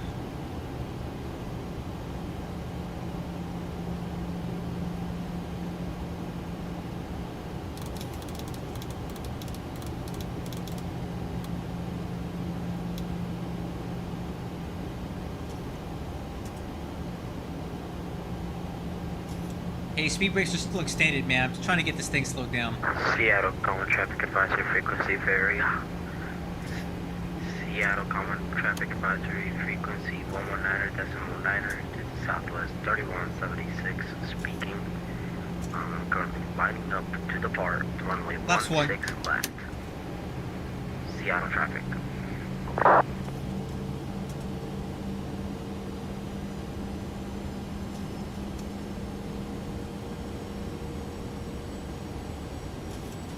Alright crew, prepare for landing. Speed brakes to track. Armed. Auto brakes 2.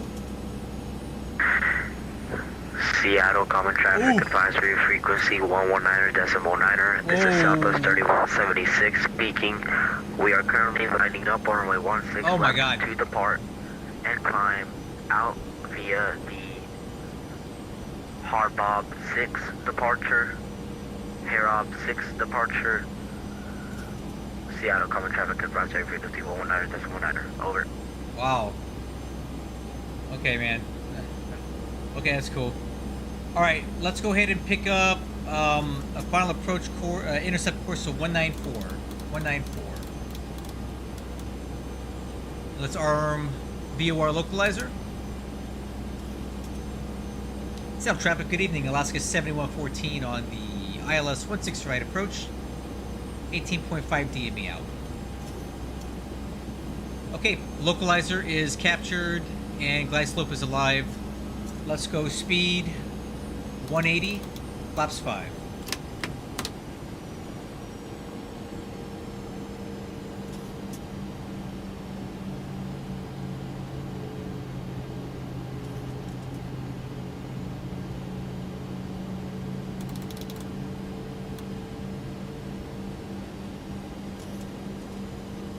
Okay, runway in sight. On the localizer. Stand by for glide slope. Approach mode armed.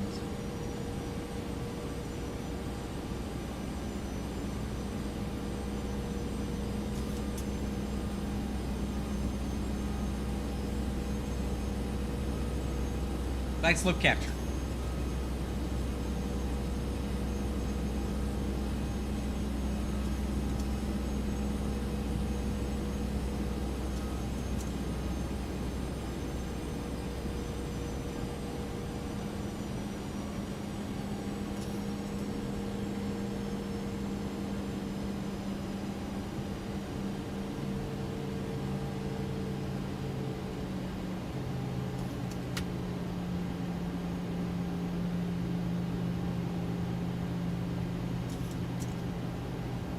Okay, 14 out. On localizer, on glide slope.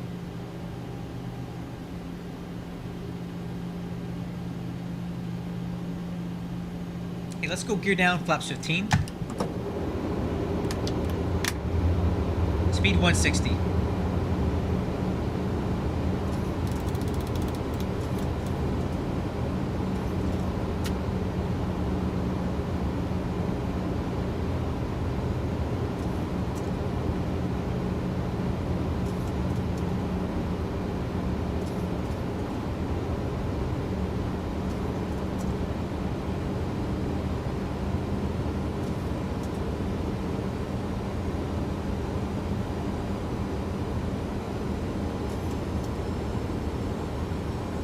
Alright, let's start reducing the final approach speed, 136.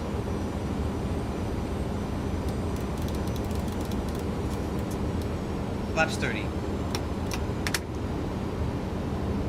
Before landing checklist, landing gear is down, 3 green. Spoiler handle is armed. Auto brakes 2, flaps 30. Altimeter's cross check 2977. ICAST no alerts, landing clearance.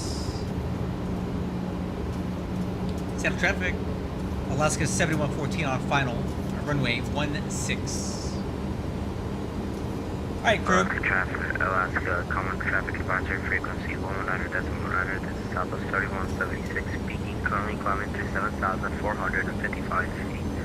On the hardbound 6 departure, leading to the south, 2500. to the west-southwest. On the hardbound 6, now climbing to 8,570 feet and climbing at 3,800 feet per minute. Up to cruising altitude of level 390. This will be my last call, as I will now be resuming my navigation to Wow, dude, brevity. Seattle common traffic advisory frequency 119.9, over. Wow. Brevity. Right there at it, we're looking up to the wind of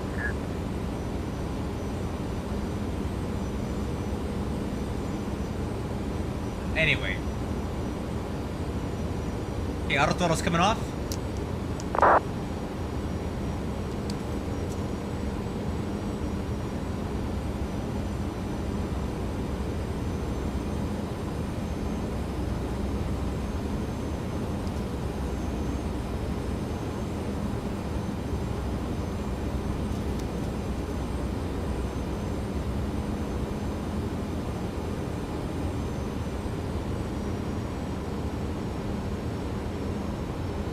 I'm a little bit high on the glide slope, I'm correcting.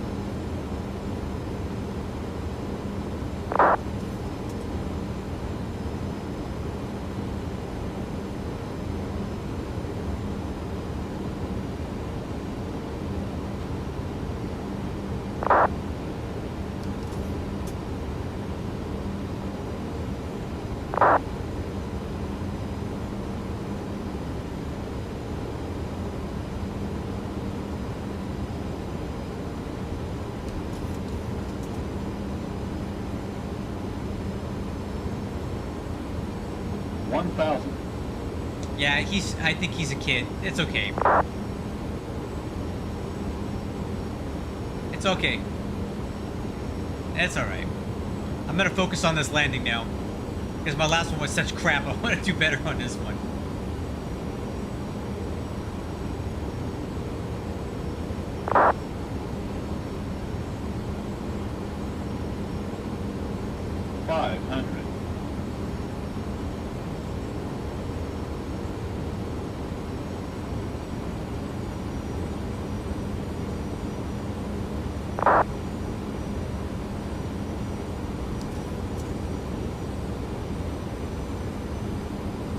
plus 100.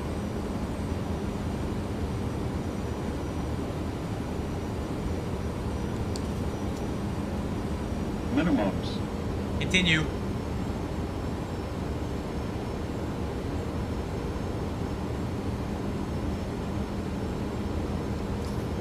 $100.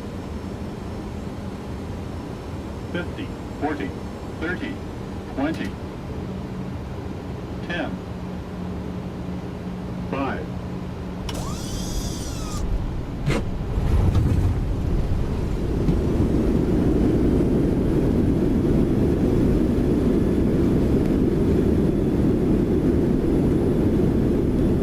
80 knots. Manual braking.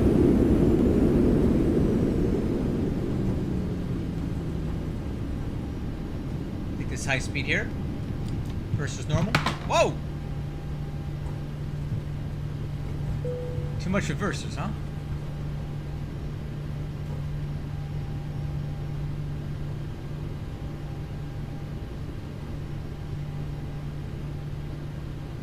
Alright. That was good. That was a little better than before. Seattle traffic, Alaska 7114 is clear of runway 16 right at Papa.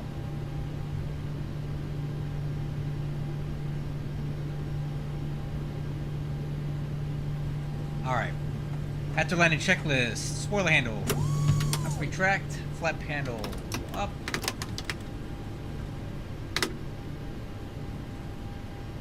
We'll hold short of 16 center. Auto brakes off. Radar off. Landing lights off. Runway turn off. Strobe lights. Let's see. Engine start switches. Off. APU. On. Clock. Stopped. And the stab trim coming up.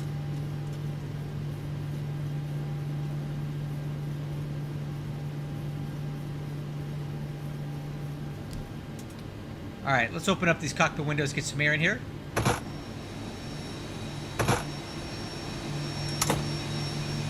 Alright.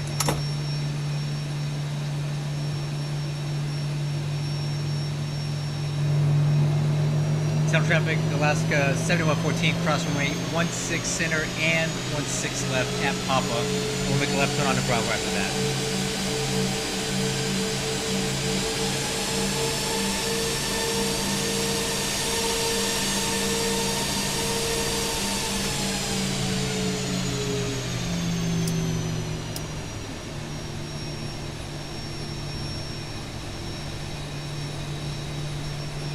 Clear 16 center.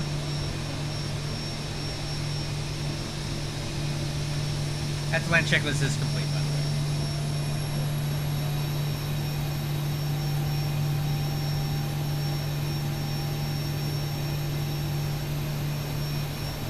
That was not bad, right? That was a good landing.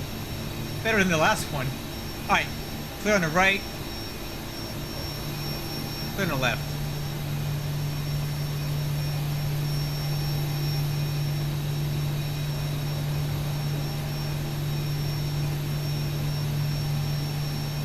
South traffic, Alaska 7114 is clear of 16 left. Runways are vacated.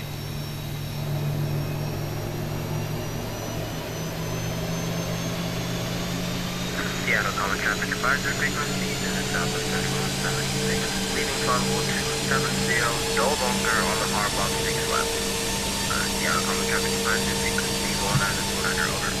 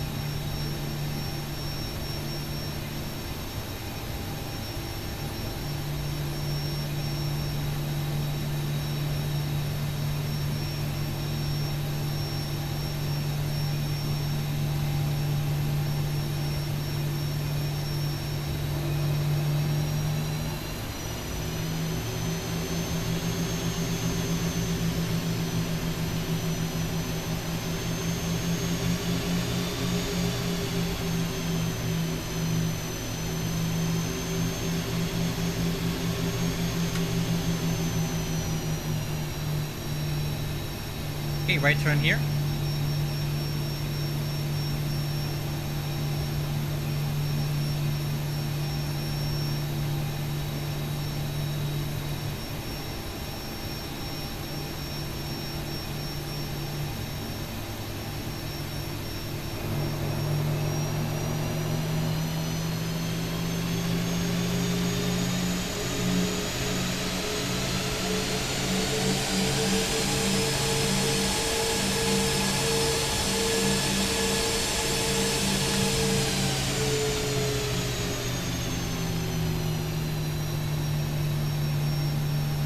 Okay, here's cargo 5.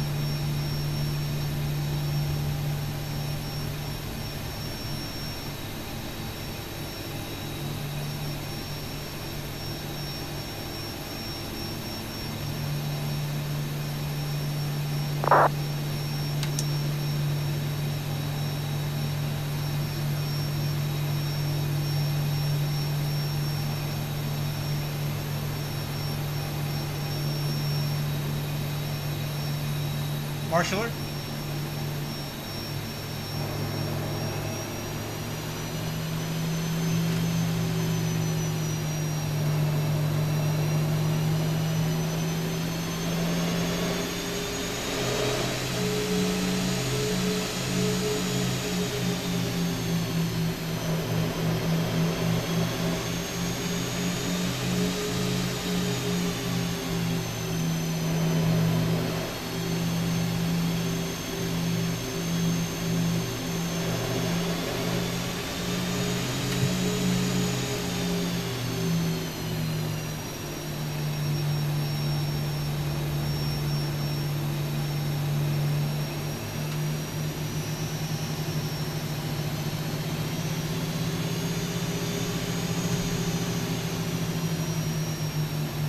Going uphill or something here. Alright, parking brake.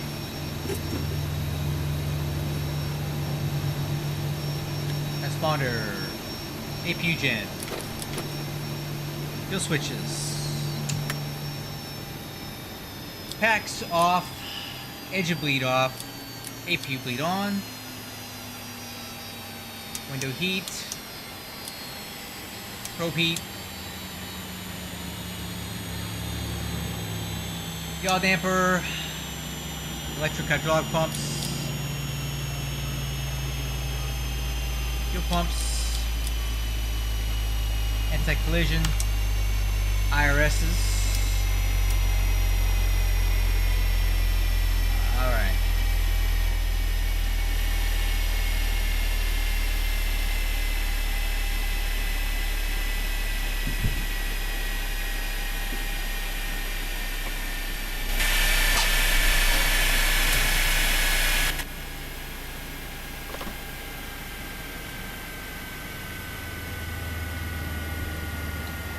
Ground power on, APU off, parking brake released.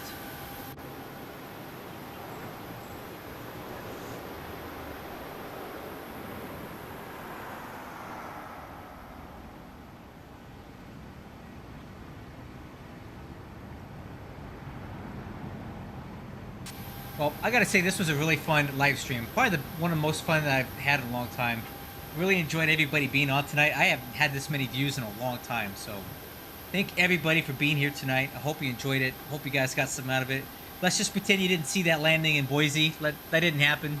You know, that wasn't there. We'll just cut that part out of the thing.